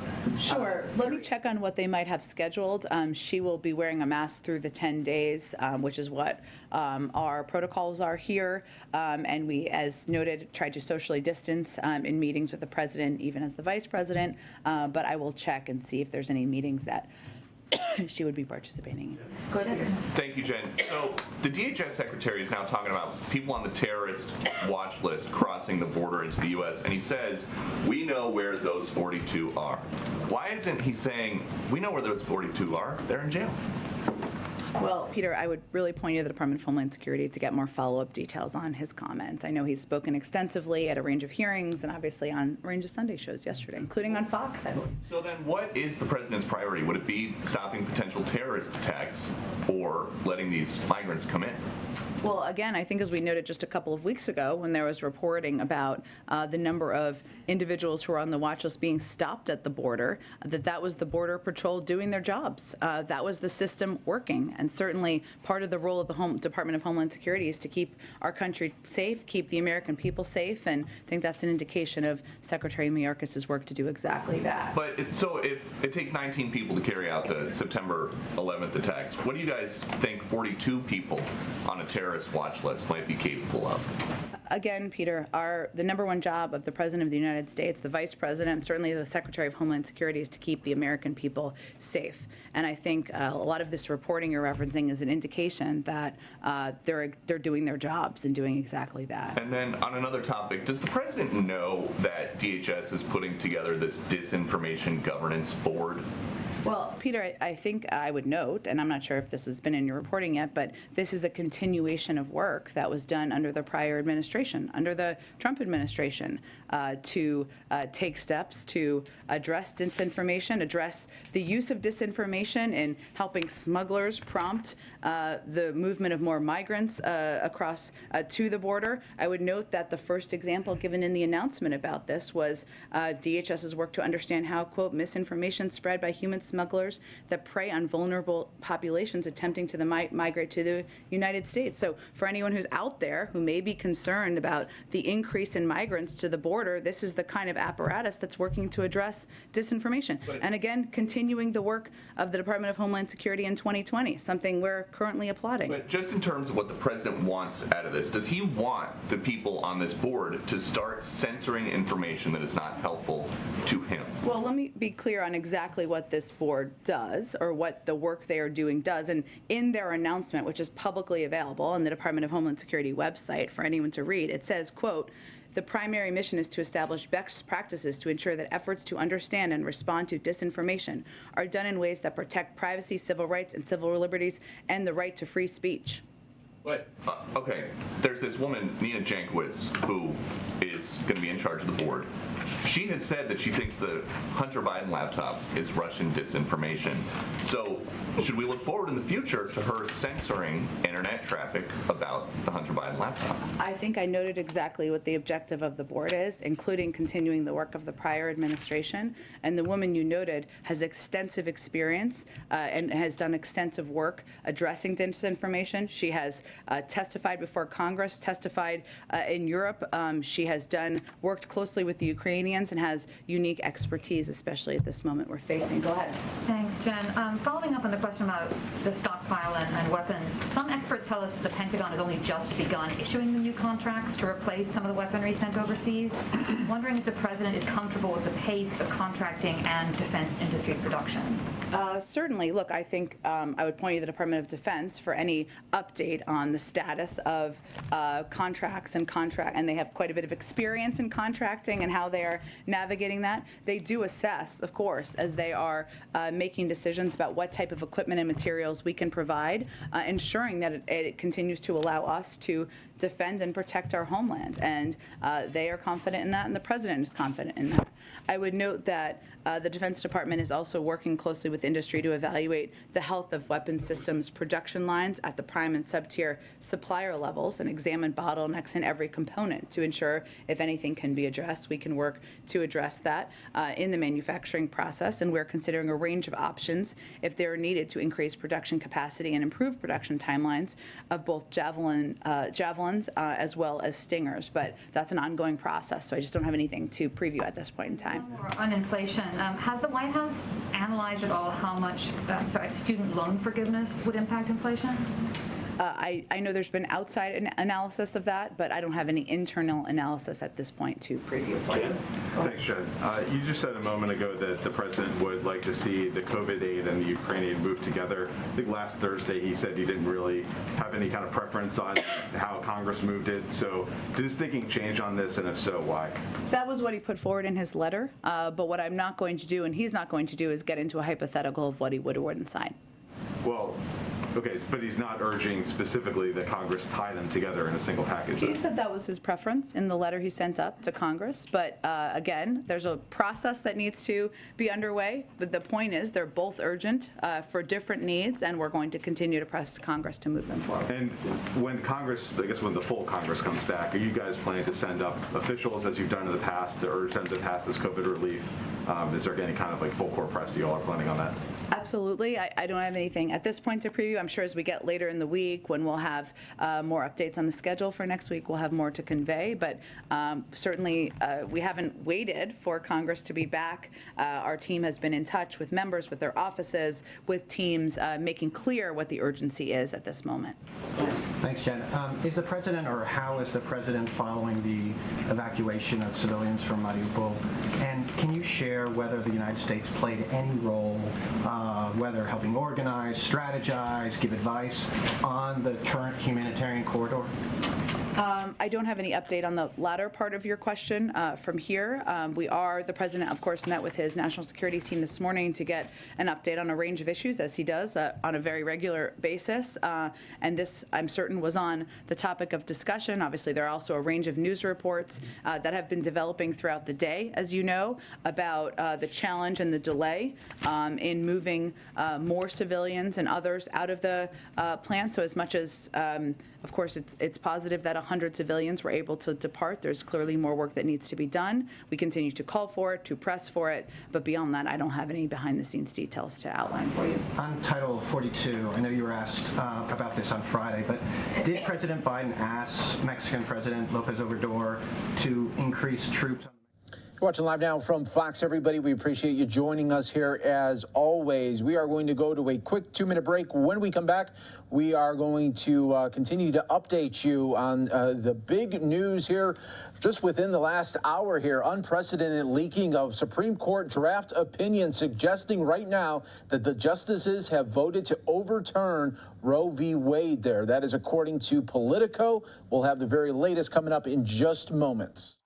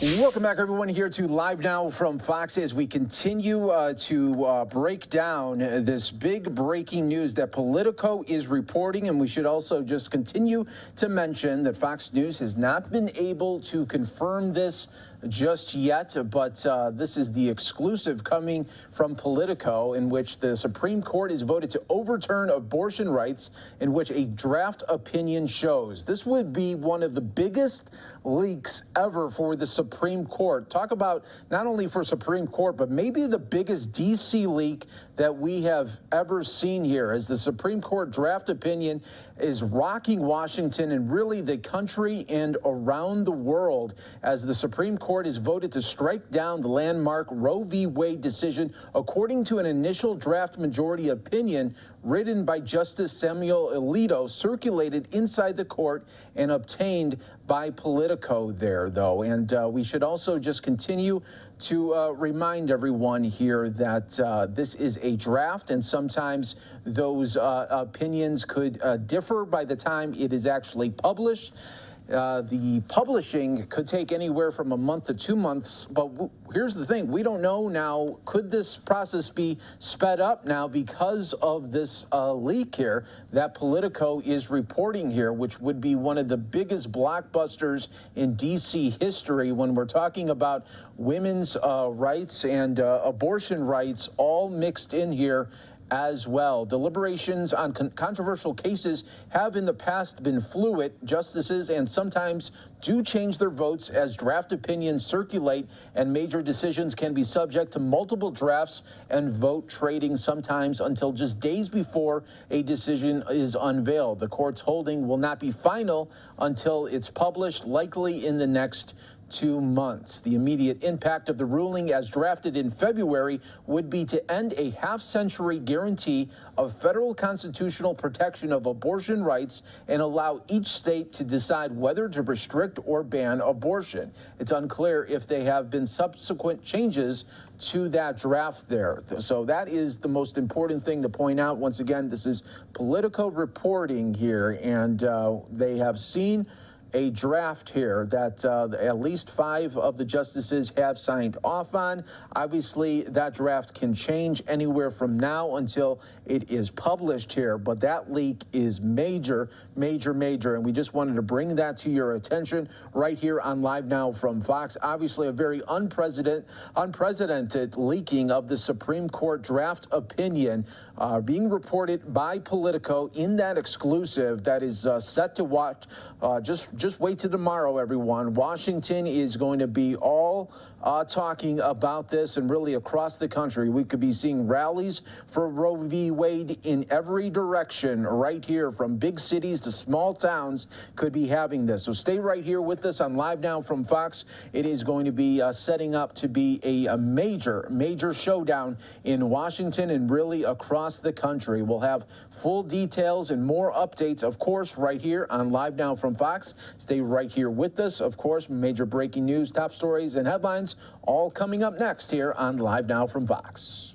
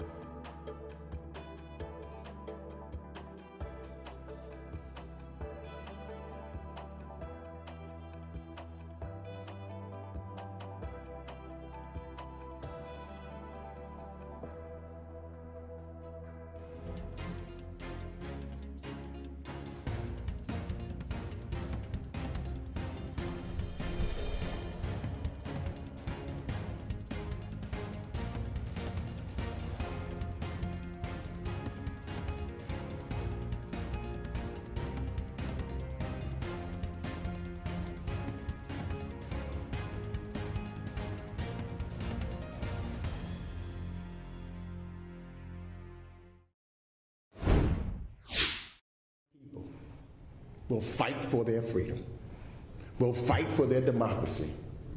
He said, all I ask is for people to stand with us. Let's have unity, because there's a lot at stake. Sitting next to him, shaking his hand, looking him in his eye just the other day, you could see that same focus, that same determination. And we also have seen the proof of what he said, because the Ukrainian people are on the battlefield, fighting for their democracy, fighting for their sovereignty, and fighting for the rest of the world, so that we can preserve democracies everywhere and not allow Putin's evil actions to prevail. So we talked about that unity. And that unity is important to him as we add on additional sanctions. One of the things that the president has done is kept NATO together, for example. 30 nations strong, not being divided, pushing, moving, and as we push even more sanctions, as President Zelensky was talking about and asking for, causing pressure from the inside. Look, we already had a historic vote. 141 countries strong voted in the UN to condemn Russia and its actions. I say to the 35 that chose to abstain, come join the majority of the rest of the world. Stand with President Zelensky.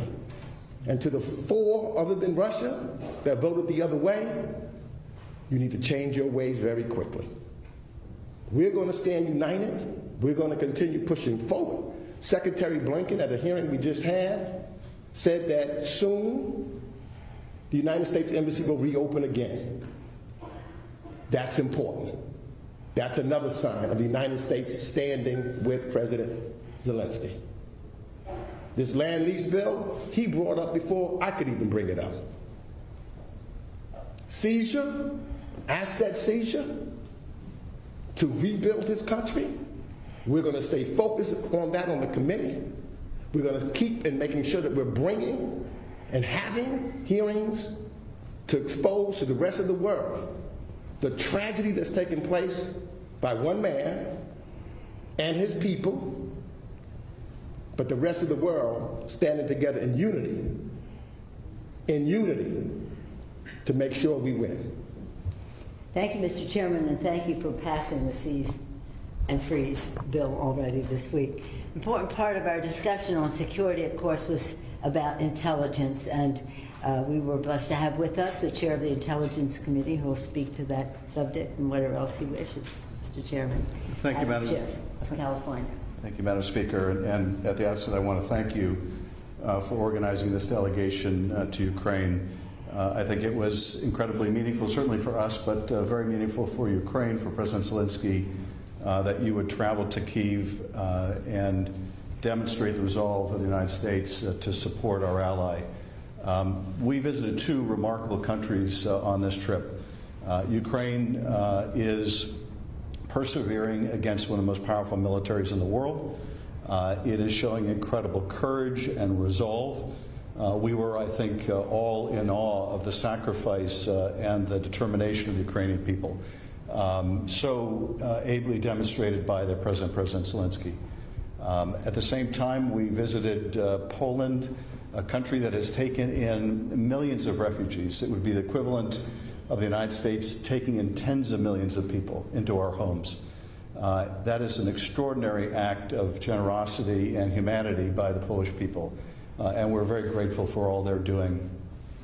I'm proud of the role the intelligence community has played. The administration, I think, very, very wisely disclosed exactly what Putin was planning prior to the war.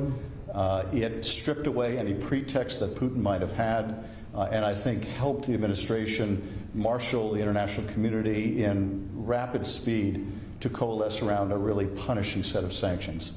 That intelligence sharing goes on a daily basis with real-time information to help the Ukrainian people defend themselves. As in the past and with Lend-Lease, the United States is once again the arsenal of democracy. I'm very proud that we're playing that role. And I hope that when this conflict is over, we can play another historic role with a Marshall Plan to help Ukraine rebuild. This is a struggle between freedom and oppression. The Ukrainian people are on the front lines of that struggle. If the Russians aren't stopped in Ukraine, there's no reason to believe they will leave it at that without invading their neighbors. Putin, I think, much as we saw in the 1930s, views his neighbors as less than themselves, some people to be subjugated and conquered. He arrogates to himself the right to remake his borders anytime he wants. That kind of despotic ambition must be checked. We are proud to stand shoulder to shoulder with the Ukrainian people in doing exactly that. Thank you, Mr. Chairman. And I began with our trip to Ukraine, would finish with Poland, and I will, and I thank you. We did meet, actually, was that today? It seemed like a long time ago, with President Duda, and thanked him for what the government of Poland is doing, but more importantly, what the people of Poland are doing to take these refugees into their homes, into their hearts, into their schools. It's remarkable. Now, so much of what we talk about has to be part of the appropriations process, and much of it from State Foreign Ops, Congress, Madam Chair Barbara Lee's committee. Barbara, you cover a lot of territory on this. I want to yield to you. Thank you, Madam Speaker. I too must thank you for putting together this delegation. It was a true honor.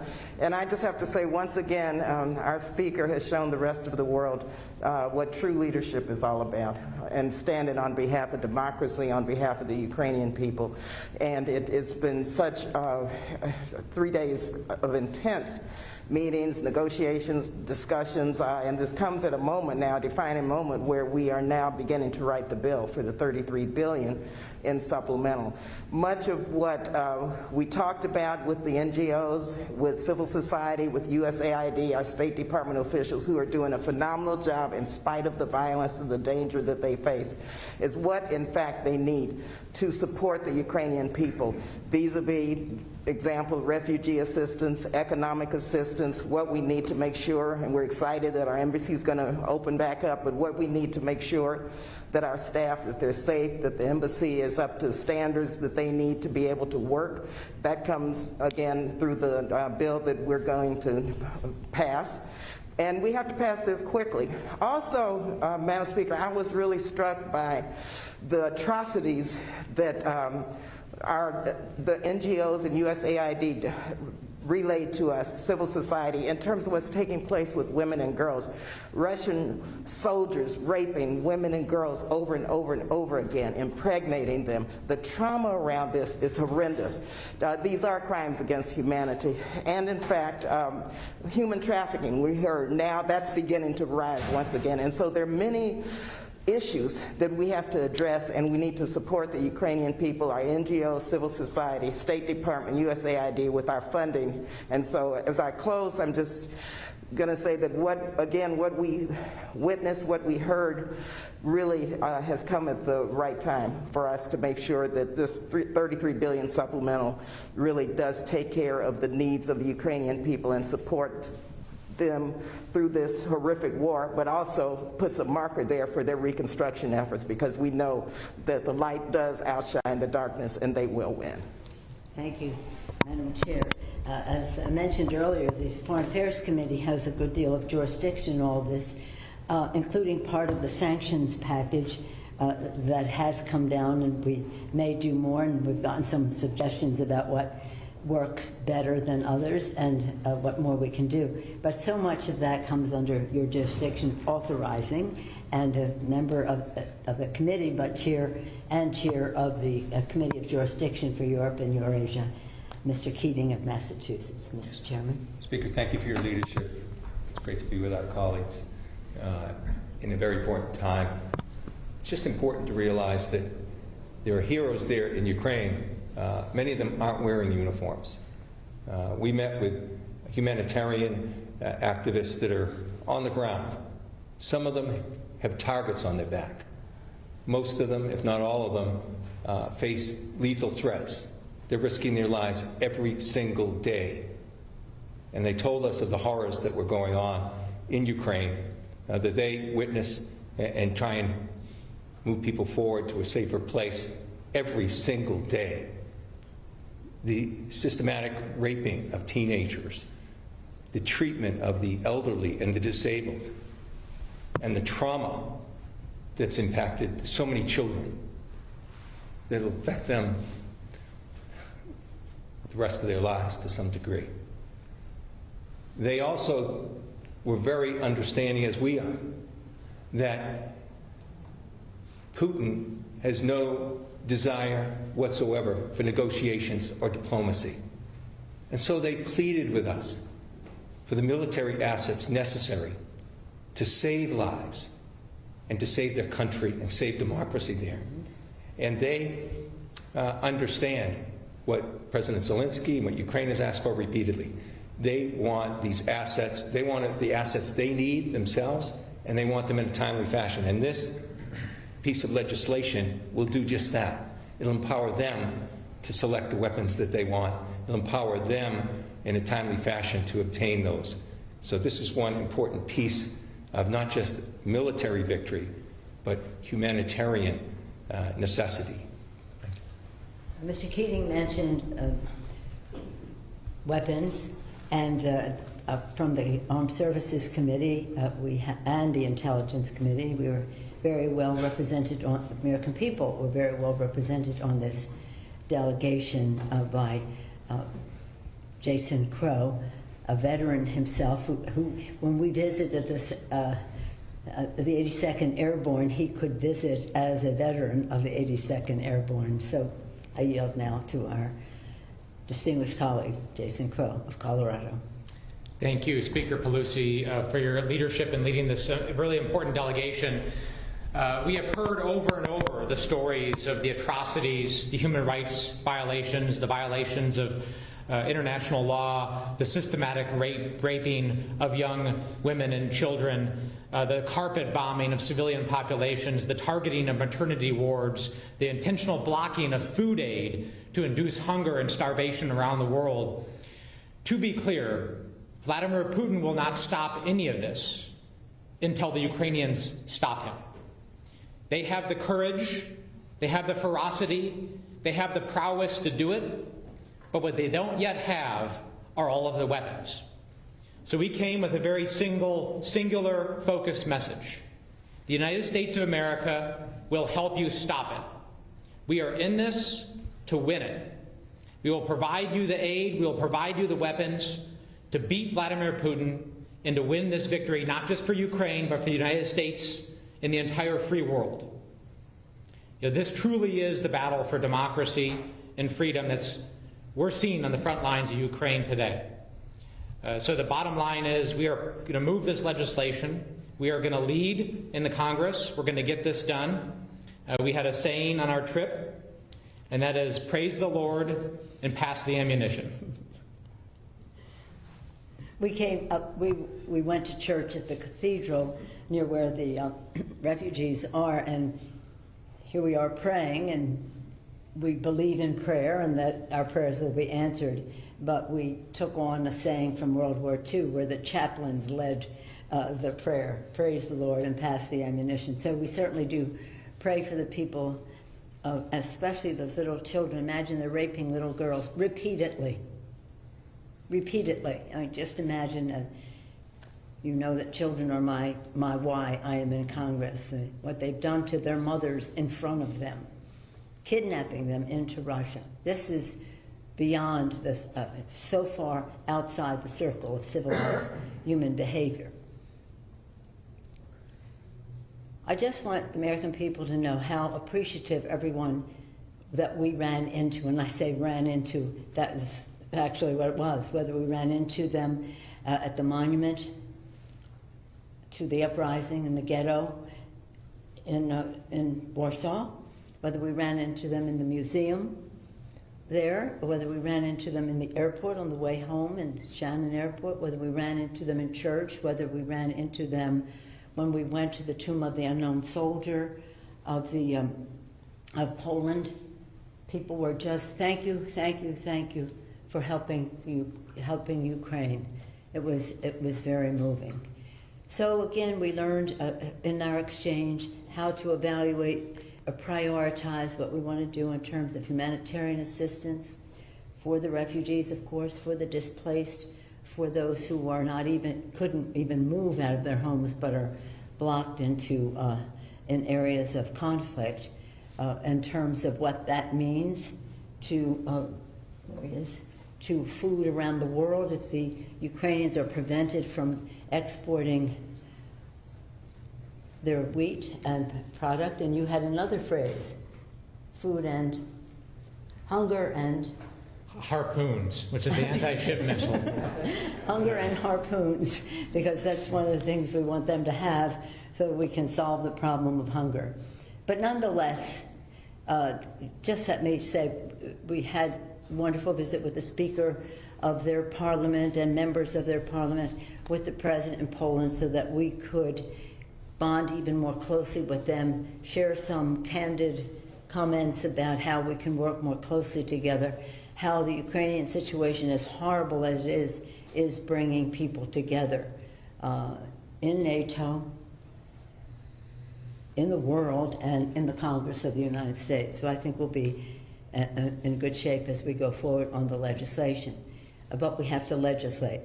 But I have to close by saying it was really, many privileges are afforded us as members of Congress. We meet many people who have made contributions to the well-being of the people of the world and of our country.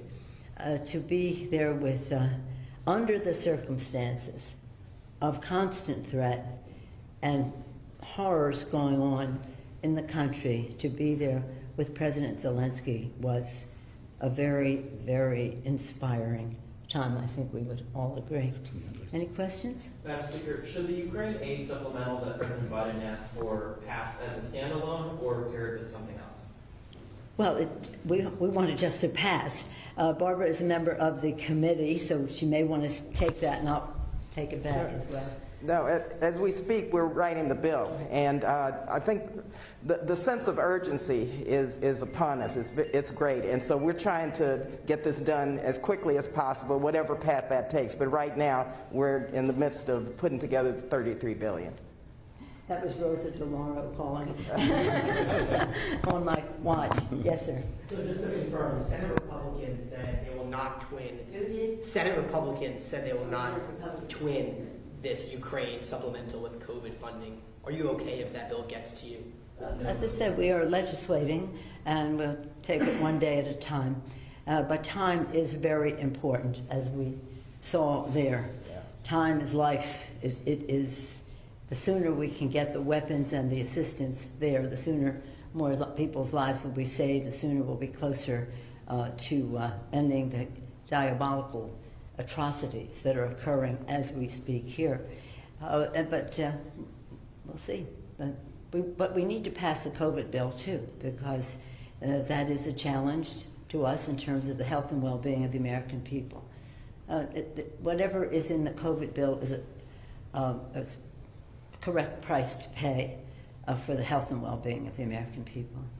Any other questions? Yes, ma'am. This needs to be our last question. Anybody weigh in on any of these? Madam Speaker, why wait to enroll this bill until you all had returned rather than do it beforehand so it could go ahead and get to the President's desk? I'm sorry? Why wait to enroll this bill until you all returned from Ukraine rather than do it beforehand? Why would we do this bill before we return from? Why did we wait to sign the bill?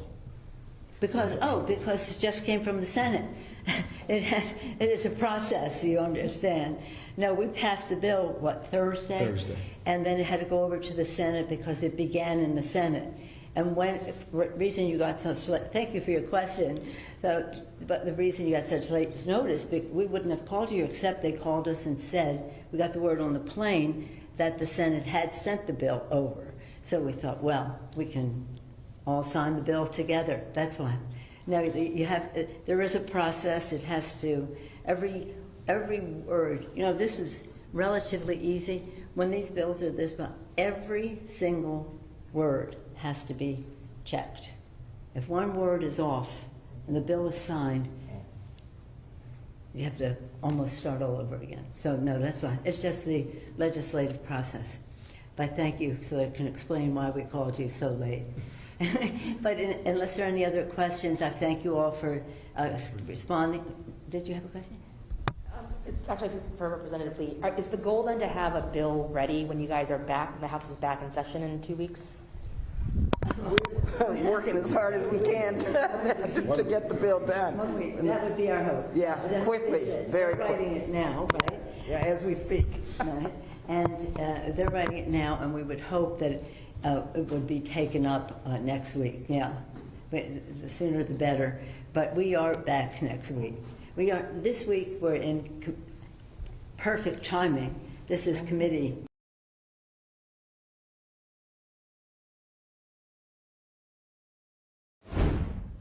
All right, so it does look like we unfortunately lost that shot right there, though. House Speaker Nancy Pelosi, alongside other House Democrats who spoke with President Zelensky, talking about the situation underway with Ukraine here. But we want to move into one of the top stories of the night here. This is a massive, massive development. A leak of a major Supreme Court decision may see the court overturn abortion rights as we know it. A leaked majority opinion obtained tonight by Politico says justices have voted to strike down Roe versus Wade. Justices can still change their minds on decisions, and the court's holding won't be final until it's officially published. This is, though, the first draft decision in the court's modern history to be disclosed publicly while a case was still pending, which experts say could lead to an erosion of trust among justices.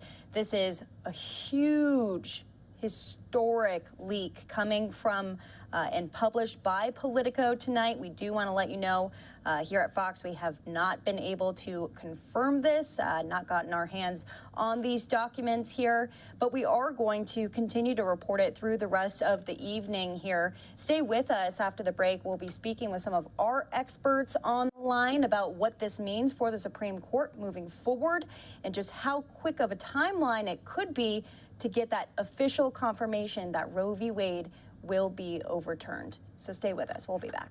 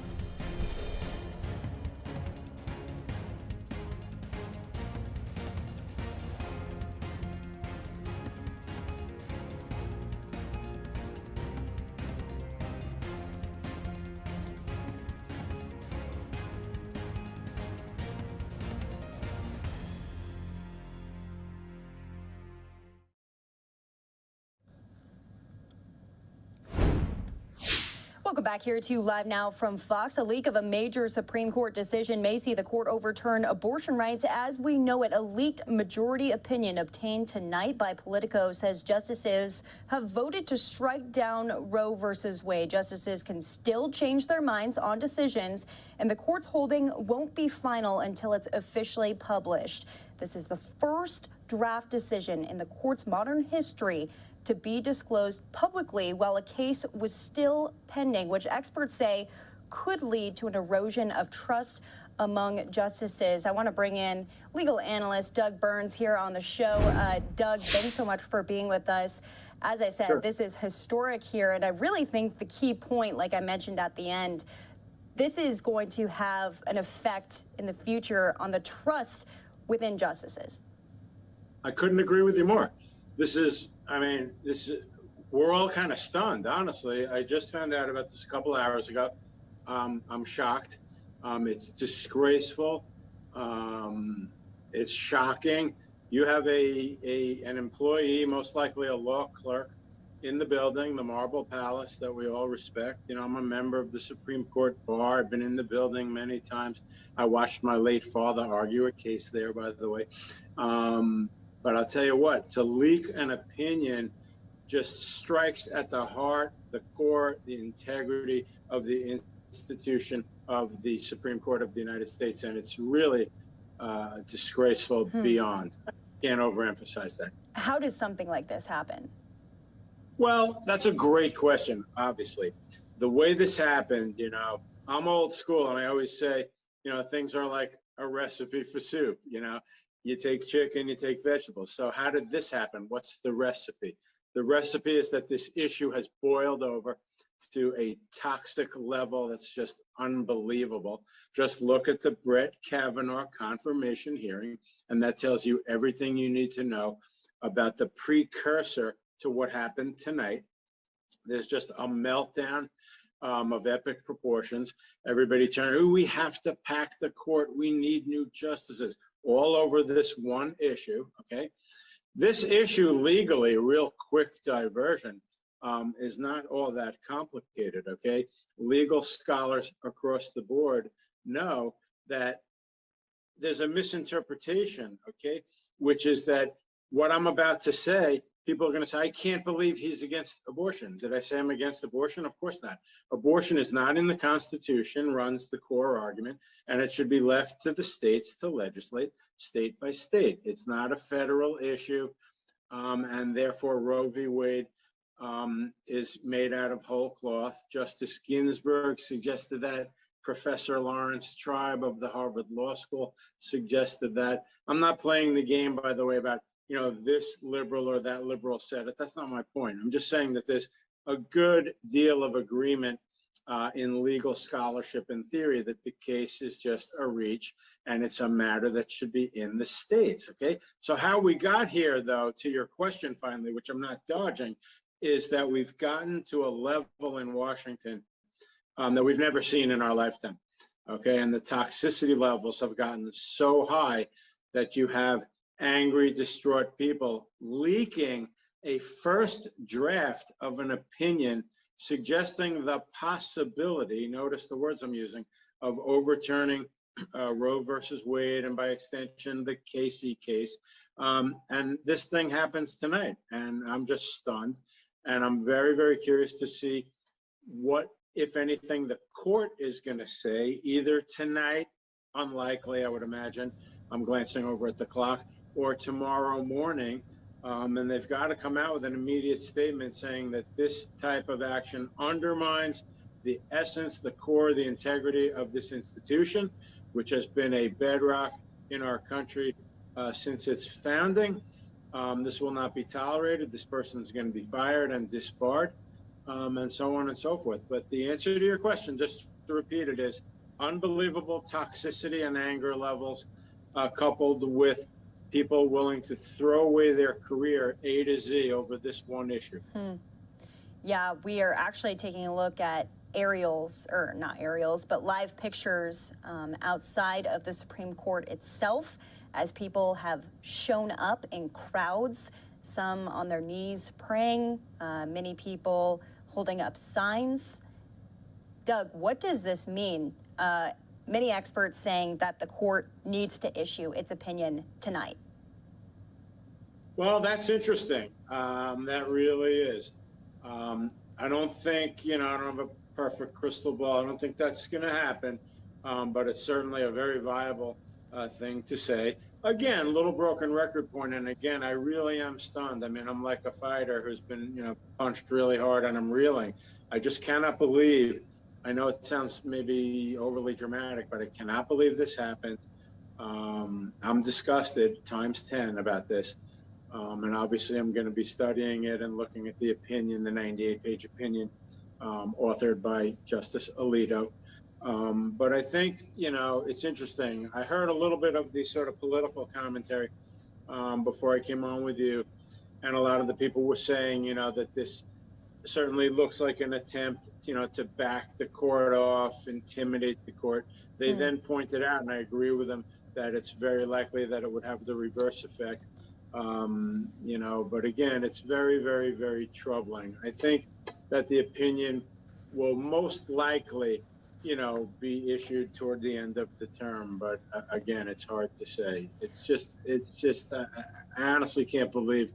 I think it was Professor Turley who just said that he never thought, he'd really see this day, in the sense that, the really overtly political institutions are one realm, but the court was always, a very dignified, confidential atmosphere, and that was breached tonight badly, and it's really troubling. I mean, the person who leaked this, what potentially could they face? Well, that's another interesting thing as we literally are digesting this, in the last hour or whatever it's been.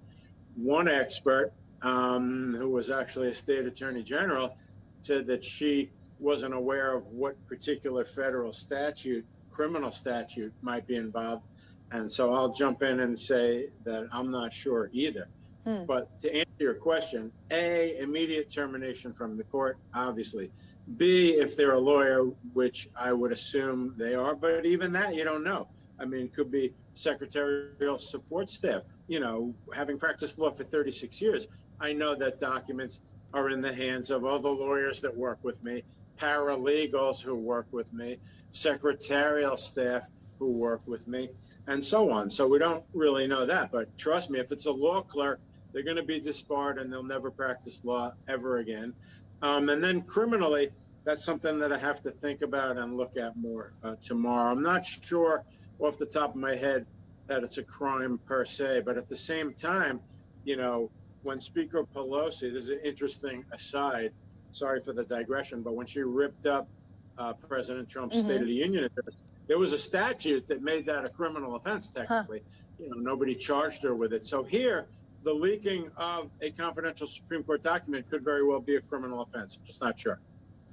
Well, there's a lot of people who may be watching right now who are extremely interested in the story, of course, but likely will not be watching or reading the opinion itself. For those who are not going to read it, what types of things will we find in those almost 100 pages? No, I'm glad you asked me that. Thank you. Basically, what you're going to find in there, and I read the first 2-3 pages, is Justice Alito. First of all, let me say this, because I think you'll find it interesting, and so will the viewers. I mean, basically, the way Supreme Court opinions are assigned is that if the Chief Justice is in the majority, he assigns it. And if the Chief Justice isn't in the majority, then the senior most justice assigns it, okay? That doesn't really tell us much of anything because the Chief Justice may very well be in the majority and he assigned it to Justice Alito. But moving on from there, you're gonna see Justice Alito painstakingly laying out what I touched on a minute ago, and that is that, nowhere in the Constitution, in the sacred document that we've abided by for all these, hundreds of years, there's no mention of abortion in there. And as such, it's not really a constitutional issue from the document itself. And then he's going to go into an analysis of why that telegraphs that the matter should be handled by each individual state's legislature. He's going to go through why he feels, and then the others who join in with him, that Roe v. Wade was, as a matter of technical, legal scholarship and interpretation, was incorrectly decided. He's going to touch on what you've heard everybody talk about, which is stare decisis, or precedent. It's comical, by the way, to see the one-liners, on segments. where everybody's like, you can't overrule a precedent. You can't overrule a super precedent, a term that they just made up. I've never really heard that term. But the point is, and then the comeback from the other side is, well, wait a minute, under that logic, Dred Scott, which held that African Americans weren't citizens of the United States, shouldn't have been overruled. Plessy v. Ferguson, which said that separate accommodations were okay as long as they were equal. That shouldn't have been reversed. So the point is, of course, a case can be reversed if the viability of it is in serious doubt, as this has been since 1973. So again, the opinion, 98 pages, it's the culmination, you know, of a long-standing scholarship about how Roe is wrong and Casey was wrong, and therefore, but let me end this little explanation with a big misunderstanding that a lot of people have, and I don't think your viewers do, but I'll just repeat, and that is that, you know, they're saying you can't have abortion. That's not it at all. Back to my earlier formulation, they're saying that if you want abortion, totally fine, totally understandable. You do it in the state legislatures in each state. It was the identical argument. It was the identical argument, by the way, in the same-sex marriage case. Justice Scalia, the late Justice Scalia, brilliantly wrote that there's nothing wrong with having same-sex marriage. It's fine. Many, many states have implemented it. They should continue that process. But we don't want 9 unelected lawyers doing it as a super legislature. That's what this is. So I understand people's emotions. People aren't trained in law. Oh my God, I can't believe they're saying that we want to take away this right from women. That's not what anybody's saying who is a legitimate legal scholar or a legal expert. What we're saying is, as a matter of law, it's not a federal constitutional issue and should be handled by the states. That's all that anybody is saying. Right, and Doug, let's not forget the history behind all of this. This isn't coming out of nowhere necessarily. The leaked report, of course, is, but the overturning of Roe v. Wade, a lot of analysts say that was going to happen. That was inevitable. Well, there's no question. I mean, you know, while I often like to say, you know, oh, I'm a purist and I do law more than politics, but the reality is, of course, with President Trump having the opportunity to appoint 3 conservative justices to the court, you know, obviously there were legitimate discussions about whether or not, you know, Roe would come under attack. But tonight, again, is just beyond disgraceful to leak out a preliminary first draft opinion from the Supreme Court. It's just, you just can't believe it, honestly. So I want to just but to your question, hold on. I'm sorry. Of course, this was an ongoing discussion of the makeup and the framework of the court. So I think what you were insinuating, and I agree with you, is, you know, don't sit there and pretend that everybody is so shocked about it. Right. You know, this was something that was being discussed as the ideological makeup of the court was adjusted by President Trump, who won an election. You remember President Obama famously saying elections have consequences and all of that. So he got to pick Supreme Court justices. You know, you can put aside the Merrick Garland, you know, dust up in that discussion for a second. And this is where we are with a conservative majority. I did not think necessarily that Roe versus Wade was going to be overturned, by the way, real quick, not to smash my own crystal ball. But I was saying that they had more than enough room to uphold the Mississippi timetable, the 15 weeks, under the theory that Casey set up more of a viability discussion based on how many weeks, as opposed to a rigid trimester system that was in Roe versus Wade. And therefore they could say, with changing science, changing medicine, changing technology, we uphold this, but we're expressly not overruling Roe versus Wade. That's what I had predicted. I still may be right, by the way, because tonight, I'm not so sure, but tonight could be a little bit of a head fake and a red herring. It's hard to say. Yep. Well, once again, I just want to point out for all of our viewers who may be tuning in here, these are live looks outside of the Supreme Court as people have been showing up almost by the minute here. A lot of people with signs, many chanting. Barriers have now been put up around the Supreme Court after this bombshell report from Politico, and we still want to continue to highlight that this does not mean that Roe versus Wade has been officially overturned. This is just an opinion report that was leaked to Politico. We are getting quite a bit of reaction, not only outside of the steps of Supreme Court, but also from lawmakers, including Governor Kathy Hochul of New York, who we knew would definitely be outspoken about this. She says, "I am horrified by the apparent draft Supreme Court opinion leaked this evening that would overturn the right to abortion guaranteed by Roe v. Wade. For the sake of women across the country, this should not be the Supreme Court's final opinion when it comes to abortion rights." It goes on to say, "We have been fighting this battle for too long. I refuse to go backwards. I refuse to let my new granddaughter have to fight for the rights generations have fought for and won, rights that she should be guaranteed." Ending, saying, "For anyone who needs access to care, our state will welcome you with open arms. New York will always be a place where abortion rights are protected and where abortion is safe and accessible. Just as the Statue of Liberty lifts her lamp tall in our harbor, New York will never stop fighting for what's right, unafraid and undeterred." This is just one of the statements now coming out from lawmakers here. I'm sure we'll be hearing a lot more reaction about this, but she brings up an interesting point, Doug, that this doesn't have to be the final decision. And you kind of mentioned this a little bit earlier, but the person who leaked this, or people who leaked this, could have ulterior motives, right? Well, there's no question about it. And again, I'm repeating what I heard from others, you know.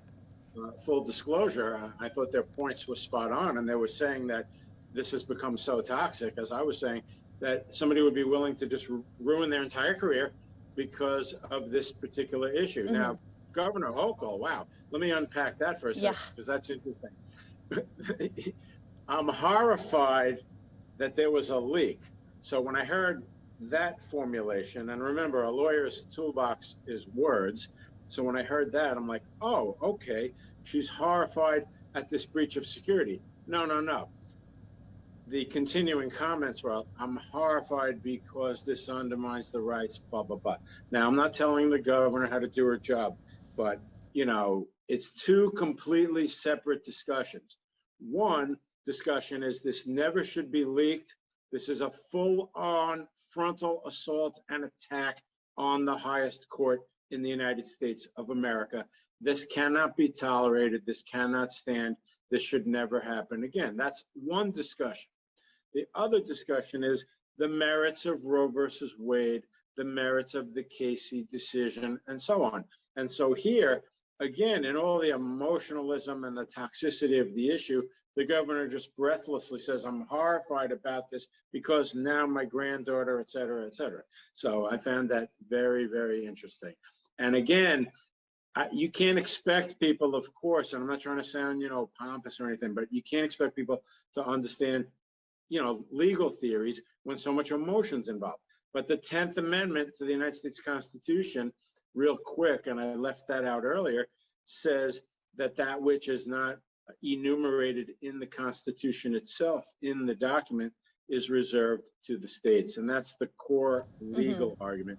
But nobody can see that among the anger, the toxicity, the emotion. I guess more of my question, because they tried to get a comment from the Supreme Court spokeswoman, Patricia McCabe, and they say no comment at this time. Could this potentially reverse their decision? It could. You know, my thinking, literally 5 minutes into being aware of this, I read a couple of really fast articles online. I said to my wife, you'll find this interesting. I said, wow, this particular paper, I won't name it, they're very, very smart with words, because they go, this would overrule, you know, Roe v. Wade. They didn't say it was overruled. They said if this opinion were final, it would. And that's the best way to look at it. So, but 5 minutes in, I said, well, wait a minute. This is the first draft of an opinion, okay? I've read many, many, many books about the Supreme Court, so I know that basically the way it works is they circulate a first draft and a process gets underway trying to get people on board with that first draft, seeing who's on board with it. And what typically happens is there are various suggested changes. To put it in real simple English that everyone will understand, a justice will say, I am amenable to possibly joining this opinion if you change this section of it or that section. So the point I'm trying to make, without getting too much in the weeds, is that when a first draft is circulated, you know, that's pretty preliminarily in the game, although I would note that the document was marked February of 2022. So I found that extremely interesting. It didn't say April of 2022. So again, we're all trying to, you know, keep our counsel here and try to digest what's going on. But it's not clear to me who has or hasn't agreed to this. You can bet your bottom dollar, obviously, that, you know, justices such as the retiring Justice Breyer, Justice Kagan, Justice Sotomayor, you know, they're not joining an opinion overturning Roe v. Wade. But that may be a silly way for me to put it, because if they have 5 votes, that's all you're going to need. But to your question, is such a good question because it's unanswerable, at least tonight. And that is, could this change the opinion? That's the $1 million question. I don't really have the answer for that. Yeah, quite the experience for Justice Breyer ahead of retirement, right? Well, there, you know, there's a very interesting issue there. I mean, it's not any big earth-shattering thing, but the new justice has been confirmed, and he's still on the court, which to me is a little confusing, sort of as a legal purist. I mean, what do we have, 10 justices? Now, I'm being sarcastic because she hasn't taken the oath as the newest Supreme Court justice yet, but I found it interesting that, you know, we have 9 on the court, 1 who's been fully confirmed by the United States Senate. So, you know, it's remarkable. Again, it's going to be very interesting to see as I hit the ground running literally tomorrow morning, you know, a couple things. What, if anything, is the Supreme Court going to say? And you just touched on it, you know, very well. They're not making any statement tonight. That seems logical because this is such an overwhelming, earth-shattering thing that they better really try to get their ducks. I mean, one cable host who, you know, was a former Supreme Court clerk, and she said that Chief Justice Rehnquist sat everybody down the first day. And he said flat out, if you leak any document, that's it. You'll never practice law again. Oh, interesting. Yeah, I guess of protection do opinions like this typically have? I mean, who even sees this? Who would have the ability to leak it to the press? No, I mean, it's absolutely, you know, sacrosanct. You know, we have many analogous situations. For example, when you go in a grand jury, which is secret proceedings by definition, because you don't want to tarnish people's reputation who are under investigation but may be cleared. You don't want people walking down the street. Did you hear that Dave Smith is being investigated by a grand jury? So there, you're talking about court reporters, government legal personnel, the grand jurors themselves, obviously. So to answer your question, you have obviously the 9 justices. One commentator tonight, and I was drinking in a lot quick, was saying, oh, wouldn't it be incredible if maybe one of the justices were involved? I'm not going there because I don't believe that in a million years. But again, everybody's just expressing opinions as we're all shell-shocked. But on your question, the law clerks, and there are 4 for each justice, so that's a pool of 36 people. You know, secretarial and support staff, word processing staff, you know, things along those lines. So, you know, it's not that big a universe of people, to go right back to your question. Right. Probably, for sure, less than 100 people. And I think that the Chief Justice, you know, one of 2 things: A, internal investigation, call every single law clerk in, or B, somehow involve law enforcement, FBI. It's hard to say. But they're going to find out who did this for sure, in my opinion. Yeah, I would imagine there's going to be quite a bit of an investigation, lots of questioning for whoever put their hands on this and allowed they it out. will also, also, get phone records, cell phone data, texting data, email data, all of that, because it's very, very unlikely, that this happened without those type of communications and interactions with other people. Yeah.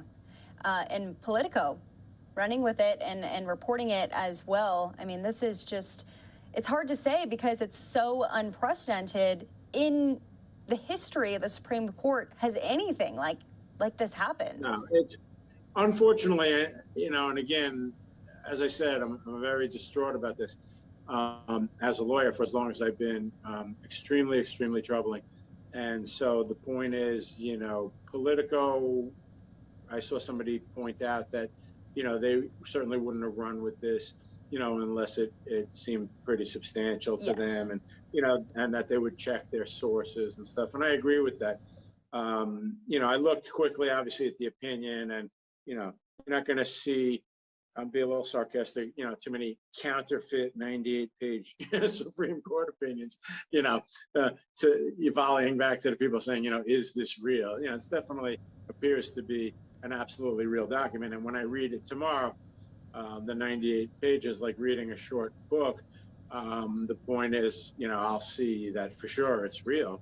It's the real document. But to the core point, the core observation, it's just horrifying that somebody would do this. It really is.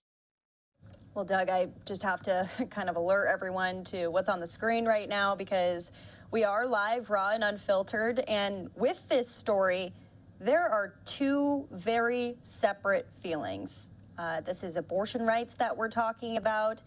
There are people who are pro-life, and there are people who are in favor of abortions. And this is going to be hostile. And we've got a lot of people showing up here as barriers have been put up at the Supreme Court. Clearly, court not in session, as we're coming up on the 8 o'clock hour here in Phoenix, 11 o'clock out on the East Coast. But these protesters likely not going to go away, as they all just showed up within the hour here after this leak was reported.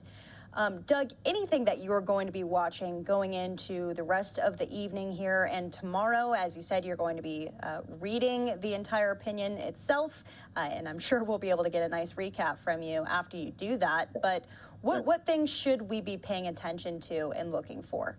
Well, I think tonight, I think the big thing, and you hit it, is whether or not any statement is going to come from the court. It's hard to say, but again, with something this monumental, I mean, I heard one person say the Chief Justice undoubtedly right now is conferencing, canvassing, discussing. This is a serious matter. So the first thing I'm looking for is a statement from the court, and I'm just loosely predicting that you're not going to see that. Then obviously, as I said, I'm going to read the opinion carefully so I understand exactly where Justice Alito is coming from. How much emphasis does he put on the fact that Roe and Casey were wrongly decided? How much emphasis does he put on this 10th Amendment point I mentioned, that if it's not enumerated in the Constitution, then it's left to the states, things like that. It is a lengthy opinion, 98 pages. So we'll see that. And then, of course, I'm going to be watching pretty religiously from both sides, ideologically, seriously, in media. What I've already noticed just tonight, obviously, is that, if you break it down into political lines, the right, not surprisingly, is discussing more how horrible the leak is and so on and so forth. The left just breathlessly goes into, oh my God, this is undermining everybody's rights. They don't even mention the fact about the leak. It was leaked. I find that, also very troubling, obviously. Again, I'm a legal commentator, so I don't necessarily always, get in the weeds of the politics, but all throughout the Trump era and crises, anytime something was leaked that the left liked, they never even mentioned that it was leaked. Okay, but when it was in reverse on the other side, of course, they would melt down that it was leaked. So it's troubling and toxic. But I'm going to be looking for any statement from the court tomorrow morning, big time. I'll be reading and studying the opinion, of course, and then I'm going to try to figure out, this is key, I'm going to try to figure out with some Supreme Court experts, you know, a little more of what I've read in the books I was telling you I've read, which is, well, wait a minute, when a first draft of an opinion, and I have one lawyer in mind who will remain nameless, who clerked on the Supreme Court for Chief Justice Rehnquist, and I'm going to call him and I'm going to say, get a real breakdown from him on, he may say, Doug, you got to understand, when the first draft is circulated, all it really means is A, B, and C. So I need to get my arms around that much more specifically. You know, I never worked in the building. You know, I worked more in the district courts and so on. So those are the sort of three areas that I'm going to be looking at.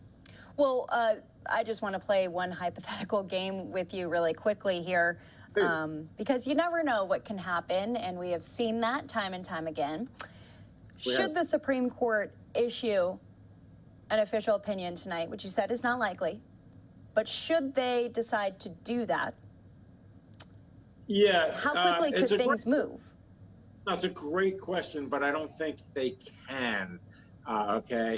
And I'm glad we had a fuller discussion just in the last few minutes into this business. No, hear me out, business about the first opinion.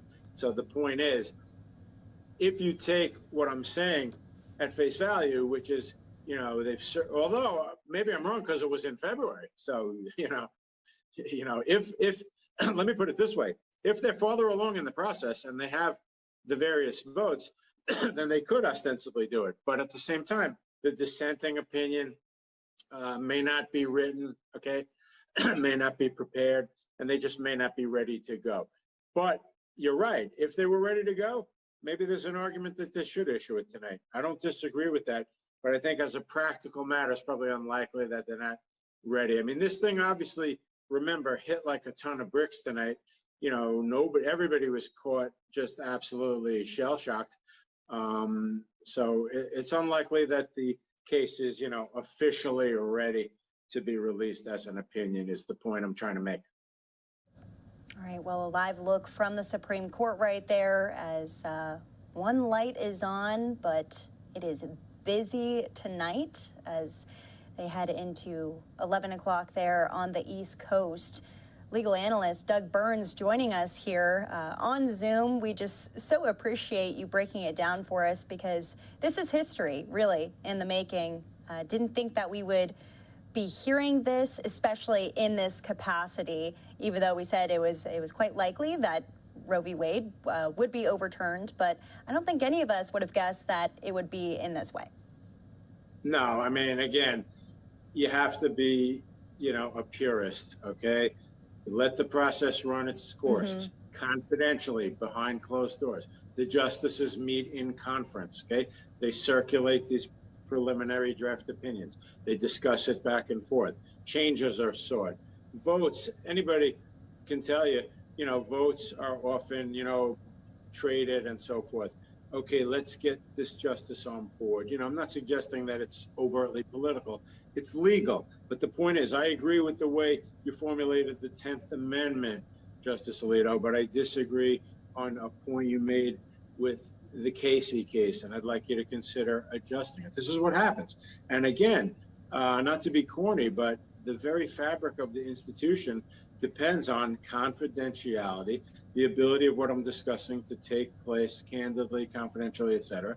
And now in this toxic world that we've emerged into, we get hit in the face like a Mack truck tonight. Boom, a 98-page, completely confidential, preliminary first draft opinion is now available on the internet. It's just, I'm shaking my head for good reason, obviously.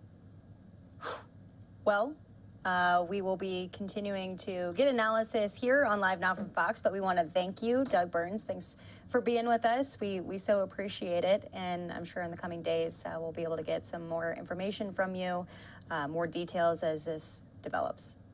It was my pleasure. Thanks for having me on the show. Thank you. Well, once again, just want to pull up this live look for you at the Supreme Court there as crowds of people have shown up, including the media. And we have our teams, Fox 5 in D.C., sending some of their reporters down on the ground. We're going to tune in to a bit of their coverage after this break.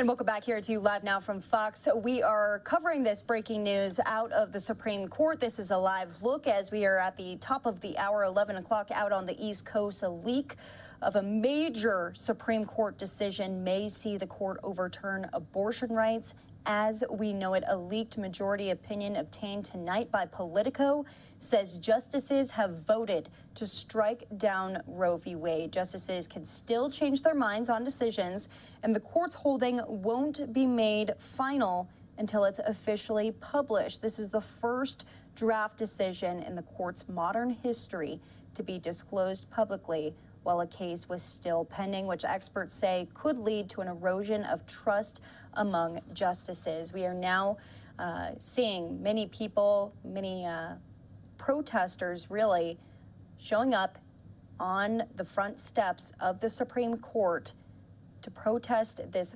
possible looming decision of overturning Roe v. Wade. But there is frustration from many experts' ends about this really breach of confidentiality of the highest court of the land here. And this is just the tip of the iceberg. Well, we're going to be giving you not only expert analysis, we are just tuning in and talking to legal analyst Doug Burns about this situation, but we also have Fox 5 reporters down on the ground who are speaking with some of the protesters who've shown up on this Monday evening. We want to tune in to some of the coverage from Fox 5 in D.C. Take a listen. But we want to begin tonight here at 11 with the big story. Politico is reporting that they have obtained a leak from the Supreme Court showing a draft majority opinion to overturn Roe versus Wade. This landmark 49-year-old decision established a woman's constitutional right to an abortion. Let's get right out to Fox 5 chief legal correspondent Katie Barlow live tonight from the Supreme Court. Katie.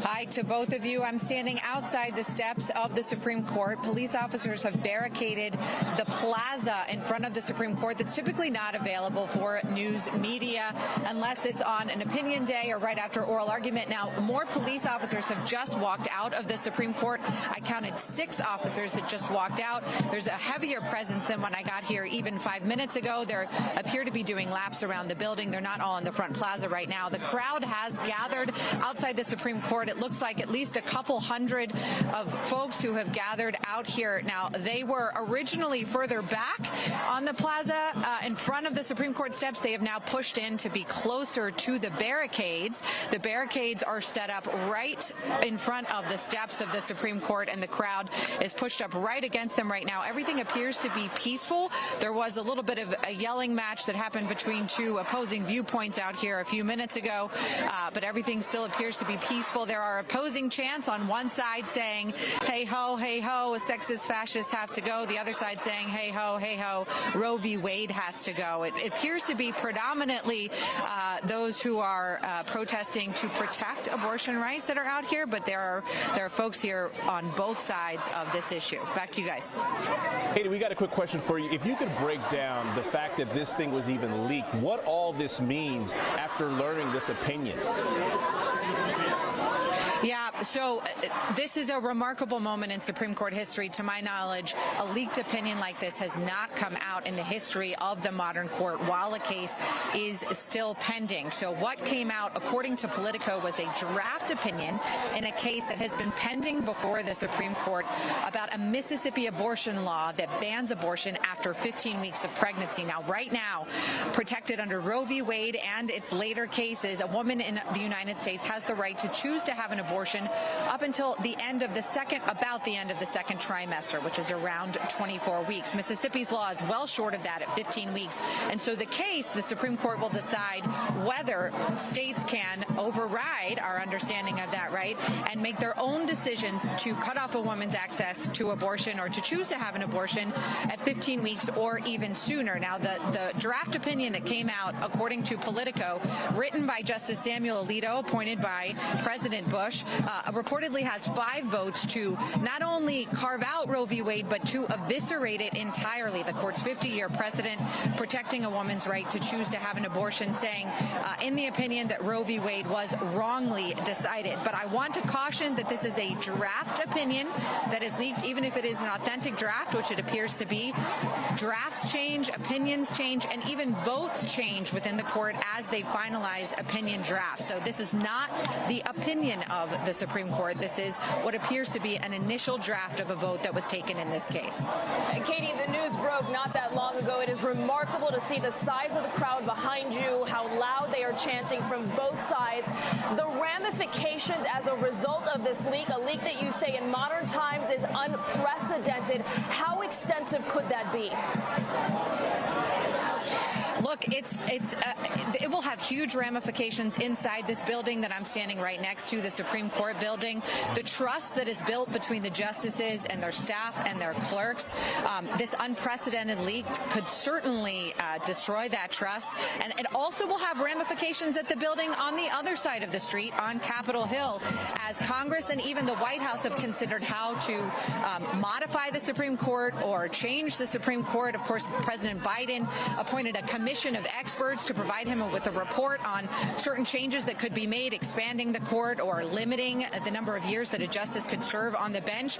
All of that conversation had quieted in recent months after the Biden administration's report was released.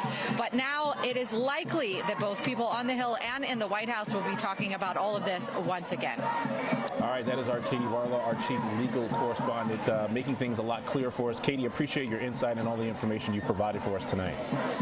And clearly there is a lot of opinion on both sides of the issue. That brings us to tonight's Fox 5 Live Simple question. Do you think that Roe v. Wade should be overturned? 42% of you right now voting yes.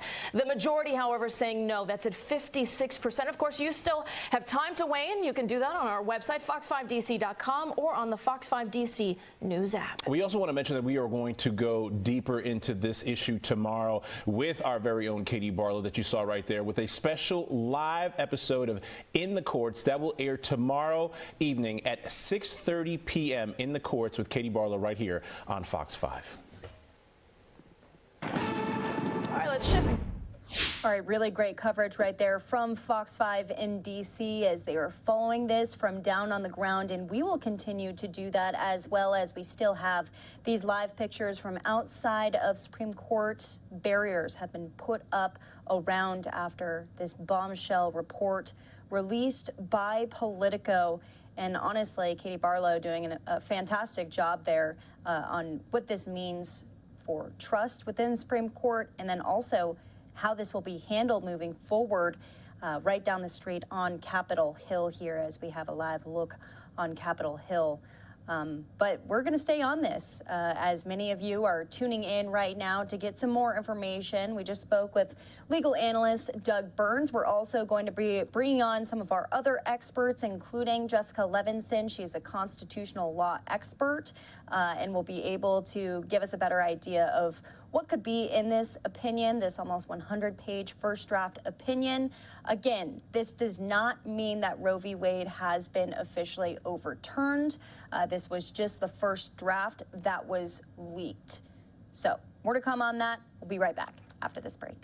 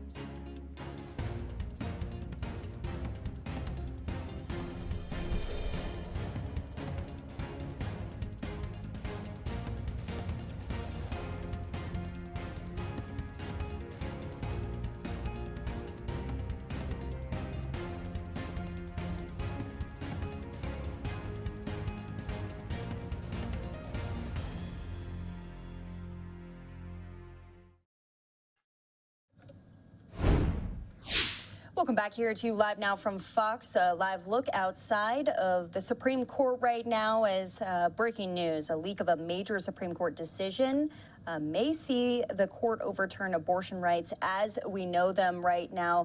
The first person I thought of to bring on to talk about this is our Supreme Court expert, Jessica Levinson. Jessica, this is, once again, so unprecedented. We've been talking about this for the past hour and a half, 2 hours, but there's so much meat to this. We've talked about the history of abortion rights and how we could see things change, and you had mentioned the fact that the overturning of Roe v. Wade was somewhat looming, but in this fashion, couldn't have predicted this.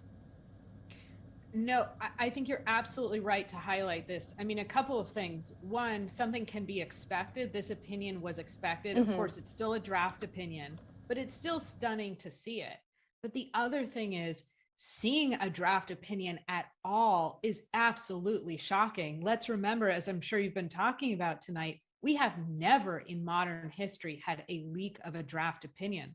The Supreme Court stands at the top of the judicial branch, which is our least transparent branch. We don't have these types of leaks ever. This will absolutely be an earthquake for the Supreme Court for how they function. They, for decades and decades, have had a foundation of trust that this type of thing does not happen. And so absolutely, we have the draft decision, which again is not law yet, but I suspect will be soon. And then we have the fact that we're seeing this draft decision. I mean, it really is a huge night. Right. This is a 100-page, almost 100-page draft decision. And we were just speaking with a legal expert about what that would encompass, because to be honest, a lot of our viewers probably are not going to go and sit and read that. So if you could kind of break it down for everyone, explain what is said in this, kind of the gist of it. Absolutely. So very briefly, what Justice Alito says, writing for at least 4 of his conservative colleagues, is that there is no constitutionally protected right to obtain an abortion. That means it's quote unquote left to the states. So I'm talking to you from California. California will, as long as it is legally possible and long as it is legally permissible, protect women's ability to obtain an abortion. There are about half of the states in this country that I think after this draft opinion becomes law, will either completely ban or will severely restrict access to an abortion, which is another way of saying under the draft opinion, they say it's not protected under the federal constitution. So we're leaving this to the states. Practically speaking, that means, of course, that women live in 2 very different Americas, states where you can obtain an abortion and states where either you can't or it's incredibly difficult to do so.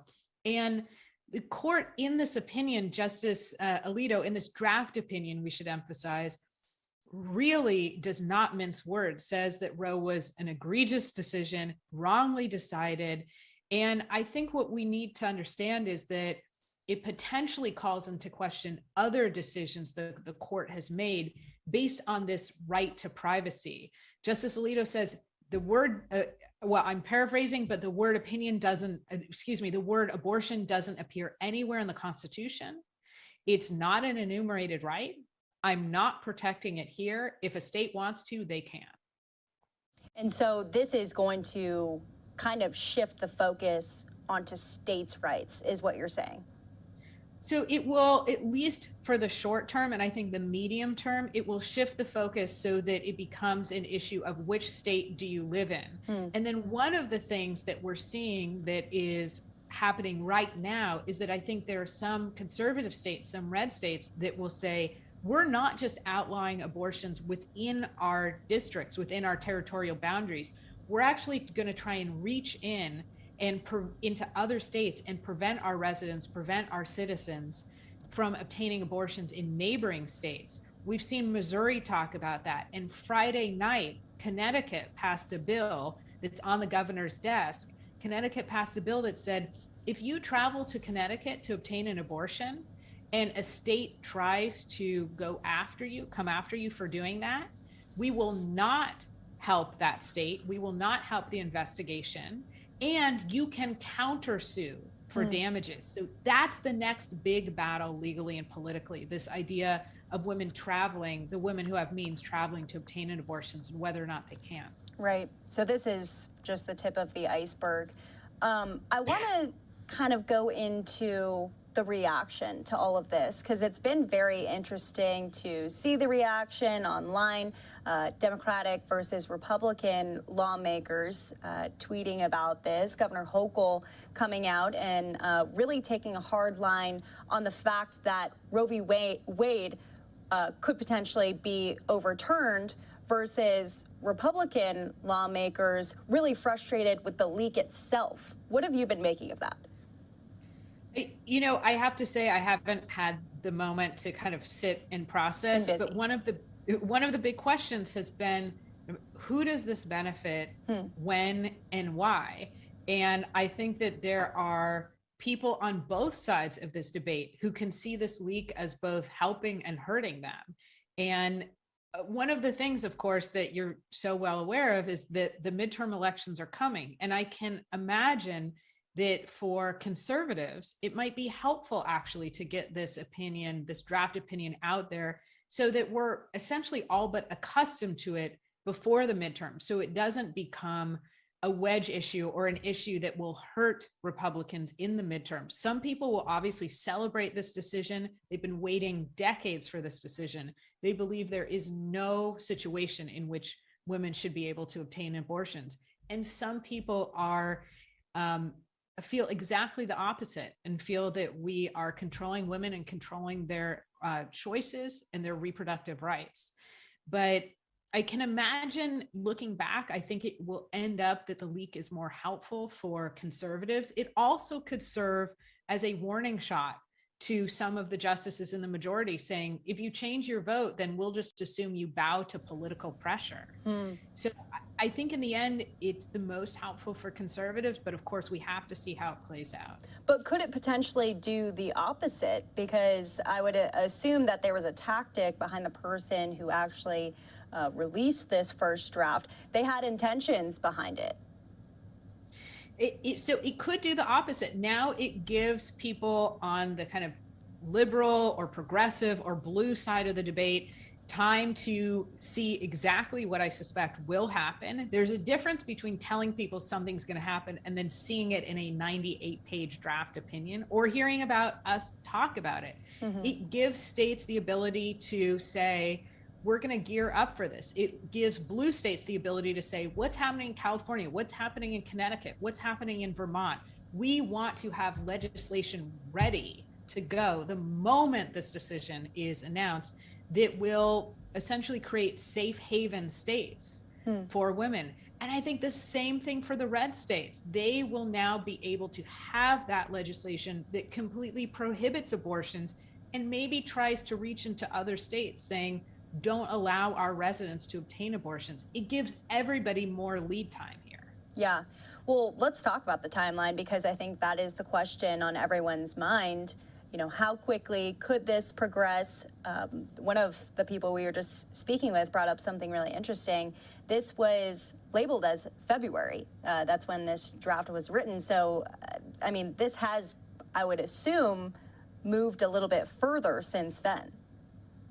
Yeah, I would assume so as well. So we don't know. I think the reporting is that this is essentially holding. We don't know where the Chief Justice is, of course. We know that he's lost the center. We know that he's lost control. We know that the conservative wing of the court doesn't need him anymore to make decisions, but we don't know where he is other than that. But yes, I think we can absolutely expect that there are some edits, but perhaps not a huge overhaul. And this was, it looks like, already a quite complete draft. I mean, this is not what, you know, one of my students might hand me and say, sorry, I've been so busy. Most of it's there. Can you just take a look? This is 98 pages, footnotes, appendix.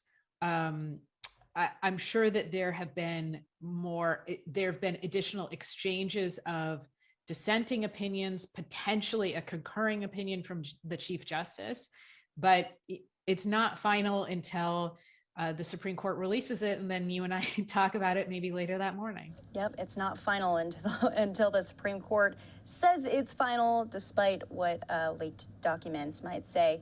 Well, Jessica, any last thoughts on this? Any things that we should be watching going into the rest of the evening here, what you'll be paying attention to?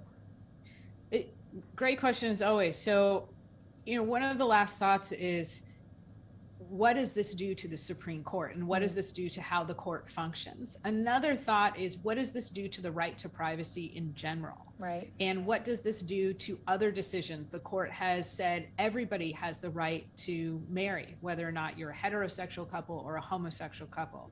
The court has made even older decisions saying that people have a constitutionally protected right to obtain contraception.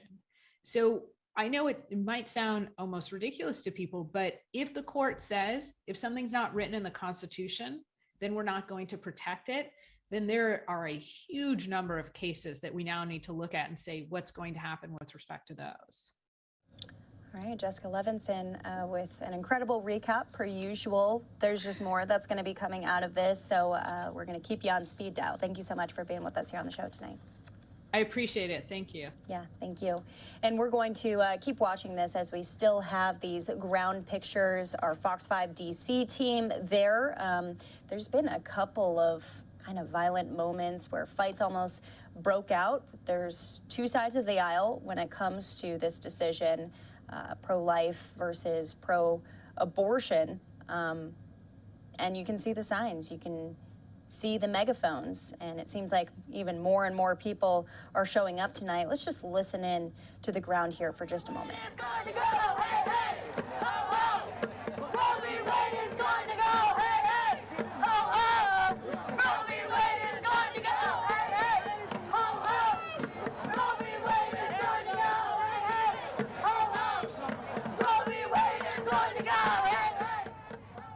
All right, so the chants, hey, hey, ho, ho, Roe v. Wade is going to go.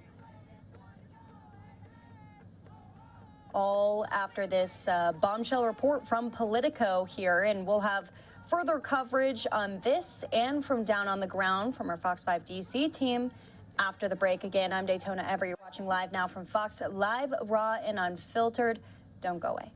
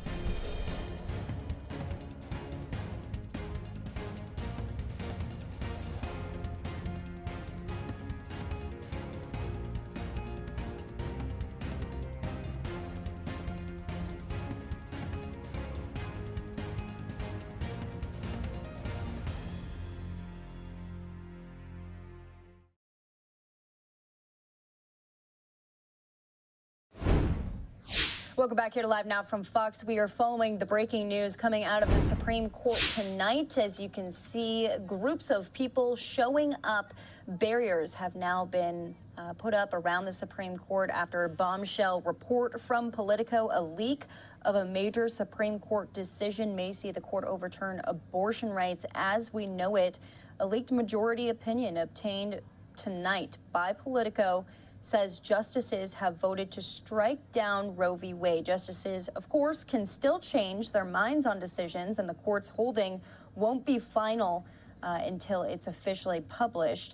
This is the first draft decision in the court's modern history to be disclosed publicly while a case was still pending, which experts say could lead to an erosion of trust among justices. We've been speaking with Supreme Court experts, constitutional law experts, legal analysts, and even our reporters down on the ground, which is what we want to do now. Tune in to some of the coverage from Fox 5 in D.C. as their reporters are speaking with people who are on both sides of the aisle on this issue. Follow that breaking news regarding the highest court in the land where barriers have been put up around the Supreme Court. This after Politico obtained an initial draft of a Supreme Court majority opinion which will overturn Roe versus Wade. Now, our David Kaplan is there at the Supreme Court as more and more people continue to gather. David, set the tone for us. Give us what you're seeing over there right now.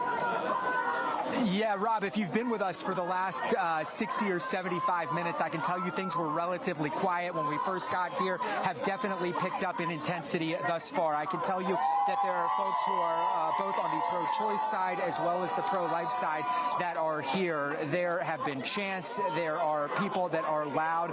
This situation has definitely gotten a little bit more energetic, but certainly still peaceful in terms of everybody sort of respecting, listening to each other at this point. But as you can imagine, lots of passion based on this Politico report of this leaked opinion. Again, Katie Barlow has talked a lot about how sort of unprecedented this leak is, obviously for something that's incredibly intense right now. I can tell you there are people, as you can see, these are some pro-life folks that are here on the right, sort of a back and forth that we've seen here for the better part of the last half hour as some activists on both sides have certainly arrived, certainly with signs right now. I'm going to get Joe Hammond to pan just a little bit to the left right here. You can see that the front plaza of the Supreme Court does remain cordoned off, but there are officers here just sort of maintaining a presence here, making sure that all of this does remain peaceful, which of course it has right now. So certainly passions very high at this point. We will certainly stay on the scene here. Katie's going to be live here coming up at the beginning of the Final Five, just to continue to give you a picture of what exactly is going on here at the U.S. Supreme Court. Back to you. And obviously there's so much more to come. A reminder that tomorrow night at 6:30 there'll be a special edition of In the Courts. That'll be with our chief legal correspondent Katie Barlow. That'll happen live on Fox 5 again 6:30 p.m. tomorrow night. In the Courts right here on Fox 5. And we're going to stay with some of the coverage of Fox 5 as unfortunately we went out for just a moment right there. But let's tune in to their full coverage as we are at 8:30 here in Phoenix, Arizona, 11:30 out on the East Coast.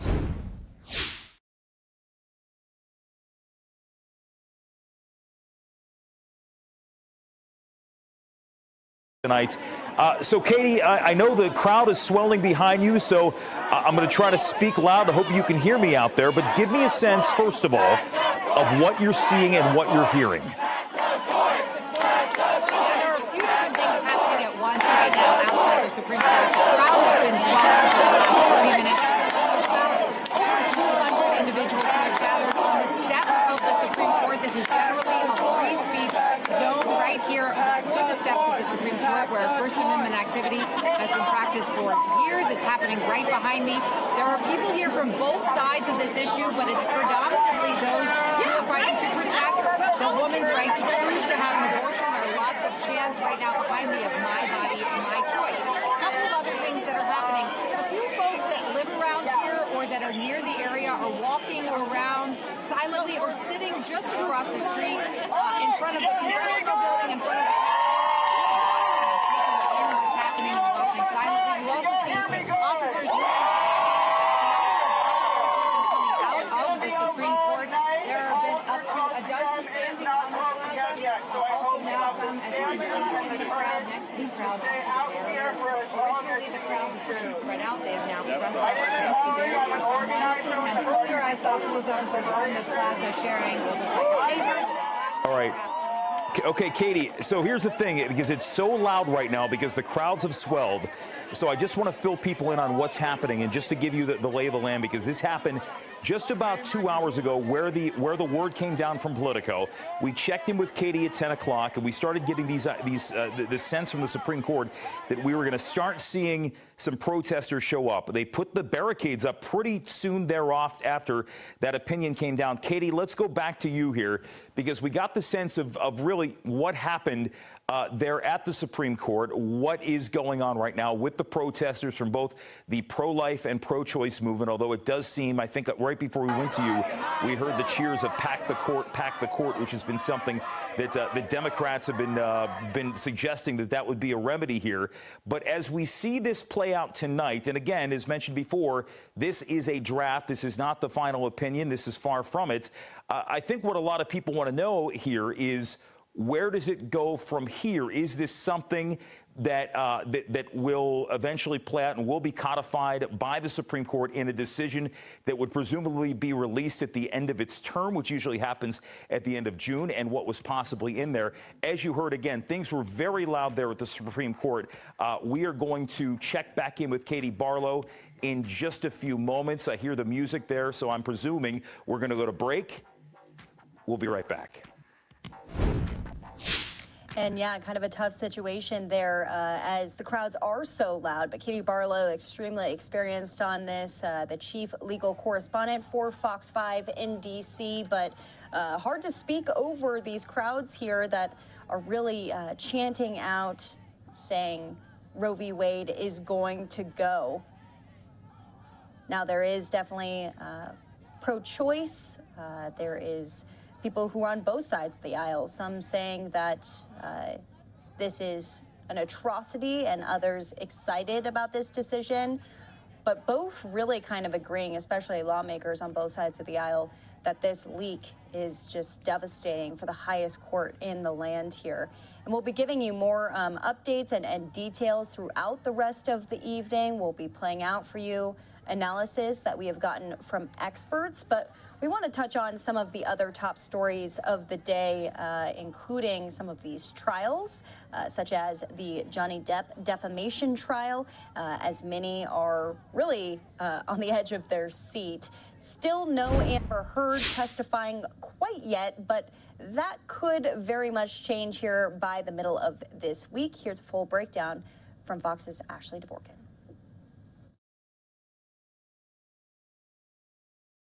Johnny Depp's defamation trial against ex-wife Amber Heard enters its fourth week in a Fairfax, Virginia courthouse. On Monday, Travis McGivern, a longtime security guard for the actor, took the stand, describing the tumultuous marriage between Depp and Heard. I mean, it was just verbal arguments, yelling. It was typically Mr. Depp wanting to get out of there, and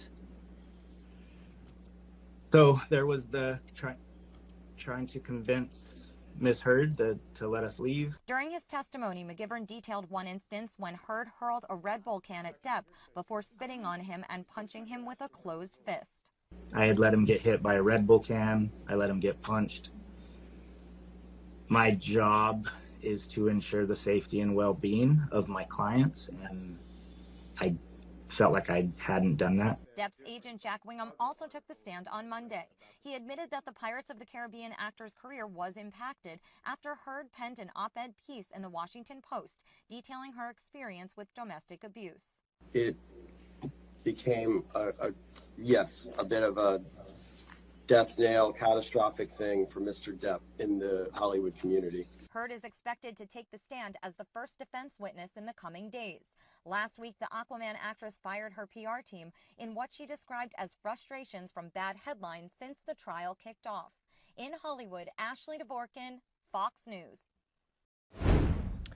And more to come out of Hollywood and from Ashley Dvorkin here. Want to check back in, though, with these live looks out of the Supreme Court as we are still following those barriers that have now been put up out of safety. There's officials there. There's guards that are making sure no one surpasses those barriers. So still covering that. Also covering a key primary race in the state of Ohio, which is less than 24 hours away. A crowded Republican field grabbing the attention of many political observers to see what impact former President Trump will have on the outcome. The results could also give a glimpse about how voters feel on issues like inflation and immigration heading into the 2022 midterm elections. Fox's Madeline Rivera has a closer look from Washington. 7 GOP candidates in Ohio's Senate primary making their last pitch to voters before they head to the polls.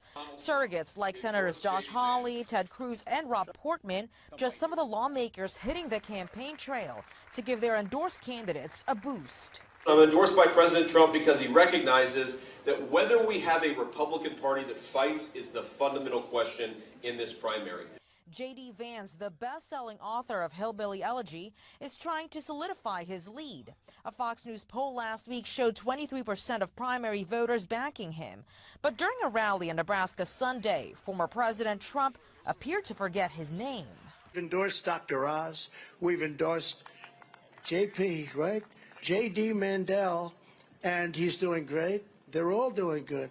The high-profile primary is seen as a test of Trump's influence among Republican voters. Well, listen, I'm going to win tomorrow, and I'm going to work with President Trump in the general election.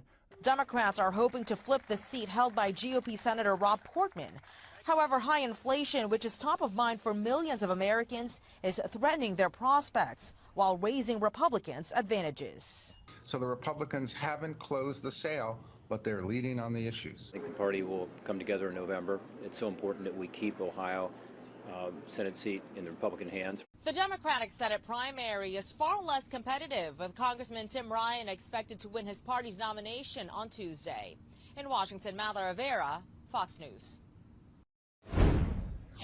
And many saying that midterm elections have a lot to do with the leaking of this first draft from the Supreme Court there, as we are still following this just really unprecedented situation, as overturning of abortion rights could be in the near future here. We have Fox 5's Katie Barlow, who is down on the ground kind of breaking down the whole situation, what this means for the Supreme Court moving forward. Here's Fox 5 in D.C. with coverage. Welcome back. We can hear Katie Barlow now. She's joining us live outside the Supreme Court. Okay, so there's a lot said about this being a leak, Katie. You have been around the Supreme Court. You know how things go. I don't recall a time when we've heard something about a leak. So the question turns to, who has something to gain from something like this? Yeah, Jim, I agree with you. I don't recall a time where there has been a leak of an opinion in a pending case in the modern era before the Supreme Court. There is a lot of trust that is held in this institution, in this building that I'm standing right next to, among the justices, their clerks, and the staff who work for the court. They don't have leaks out of this building. That's something that has been true for a long time until tonight. It appears there is an opinion that has been leaked, a draft opinion that would overturn Roe v. Wade. I just want to take you to what's happening and what's been happening here on the plaza for about 30 minutes. This is a spot that is well known for First Amendment activity, free speech on the plaza of the Supreme Court. It has been happening for the last 30 minutes. A few different things are happening. The crowd has gathered behind me. They're kind of pushed up against the barricade. It's mostly those who are upset with tonight's draft opinion that would eviscerate the Supreme Court's 50-year precedent protecting a woman's right to choose. But there are people here on both sides of this issue. Now, there is a loud crowd that has been chanting, "My body, my choice," various chants. There are also people who are silently lighting candles on the other side of this crowd. And there are also people who have taken a seat around the Supreme Court just to take in the historic moment of what has happened tonight. Not only the protest that's happening on the steps of the court, but the historic nature of, as you put it, Jim, the unprecedented leak. But the third thing that's happening is the police officers, the Supreme Court officers, have come out onto the plaza, and in various ways we have seen at least 6 of them come out at one time. They are looking at pieces of paper, sharing information with each other, keeping an eye on the crowd. There were at least a dozen officers out here at one point, and they are obviously coming up with a plan to handle what was likely an unexpected media release this evening that is now requiring them to put up barricades outside the Supreme Court to protect the building as this crowd gathers. Okay, so again, draft opinion, nothing official here, but let's take the stance that we have a conservative majority on this court now that looked like they were appearing to go in this direction. If this were to pass, for the people at home, this would not make abortion illegal across the country, but it would kick it back to the states where we've seen all of these restrictions in states like Oklahoma, Texas, Florida. That's exactly right, Jim. So I want to reiterate, this is a draft opinion, and in fact, justices' votes have been known to change from draft opinions before the final opinion of the court comes out. But what this would do, this is a case about Mississippi's ban on abortion after 15 weeks of pregnancy. Right now in America, people who are pregnant have the right to choose to have an abortion up until about the end of the 2nd trimester. Mississippi's law is well short of that at 15 weeks. And what this decision from the Supreme Court would do is overturn Roe v. Wade, protecting that right to choose to have an abortion up until about 24 weeks, and allow individual states to make the decisions for themselves. And in the draft opinion, it's a 98-page document. It's about 68 pages of substantive opinions before the appendices. It says that this would turn the issue back over to the people to allow them to decide for themselves in the individual states. To your point, all of the states who have been passing laws restricting the right to choose to have an abortion well before the end of that 2nd trimester period. So this decision would technically uphold Mississippi's law and their ban at 15 weeks and allow states to decide for themselves. Now, the question after that is, well, what about 14 weeks? What about 10 weeks? What about 6 weeks? And we've seen those cases already come out of states where they've passed abortion bans after 6 weeks. So that will be what comes next after this opinion comes down. But again, I want to reiterate, tonight's leaked document is a draft. 6 weeks, and then even in the case of Ohio, there was a state lawmaker there who was very adamant that there not be any exceptions for rape, incest, health of the mother, which has been the case in some of these other states. So, look, we're talking about the states, Katie. We're here in the district. We're here in Washington, D.C., not a state. So what does that mean for abortion rights in the District of Columbia? The D.C. will potentially be able to decide for itself. It's under the federal regime, so it's going to depend on exactly what is said and how that law plays out. What's also interesting is Maryland has been having this conversation as well, where lawmakers and advocates wanted to enshrine in the Maryland Constitution the right to choose to have an abortion. Abortion rights have been protected in the state of Maryland for a long time now, but advocates wanted to go even further, making sure that it's enshrined in the law so that decisions like this couldn't one day change the understanding of the law in the state of Maryland. But look, this is going to be a conversation across our nation about every state is going to have to decide for themselves. If this decision were to come down as it's drafted, which is not a given, every state would then decide for themselves where that line is. Now, the Supreme Court would also potentially weigh in on lines that are shorter or come short of that 15-week ban that we're seeing out of the Mississippi case right now. That all comes after this decision, which is already drawing this pushback. And the next question is what happens across the street at Capitol Hill. You've talked a lot about this on the Final Five. Congressmen, senators, and the White House have weighed in on reforming the court, possible court reform ideas like expanding the court or limited terms for justices, maybe 18 years instead of lifetime appointments. This conversation is certainly going to pick back up again now that this opinion draft has leaked. It certainly seems symbolic too, Katie, because the last Supreme Court vacancy that former President Trump filled was that of Ruth Bader Ginsburg, and it seemed as though President Trump, the name of Amy Coney Barrett had been on the lips of Supreme Court observers. It seemed like it was going to be a done deal that she would eventually find her way onto the court, and by that appointment and by that confirmation, that sort of solidified the idea that the court was going to take this up, that they were going to at some point weigh in, and I guess many people didn't assume it would be as soon as it was. Yeah, that's right, Jim. And the fact that the Supreme Court decided to take this case and hear this case was an indication that the justices had something to say on this matter. The Supreme Court had not chosen to weigh in on abortion while Justice Ruth Bader Ginsburg was on the bench in the last few years. This is something they decided to do after Justice Amy Coney Barrett replaced Justice Ruth Bader Ginsburg on the bench. Perhaps there was some thinking that Chief Justice John Roberts would not be a vote to overturn or to curtail Roe, and that dynamic perhaps shifted when Justice Barrett replaced Justice Ruth Bader Ginsburg.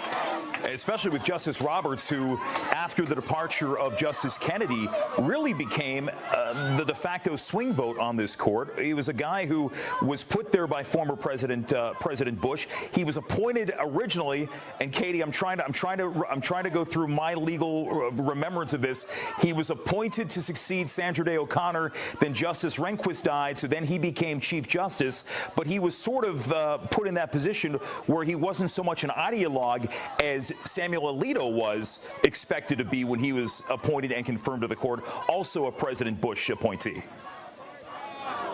Yeah, you've got your court history right there about the role that the chief has played from his appointment on, and he cares a lot about the institution of the court, and the court overturning a 50-year precedent would certainly be a remarkable moment for the institution of the court. CNN was reporting earlier this evening that the Chief Justice would not be a vote to overturn Roe v. Wade, but would perhaps be a vote to uphold Mississippi's 15-week abortion ban. It's interesting to see a leak again coming out of the court this quickly. It's something to watch tomorrow. Of course, we'll be covering this tomorrow morning. But as you pointed out, both President Bush appointees on the court, Chief Justice John Roberts and the author of this draft opinion, Justice Samuel Alito, kind of at the epicenter of what's happening here tonight. And you mentioned Chief Justice John Roberts as the swing vote at one point. That lasted for a brief moment in time because once Justice Amy Coney Barrett joined the bench, Justice Brett Kavanaugh really became the swing vote or the central vote, the one that you needed to get in order to have a majority in most cases. All right, Katie, thank you so much. I know this is far from over and done with. We want to tell people at home, Katie's going to be back tomorrow night at 6:30 right here on Fox 5 for a special live edition of her new show, In the Courts. It'll be at 6:30 tomorrow. Katie's going to have everything you need to know about what happened today and what could happen down the road. So Katie Barlow outside of the Supreme Court. Katie, thank you so much. In the meantime, when we come back, the Ohio Senate race, hours before voters go to the polls, it's a state where this news tonight is going to juice the political basis. We're going one-on-one with Dave Weigel from the Washington Post after this. And we'll listen in to that interview here after this commercial break. Also going to tune back into some of our conversations with legal analysts as well as constitutional law experts and, of course, Fox 5 and DC's Katie Barlow. She's been doing a fantastic job out there as people are still continuing to stay outside of the Supreme Court on this Monday evening. Quite a way to kick off the week. We'll see you back here in 2 minutes.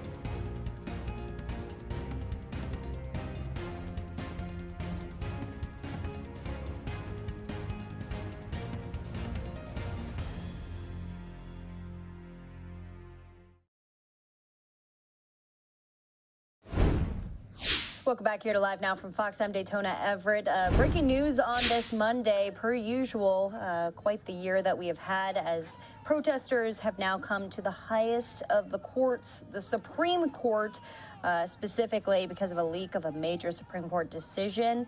Abortion rights could be vastly different in the future here very soon. A leaked majority opinion obtained tonight by Politico says justices have voted to strike down Roe v. Wade. This is a unprecedented leak. Justices can still, of course, change their minds on decisions, and the court's holding won't be final until it's officially published. This is the first draft decision in the court's modern history to be disclosed publicly while a case was still pending, which experts say could lead to an erosion of trust among justices. But it also brings us into other conversations, including primaries, midterms that are coming up here. The Ohio primaries happening right now, the primary race in the state of Ohio just happening in the next 24 hours here. We're really hitting that deadline, a crowded Republican field grabbing the attention of many political observers to see what impact President Trump, former President Trump, could have on this election here. A full breakdown from Fox 5 in D.C. So we've been talking a lot about the Ohio Senate race, and joining me right now from the West Coast is Washington Post national political reporter Dave Weigel, who's been on the ground in Ohio. So, Dave, give me a sense right now. I mean, there was a lot of talk about where this race would go once Donald Trump kind of waded into the waters. From the polls, it looks like J.D. Vance got that kind of bounce he was looking for. He did. It's not an enormous bounce, but J.D. Vance was rising slowly. What happened in this race basically was that the Club for Growth, which very early on supported Josh Mandel, former state treasurer, every time somebody poked their head up, it started to spend money and drag him down. They did that to Vance last winter. By his own admission, that kind of hurt him. His strategy was live off the land, have this PAC supported by Peter Thiel run ads on his behalf, and then surge at the last moment with a Trump endorsement. That seems to have happened. So in the polls, he's in the mid-20s with a chunk of undecided voters. He has led in more polls than anybody else. The only other candidates above 20 in every poll I've seen are Matt Dolan, a state senator from Cleveland, and Mandel. Mandel has run statewide before. He has run in the past for the Senate. He was not successful. Dolan, you mentioned state senator, but family involved with the Cleveland Guardians, and so there is some name recognition there. But when Vance got into this race, it looked like it could go either way. It didn't necessarily look like he was going to make this big, gigantic splash from the get-go. But what I see, and I'm sure you see this too, because look, I'm in a newsroom. I look up at the TV, and any given night, I will see either J.D. Vance or I'll see Mehmet Oz on TV, and coincidentally, two candidates that Donald Trump have endorsed. So it seems as though that sort of having that media savvy, I would imagine, played into the endorsement for Trump. It did. It helped, and I'm not damning with faint praise. It helped that Vance is a good candidate. For a first-time candidate, this is somebody who has spent years traveling the country, giving speeches. He just is very quick on his feet. It helped that the other candidates were actually kind of bad at it at key moments. So you had debates where Mike Gibbons, a wealthy banker who was leading the polls for a while, just was kind of gormless, didn't know what he was, didn't have good answers on a bunch of questions. That apparently hurt him with Trump. You had a confrontation that Mandel started where he thought, or he said he thought Gibbons was insulting his military service. He got up and stood next to him. It looked, I could say, objectively ridiculous. Vance said as much. That hurt. And so other people who had campaigned in person, gone down to Mar-a-Lago for Trump's endorsement, just kind of knocked themselves out of contention. Dolan was never trying. The Dolan strategy has been, he says 2020 was fair. Donald Trump lost. He needs to move on.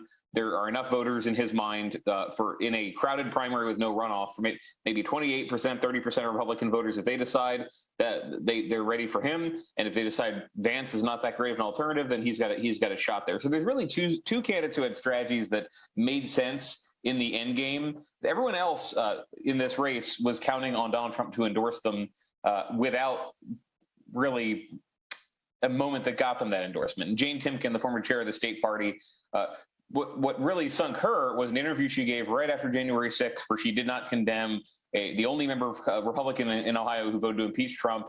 She said she was not sure she would have voted that way. Literally weeks later, she calls on the guy to resign. But the fact that she did not take Trump's position in one interview once, I'm told, was the thing that hurt her. But also, she just wasn't as good in the debates and in the public forums. She wasn't on, Tucker Carlson and Steve Bannon every other day. view, things that Trump pays attention to. She just wasn't there. When you look at the vibe on the ground, I mean, look, the last couple of years, Democrats have targeted places like Pennsylvania. They thought, they had a chance for a pickup. Certainly they did. Ohio used to be viewed as a state that could go either way. But when you look at recent years, the only Democrat that's had luck statewide in recent memory is Sherrod Brown. Is there a vibe there that that's going to be that's going to stay red? That seat, the Rob Portman seat's going to stay red, or do you think the Democrats are going to put up a fight for this one and not consider it just kind of a done deal that the GOP would pick up in a midterm year? They will put up a fight. Like they've had tough years in Ohio before. They have lost ground, but this is not one they're interested in abandoning. I mean, in 2010. Another tough year. This is the same seat is up. Their candidates can't raise any money. Tim Ryan, the congressman from Youngstown, has raised a ton of money, actually more than any Republican in the race, apart from the guys who invested their own money in the campaigns. And he has Sherrod Brown support. He needs to win the primary. He has two primary challengers. But Democrats do think Ryan is a credible, well-known candidate who can raise money and who is not picked the liberal side on every kind of culture war fight. Now, he's evolved over the years. He's less conservative than he used to be. But for example, he ran an ad bashing China. He's always done that in his campaigns. He got criticized by liberal Asian American groups saying this is racist, take it down. He said he wouldn't. And that's one moment I heard some Republicans, including Vance, that's when Vance started talking about him, tried to say he's a MAGA wannabe. The Ryan argument will be, no, I'm a union Democrat who's been in Congress for 20 years. Look what I've done. Look what I've passed. Look at the trade deals I voted against. He has run for office before. This is, as adept as Vance has been, his first campaign for anything. Yeah. Well, we're going to see how that all shakes out after the primary. Then starts the race in November, and clearly there. And then it also starts the avalanche of all these primaries. Where I keep talking about Pennsylvania, just because we're all focused on this race as well too, with Dr. Oz and all of these other Dave McCormick and all of these other high-profile candidates in the race. Dave, I got to leave it at that. Hey, I appreciate it. Thank you so much. Thanks. It's good to be here. All right, and you've been listening in to Fox 5 in D.C. there with their analysis of the primaries out in Ohio, a key primary race, which we will be following here on Live Now from Fox. But we want to move back into the top story of the night at the top of the hour, as it's 9 o'clock now here in Phoenix, Arizona. We are heading into the later evening hours out on the East Coast, midnight out on the East Coast, as people are not going home, despite it being so late there, out on the front steps of the Supreme Court. We'll have full details through the rest of the evening here, expert analysis, legal analysis, again, about a leak of a major Supreme Court decision. We could very well be seeing the court overturning abortion rights as we know it. A leaked majority opinion obtained tonight by Politico says justices have voted to strike down Roe v. Wade. Justices can still change their minds on these decisions, of course, and the court's holding won't be final until it's officially published. This is the first draft decision in the court's modern history to be disclosed publicly while a case was still pending, which experts say could lead to an erosion of trust among justices. So we'll be speaking with our people about that coming up after the break. I'm Daytona Everett. Be sure to give us a follow on Twitter at LiveNowFox. You can give me a follow on Twitter at Daytona Live Now. This is where we post a lot of our top stories and detailed analysis from our sister stations across the country, including out in D.C., Fox 5 in D.C. Katie Barlow doing a fantastic job of breaking down what this means for the Supreme Court, what this means for Roe v. Wade, and what this means for, most importantly, all of the people who are involved here, both sides showing up tonight in some in frustration and some in delight over what could be the future of Roe v. Wade, as it will likely be overturned in the future here after this first draft was obtained by Politico, leaked to Politico. We'll be right back after the break.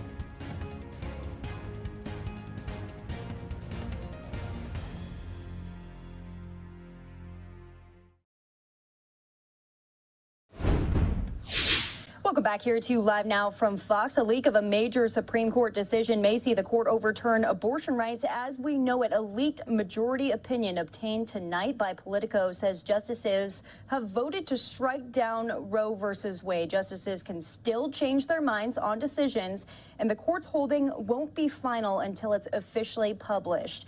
This is the first draft decision in the court's modern history to be disclosed publicly while a case was still pending, which experts say could lead to an erosion of trust among justices. I want to bring in legal analyst Doug Burns here on the show. Doug, thanks so much for being with us. As I said, This is historic here, and I really think the key point, like I mentioned at the end, this is going to have an effect in the future on the trust within justices. I couldn't agree with you more. We're all kind of stunned, honestly. I just found out about this a couple hours ago. I'm shocked. It's disgraceful. It's shocking. You have an employee, most likely a law clerk, in the building, the Marble Palace that we all respect. You know, I'm a member of the Supreme Court bar. I've been in the building many times. I watched my late father argue a case there, by the way. But I'll tell you what, to leak an opinion just strikes at the heart, the core, the integrity of the institution of the Supreme Court of the United States. And it's really disgraceful beyond. I can't overemphasize that. How does something like this happen? Well, that's a great question, obviously. The way this happened, you know, I'm old school, and I always say, you know, things are like a recipe for soup, you know. You take chicken, you take vegetables. So how did this happen? What's the recipe? The recipe is that this issue has boiled over to a toxic level that's just unbelievable. Just look at the Brett Kavanaugh confirmation hearing, and that tells you everything you need to know about the precursor to what happened tonight. There's just a meltdown of epic proportions. Everybody turn, oh, we have to pack the court. We need new justices. All over this one issue, okay? This issue legally, real quick diversion, is not all that complicated, okay? Legal scholars across the board know that there's a misinterpretation, okay? Which is that what I'm about to say, people are gonna say, I can't believe he's against abortion. Did I say I'm against abortion? Of course not. Abortion is not in the Constitution, runs the core argument, and it should be left to the states to legislate state by state. It's not a federal issue, and therefore Roe v. Wade is made out of whole cloth. Justice Ginsburg suggested that. Professor Lawrence Tribe of the Harvard Law School suggested that. I'm not playing the game, by the way, about, you know, this liberal or that liberal said it. That's not my point. I'm just saying that there's a good deal of agreement in legal scholarship and theory that the case is just a reach, and it's a matter that should be in the states, okay? So how we got here, though, to your question finally, which I'm not dodging, is that we've gotten to a level in Washington that we've never seen in our lifetime, okay? And the toxicity levels have gotten so high that you have angry, distraught people leaking a first draft of an opinion suggesting the possibility, notice the words I'm using, of overturning Roe versus Wade and by extension the Casey case. And this thing happens tonight, and I'm just stunned. And I'm very, very curious to see what, if anything, the court is going to say, either tonight, unlikely, I would imagine, I'm glancing over at the clock, or tomorrow morning. And they've got to come out with an immediate statement saying that this type of action undermines the essence, the core, the integrity of this institution, which has been a bedrock in our country since its founding. This will not be tolerated. This person is going to be fired and disbarred, and so on and so forth. But the answer to your question, just to repeat it, is unbelievable toxicity and anger levels coupled with people willing to throw away their career A to Z over this one issue. Yeah, we are actually taking a look at aerials, or not aerials, but live pictures outside of the Supreme Court itself, as people have shown up in crowds, some on their knees praying, many people holding up signs. Doug, what does this mean? Many experts saying that the court needs to issue its opinion tonight. Well, that's interesting. That really is. I don't think, I don't have a perfect crystal ball. I don't think that's going to happen. But it's certainly a very viable thing to say. Again, little broken record point. And again, I really am stunned. I mean, I'm like a fighter who's been, punched really hard and I'm reeling. I just cannot believe. I know it sounds maybe overly dramatic, but I cannot believe this happened. I'm disgusted times 10 about this. And obviously I'm going to be studying it and looking at the opinion, the 98-page opinion authored by Justice Alito. But I think, it's interesting. I heard a little bit of the sort of political commentary before I came on with you. And a lot of the people were saying, that this certainly looks like an attempt, to back the court off, intimidate the court. They then pointed out, and I agree with them, that it's very likely that it would have the reverse effect. But again, it's very, very, very troubling. I think that the opinion will most likely, be issued toward the end of the term. But again, it's hard to say. I honestly can't believe. I think it was Professor Turley who just said that he never thought, he'd really see this day, in the sense that, the really overtly political institutions are one realm, but the court was always, a very dignified, right, confidential atmosphere, and that was breached tonight badly, and it's really troubling. I mean, the person who leaked this, what potentially could they face? Well, that's another interesting thing as we literally are digesting this, in the last hour or whatever it's been.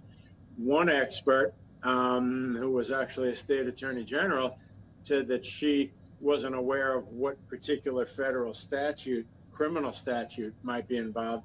And so I'll jump in and say that I'm not sure either. But to answer your question, A, immediate termination from the court, obviously. B, if they're a lawyer, which I would assume they are, but even that you don't know. I mean, it could be secretarial support staff. Having practiced law for 36 years, I know that documents are in the hands of other lawyers that work with me, paralegals who work with me, secretarial staff who work with me, and so on. So we don't really know that. But trust me, if it's a law clerk, they're going to be disbarred and they'll never practice law ever again. And then criminally, that's something that I have to think about and look at more tomorrow. I'm not sure off the top of my head that it's a crime per se, but at the same time, when Speaker Pelosi, there's an interesting aside, sorry for the digression, but when she ripped up President Trump's State of the Union address, there was a statute that made that a criminal offense, technically. Nobody charged her with it. So here, the leaking of a confidential Supreme Court document could very well be a criminal offense. I'm just not sure. Well, there's a lot of people who may be watching right now who are extremely interested in the story, of course, but likely will not be watching or reading the opinion itself. For those who are not going to read it, what types of things will we find in those almost 100 pages? No, I'm glad you asked me that. Thank you. Basically, what you're going to find in there, and I read the first 2-3 pages, is Justice Alito. First of all, let me say this, because I think you'll find it interesting and so will the viewers. I mean, basically, the way Supreme Court opinions are assigned is that if the Chief Justice is in the majority, he assigns it. And if the Chief Justice isn't in the majority, then the senior most justice assigns it, okay? That doesn't really tell us much of anything because the Chief Justice may very well be in the majority and he assigned it to Justice Alito. But moving on from there, you're going to see Justice Alito painstakingly laying out what I touched on a minute ago, and that is that, nowhere in the Constitution, in the sacred document that we've abided by for all these, hundreds of years, there's no mention of abortion in there. And as such, it's not really a constitutional issue from the document itself. And then he's going to go into an analysis of why that telegraphs that the matter should be handled by each individual state's legislature. He's going to go through why he feels, and then the others who join in with him, that Roe v. Wade was, as a matter of technical, legal scholarship and interpretation, was incorrectly decided. He's going to touch on what you've heard everybody talk about, which is stare decisis, or precedent. It's comical, by the way, to see the one-liners, you know, on segments where everybody's like, you can't overrule a precedent. You can't overrule a super precedent, a term that they just made up. I've never really heard that term. But the point is, and then the comeback from the other side is, well, wait a minute, under that logic, Dred Scott, which held that African Americans weren't citizens of the United States, shouldn't have been overruled. Plessy v. Ferguson, which said that separate accommodations were okay as long as they were equal.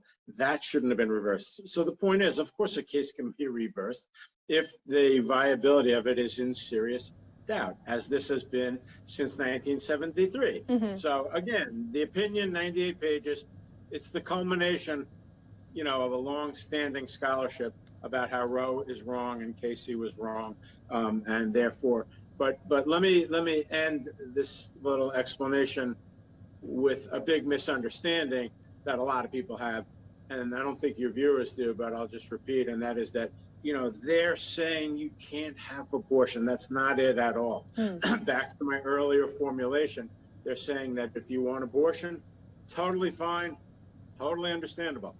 You do it in the state legislatures in each state. It was the identical argument.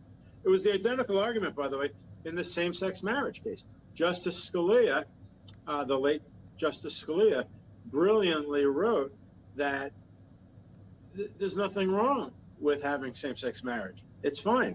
Many, many states have implemented it. They should continue that process. But we don't want 9 unelected lawyers doing it as a super legislature. That's what this is. So I understand people's emotions. People aren't trained in law.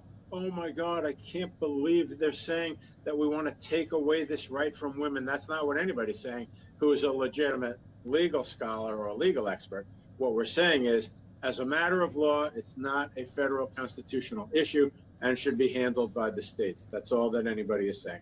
Right, and Doug, let's not forget the history behind all of this. This isn't coming out of nowhere necessarily. The leaked report, of course, is, but the overturning of Roe v. Wade, a lot of analysts say that was going to happen. That was inevitable. Well, there's no question. I mean, you know, while I often like to say, you know, oh, I'm a purist and I do law more than politics, but the reality is, of course, with President Trump having the opportunity to appoint 3 conservative justices to the court, you know, obviously there were legitimate discussions about whether or not, you know, Roe would come under attack. But tonight, again, is just beyond disgraceful to leak out a preliminary first draft opinion from the Supreme Court. It's just, you just can't believe it, honestly. So I want to just but to your question, hold on.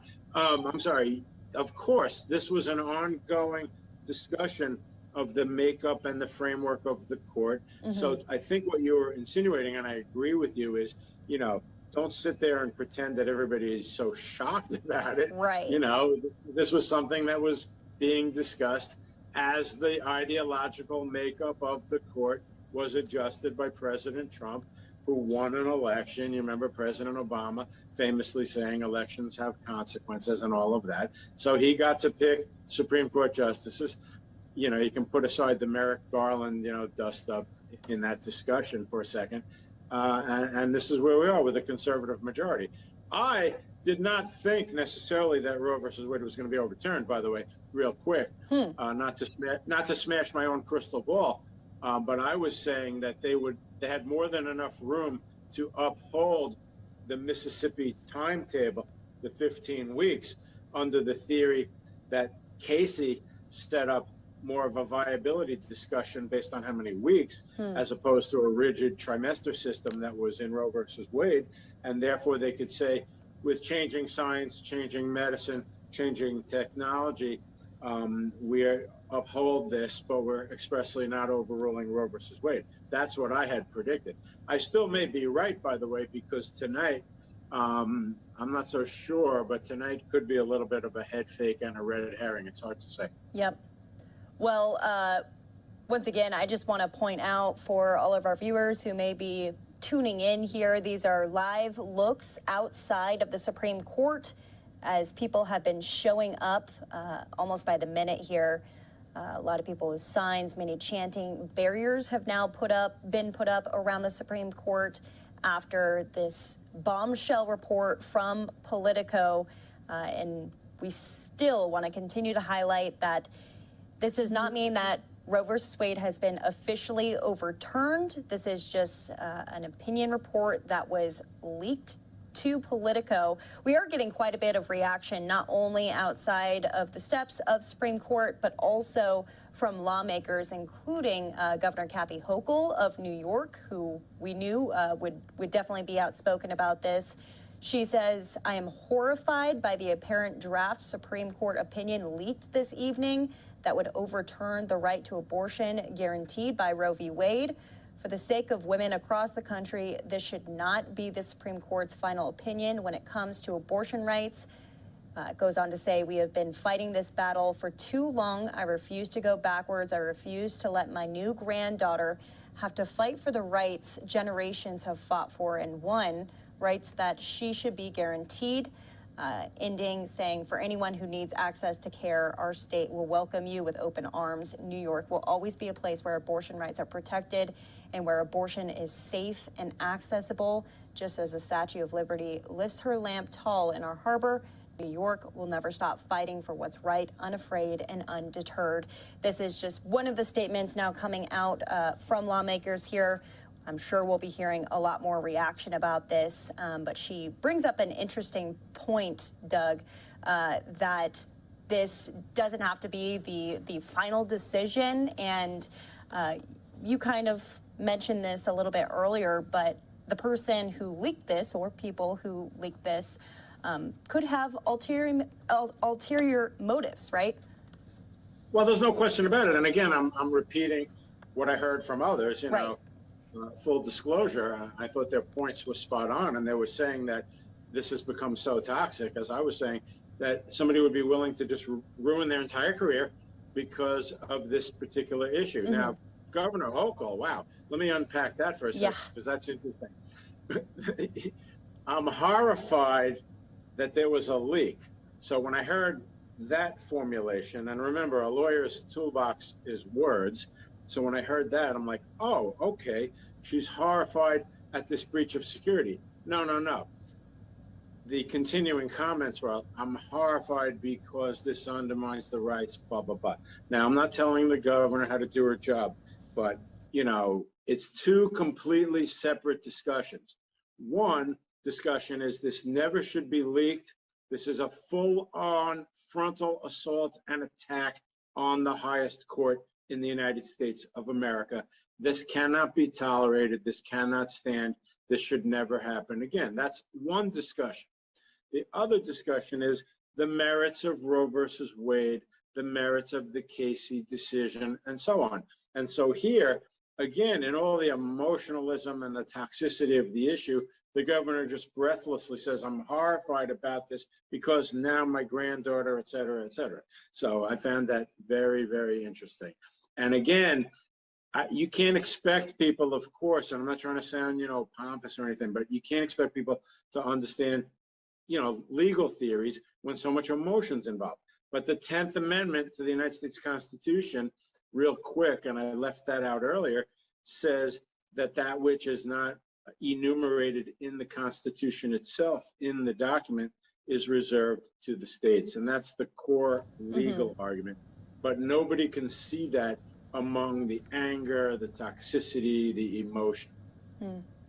I guess more of my question, because they tried to get a comment from the Supreme Court spokeswoman, Patricia McCabe, and they say no comment at this time. Could this potentially reverse their decision? It could. You know, my thinking, literally 5 minutes into being aware of this, I read a couple of really fast articles online. I said to my wife, you'll find this interesting. I said, wow, this particular paper, I won't name it, they're very, very smart with words, because they go, this would overrule, Roe v. Wade. They didn't say it was overruled. Mm-hmm. They said if this opinion were final, it would. And that's the best way to look at it. So, but 5 minutes in, I said, well, wait a minute. This is the first draft of an opinion, okay? I've read many, many, many books about the Supreme Court. So I know that basically the way it works is they circulate a first draft and a process gets underway trying to get people on board with that first draft, seeing who's on board with it. And what typically happens is there are various suggested changes. To put it in real simple English that everyone will understand, a justice will say, I am amenable to possibly joining this opinion if you change this section of it or that section. So the point I'm trying to make, without getting too much in the weeds, is that when a first draft is circulated, that's pretty preliminarily in the game, although I would note that the document was marked February of 2022. So I found that extremely interesting. It didn't say April of 2022. So again, we're all trying to, keep our counsel here and try to digest what's going on. But it's not clear to me who has or hasn't agreed to this. You can bet your bottom dollar, obviously, that, justices such as the retiring Justice Breyer, Mm-hmm. Justice Kagan, Justice Sotomayor, they're not joining an opinion overturning Roe v. Wade. But that may be a silly way for me to put it, because if they have 5 votes, that's all you're going to need. But to your question is such a good question because it's unanswerable, at least tonight. And that is, could this change the opinion? That's the $1 million question. I don't really have the answer for that. Yeah, quite the experience for Justice Breyer ahead of retirement, right? Well, there's a very interesting issue there. I mean, it's not any big earth-shattering thing, but the new justice has been confirmed, right, and he's still on the court, which to me is a little confusing, sort of as a legal purist. I mean, what do we have, 10 justices? Now, I'm being sarcastic because she hasn't taken the oath as the newest Supreme Court justice yet, but I found it interesting that, we have 9 on the court, 1 who's been fully confirmed by the United States Senate. So, it's remarkable. Again, it's going to be very interesting to see as I hit the ground running literally tomorrow morning, a couple things. What, if anything, is the Supreme Court going to say? And you just touched on it, very well. They're not making any statement tonight. That seems logical because this is such an overwhelming, earth-shattering thing that they better really try to get their ducks. I mean, one cable host who was a former Supreme Court clerk, and she said that Chief Justice Rehnquist sat everybody down the first day. And he said flat out, if you leak any document, that's it. You'll never practice law again. Oh, interesting. Yeah, I guess that would be my next question, too. I mean, what type of protection do opinions like this typically have? I mean, who even sees this? Who would have the ability to leak it to the press? No, I mean, it's absolutely, sacrosanct. We have many analogous situations. For example, when you go in a grand jury, which is secret proceedings by definition, because you don't want to tarnish people's reputation who are under investigation but may be cleared. You don't want people walking down the street. Did you hear that Dave Smith is being investigated by a grand jury? So there, you're talking about court reporters, government legal personnel, the grand jurors themselves, obviously. So to answer your question, you have obviously the 9 justices. One commentator tonight, and I was drinking in a lot quick, was saying, oh, wouldn't it be incredible if maybe one of the justices were involved? I'm not going there because I don't believe that in a million years. But again, everybody's just expressing opinions as we're all shell-shocked. But on your question, the law clerks, and there are 4 for each justice, so that's a pool of 36 people. Secretarial and support staff, word processing staff, things along those lines. So, you know, it's not that big a universe of people, to go right back to your question. Right. Probably, for sure, less than 100 people. And I think that the Chief Justice, you know, one of two things: A, internal investigation, call every single law clerk in, or B, somehow involve law enforcement, FBI. It's hard to say, but they're going to find out who did this for sure, in my opinion. Yeah, I would imagine there's going to be quite a bit of an investigation, lots of questioning for whoever put their hands on this and they will also, also, you know, get phone records, you know, cell phone data, texting data, email data, all of that, because it's very, very unlikely, you know, that this happened without those type of communications and interactions with other people. Yeah. And Politico running with it and reporting it as well. I mean, this is just, it's hard to say because it's so unprecedented in the history of the Supreme Court. Has anything like this happened? No, it, unfortunately, you know, and again, as I said, I'm very distraught about this. As a lawyer for as long as I've been, extremely, extremely troubling. And so the point is, you know, Politico, I saw somebody point out that, you know, they certainly wouldn't have run with this, you know, unless it seemed pretty substantial to them, and, you know, and that they would check their sources and stuff. And I agree with that. You know, I looked quickly, obviously, at the opinion, and, you know, you're not going to see, I'll be a little sarcastic, you know, too many counterfeit 98-page Supreme Court opinions, you know, to you volleying back to the people saying, you know, is this real? You know, it's definitely appears to be an absolutely real document. And when I read it tomorrow, the 98 pages, like reading a short book, the point is, you know, I'll see that for sure it's real. It's the real document. But to the core point, the core observation, it's just horrifying that somebody would do this. It really is. Well, Doug, I just have to kind of alert everyone to what's on the screen right now, because we are live, raw, and unfiltered. And with this story, there are two very separate feelings. This is abortion rights that we're talking about. There are people who are pro-life, and there are people who are in favor of abortions. And this is going to be hostile. And we've got a lot of people showing up here as barriers have been put up at the Supreme Court. Clearly, court not in session, as we're coming up on the 8 o'clock hour here in Phoenix, 11 o'clock out on the East Coast. But these protesters likely not going to go away, as they all just showed up within the hour here after this leak was reported. Doug, anything that you're going to be watching going into the rest of the evening here and tomorrow? As you said, you're going to be reading the entire opinion itself, and I'm sure we'll be able to get a nice recap from you after you do that. But what things should we be paying attention to and looking for? Well, I think tonight, I think the big thing, and you hit it, is whether or not any statement is going to come from the court. It's hard to say, but again, with something this monumental, I mean, I heard one person say the Chief Justice undoubtedly right now is conferencing, canvassing, discussing. You know, this is a serious matter. So the first thing I'm looking for is a statement from the court, and I'm just loosely predicting that you're not going to see that.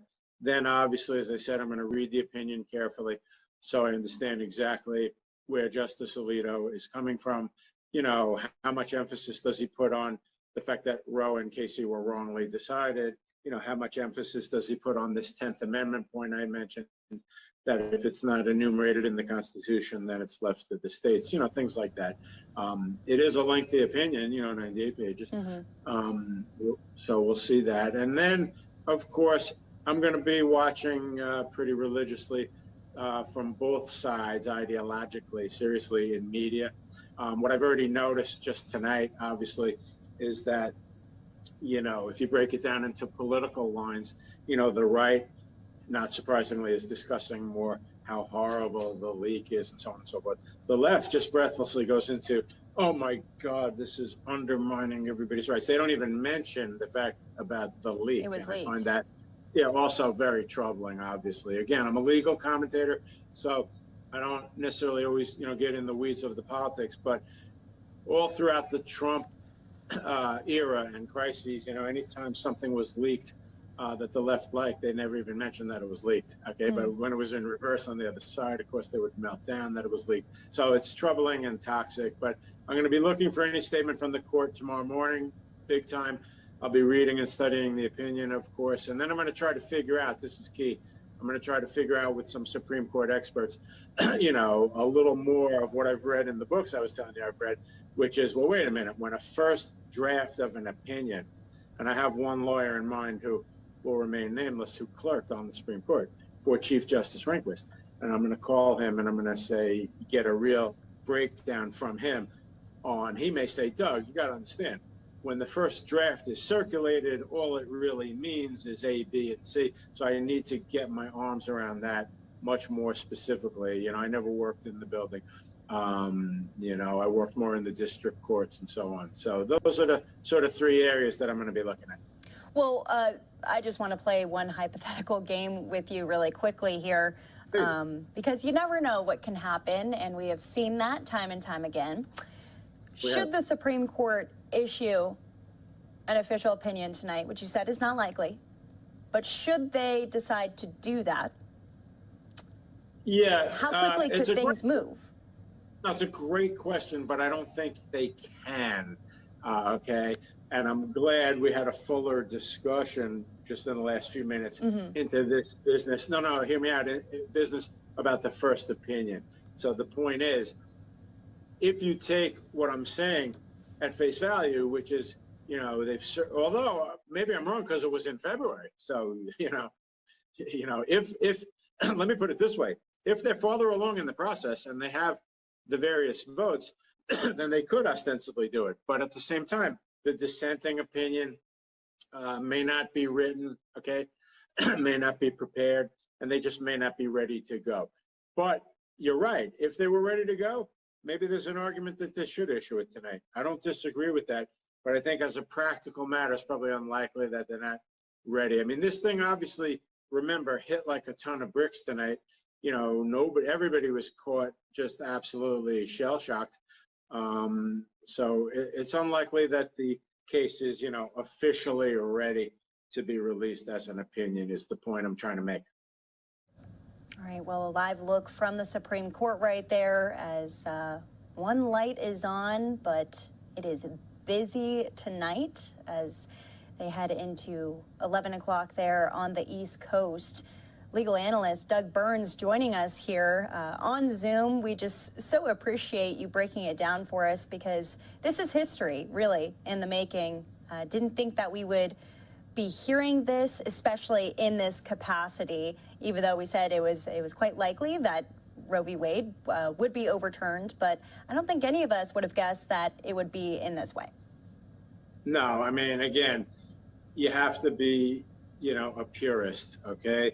Let the process run its course confidentially behind closed doors. The justices meet in conference, okay? They circulate these preliminary draft opinions. They discuss it back and forth. Changes are sought. Votes, anybody can tell you, votes are often, traded and so forth. Okay, let's get this justice on board. I'm not suggesting that it's overtly political. It's legal. But the point is, I agree with the way you formulated the 10th Amendment, Justice Alito, but I disagree on a point you made with the Casey case, and I'd like you to consider adjusting it. This is what happens. And again, not to be corny, but the very fabric of the institution depends on confidentiality, the ability of what I'm discussing to take place candidly, confidentially, et cetera. And now in this toxic world that we've emerged into, we get hit in the face like a Mack truck tonight. Boom, a 98-page, completely confidential, preliminary first draft opinion is now available on the internet. It's just, I'm shaking my head for good reason, obviously. Well, we will be continuing to get analysis here on Live Now from Fox, but we want to thank you, Doug Burns. Thanks for being with us. We so appreciate it, and I'm sure in the coming days we'll be able to get some more information from you, more details as this develops. It was my pleasure. Thanks for having me on the show. Thank you.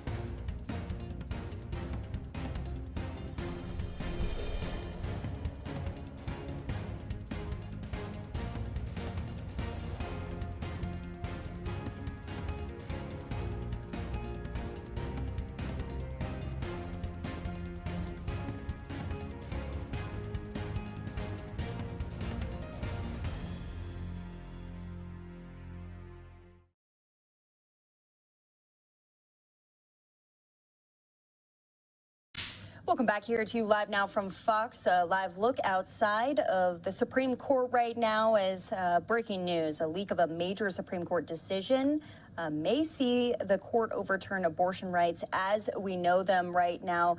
The first person I thought of to bring on to talk about this is our Supreme Court expert, Jessica Levinson. Jessica, this is once again so unprecedented. We've been talking about this for the past hour and a half, 2 hours, but there's so much meat to this. We've talked about the history of abortion rights and how we could see things change, and you had mentioned the fact that the overturning of Roe v. Wade was somewhat looming, but in this fashion, couldn't have predicted this. No, I think you're absolutely right to highlight this. I mean, a couple of things. One, something can be expected. This opinion was expected. Of course, it's still a draft opinion, but it's still stunning to see it. But the other thing is, seeing a draft opinion at all is absolutely shocking. Let's remember, as I'm sure you've been talking about tonight, we have never in modern history had a leak of a draft opinion. The Supreme Court stands at the top of the judicial branch, which is our least transparent branch. We don't have these types of leaks ever. This will absolutely be an earthquake for the Supreme Court for how they function. They, for decades and decades, have had a foundation of trust that this type of thing does not happen. And so absolutely, we have the draft decision, which again is not law yet, but I suspect will be soon. And then we have the fact that we're seeing this draft decision. I mean, it really is a huge night. Right. This is a 100-page, almost 100-page draft decision. And we were just speaking with a legal expert about what that would encompass, because to be honest, a lot of our viewers probably are not going to go and sit and read that. So if you could kind of break it down for everyone, explain what is said in this, kind of the gist of it. Absolutely. So very briefly, what Justice Alito says, writing for at least 4 of his conservative colleagues, is that there is no constitutionally protected right to obtain an abortion. That means it's quote unquote left to the states. So I'm talking to you from California. California will, as long as it is legally possible and long as it is legally permissible, protect women's ability to obtain an abortion. There are about half of the states in this country that I think after this draft opinion becomes law, will either completely ban or will severely restrict access to an abortion, which is another way of saying under the draft opinion, they say it's not protected under the federal constitution. So we're leaving this to the states. practically speaking, that means, of course, that women live in two very different Americas, states where you can obtain an abortion and states where either you can't or it's incredibly difficult to do so. And the court, in this opinion, Justice Alito, in this draft opinion, we should emphasize, really does not mince words, says that Roe was an egregious decision, wrongly decided.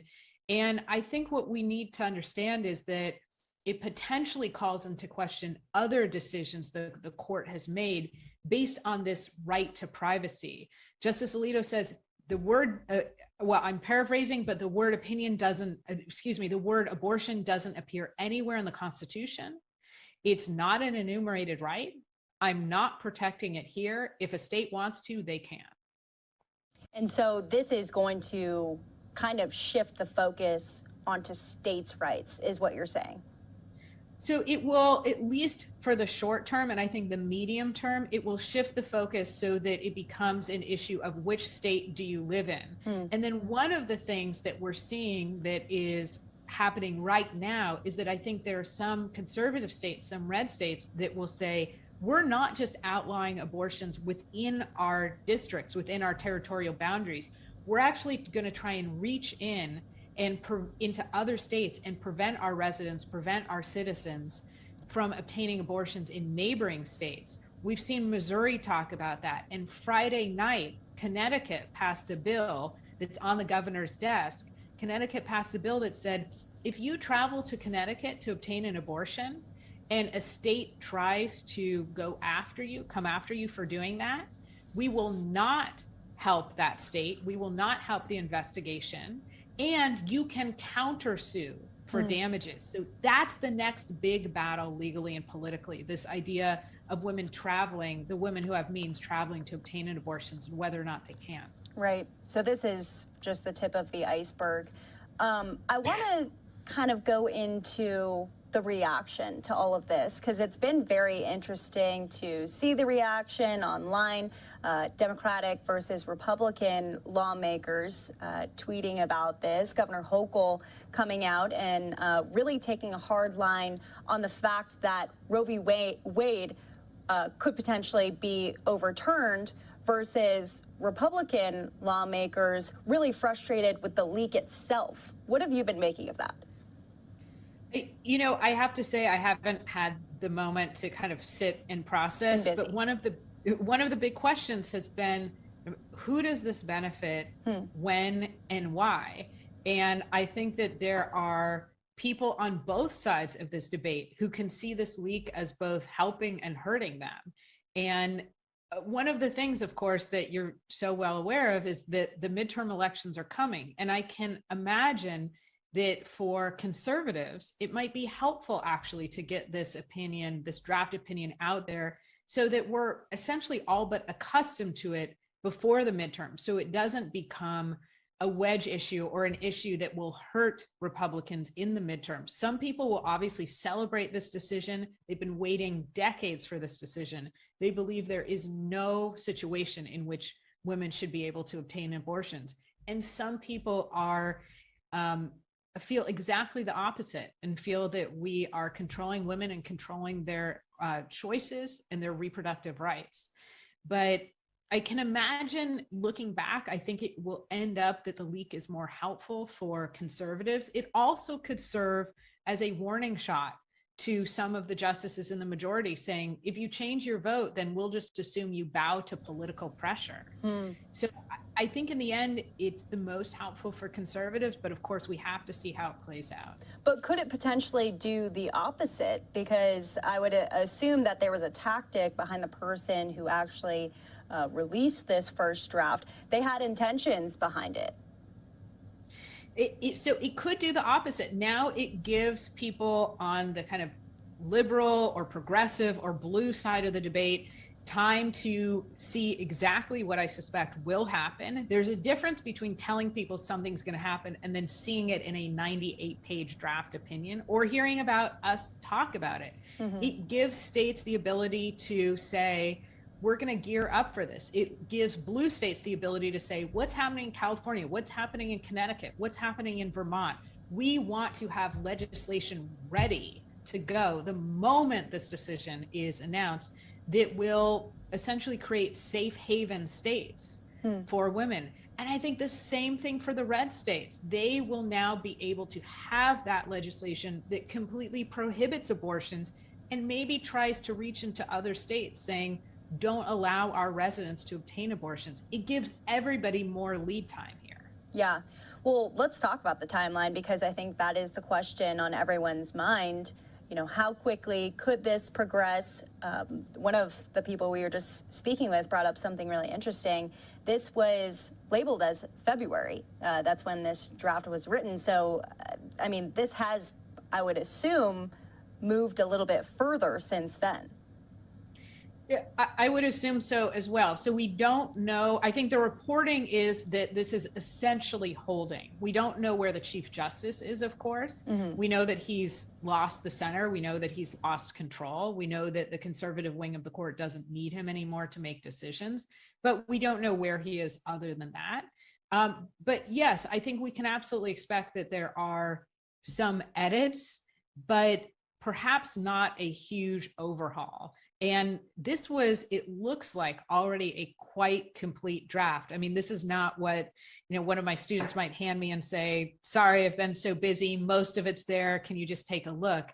This is 98 pages, footnotes, appendix. I'm sure that there have been additional exchanges of dissenting opinions, potentially a concurring opinion from the Chief Justice, but it's not final until the Supreme Court releases it, and then you and I talk about it maybe later that morning. Yep, it's not final until the Supreme Court says it's final, despite what leaked documents might say. Well, Jessica, any last thoughts on this? Any things that we should be watching going into the rest of the evening here, what you'll be paying attention to?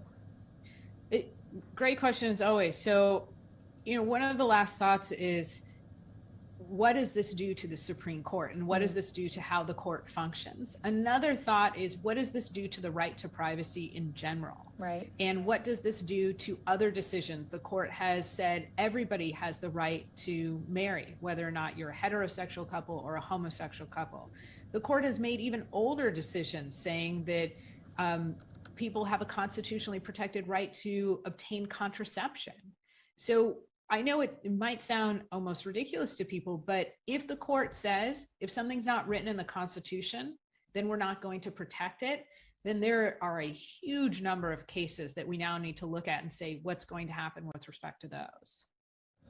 All right, Jessica Levinson with an incredible recap per usual. There's just more that's going to be coming out of this, so we're going to keep you on speed dial. Thank you so much for being with us here on the show tonight. I appreciate it. Thank you. Yeah, thank you.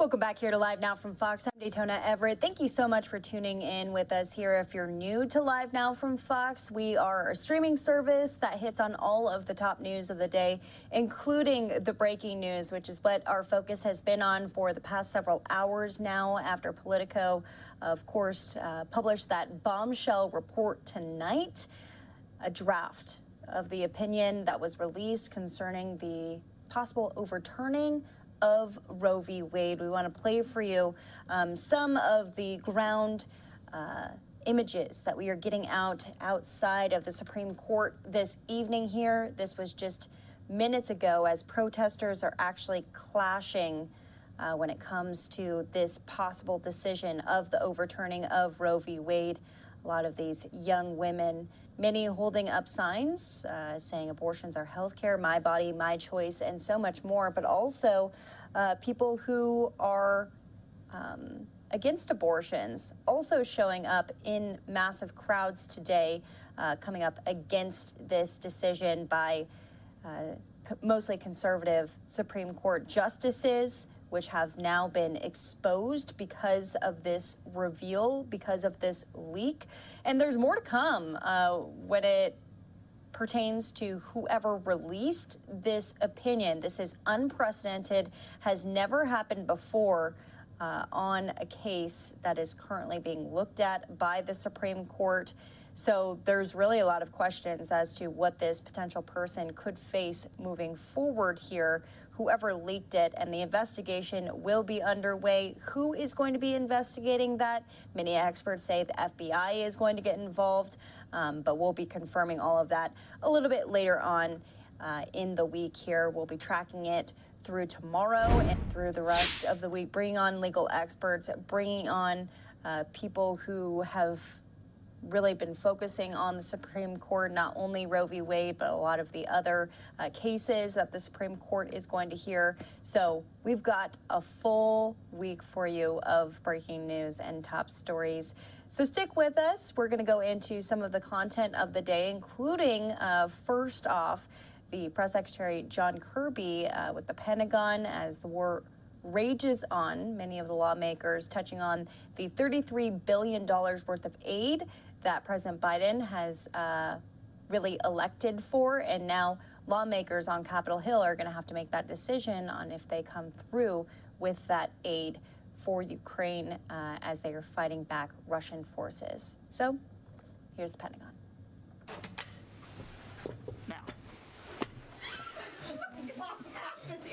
They're all very tall. So look, as you can see, standing with me are amazing Pentagon tour guides from ceremonial units that are representing 5 branches of the military, including the Coast Guard. Now, since being closed to the general public since March of 2020, I'm pleased to announce that on the 10th of May, the Pentagon